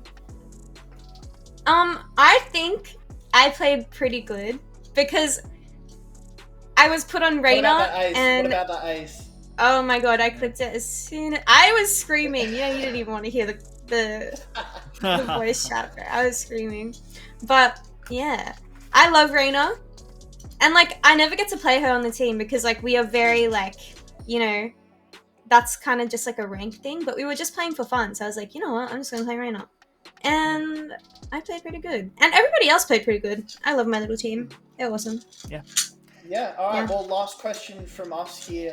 Not even really a question. Do you want to shout out anyone, any of your fans, viewers, anyone on the team you want to shout out, any family, anyone you want to shout out on the cast? Before you go? I want to shout out. I want to shout out Soko. I want to shout out Kia, my little piggies. I want to shout out my lovely little boyfriend, Edward. Aww. And I want to shout out everybody on my team right now because I know they're listening and they're probably giggling right now, but yeah. well, Shay, thank you very much. That your team absolutely dominated, played to perfection. Very proud to cast that. That was very fun to watch just seeing how you guys operate. So thank you very much, and hope you go well in your next game. Thanks, Shay. Thank you. Bye. Bye-bye. Bye. All right, well, there is Shay. So she is gone now. Again, like I said, I think Kiss can be so proud of that performance. If you're a Kiss fan, like that was fun to watch if you were a KISS fan. For a Rapid fan, maybe not so much, but hey, these are the learning experiences you've got to have as a squad, and going up against the very best. And well, KISS are definitely one of the very best here, Animals. 100%. I mean, like you're going to be facing some of the like best players within this region. Like again, for the Athena series, like you don't have too many of these full women teams, and seeing a team that is so good at what they're doing, it's very refreshing. So I mean, it's just so well done by KISS. Again, Rapid have a lot to work for. They have a lot to work on, I guess, because now they're in the lower bracket, so they have to fight against other teams moving down to the lower bracket. So hopefully we can see a few more games out of them, but ultimately it's whoever's the best, whoever beats whoever. Yeah, I mean, nothing really else more to say here. I guess I will close it out for everyone here. I believe the second stream on Tosca Dusha is still going on, so if you want to see the other upper bracket quarterfinal, then please do so. But we had a good time tonight, first best of three. I lost my voice basically at the end of it because of how good of a series it was. Although this one was more of a one-sided affair in terms of the side of KISS, I think Rapid still tried their very best, and they can come away from this knowing they're still in the tournament, and this is a lesson to be learned. And it's fun. At the end of the day, this is all fun, and we thank all the teams for giving us this entertainment, because as a caster, aka being a viewer, it's just fun to cast, fun to watch these teams go against each other. So Rapid's VOD reviews are gonna be good. They're gonna be good. They're gonna be watching these two maps and go like, hey, look, hey, what are you doing here? What are you doing here? Look at what they're doing. And listen, I never thought in my life I would be asked in game chat that someone would want to touch my hair. Okay. Well, my hair's beautiful, but I've been thinking about cutting it recently. So hope maybe next time, the next tournament, you'll see me. Maybe next time, maybe next week. But listen, I need to lay out my hair as well. I got mine all tied up here. I gotta actually. Fair. I'm rocking. Listen, I feel like I'm rocking the Jesus look because I like that personally. So it's just fun to do. But But listen here, Athena series here on the Exsto Gaming channel is done for tonight. So we will be back tomorrow, and I actually have to look at this quickly. I think we will be back very, very early on. I'm pretty sure if I have to look at this, I believe we will be back at 1 p.m. We will be back 1 p.m. tomorrow. You'll be back at 1 p.m. Yes, you're gone. Animos is gone. I'm gone. And if I'm chosen for a cast, which, I mean, to be honest, I'm probably going to be chosen because I think I've been chosen every day, then I will be here from 1 p.m. to probably like 8 or 9 p.m. So that's going to be fun for me. But I'm going to tune in tomorrow, and you just have to be like, hey guys, okay, so they're pushing me here, and oh my goodness, look, the silver dot was crazy there. Yeah, so it's going to be good. So to give you the showdown, I would say it will be the upper bracket semi-final. I think we will cast upper bracket semi-final will be 1 p.m. And then lower bracket round 1 and round 2 will be 4 p.m. to 7 p.m. So 4 p.m., 7 p.m. and then however long that lasts, which is probably 9 to 10 if it goes to a best of 3. So that is all for us tonight here. Me, Portugal, Animos. I mean, great to have you, Animos, on this cast. Thank you. 5 games we got to cast together. Pretty fun. So yeah, I mean, nothing really else more to say.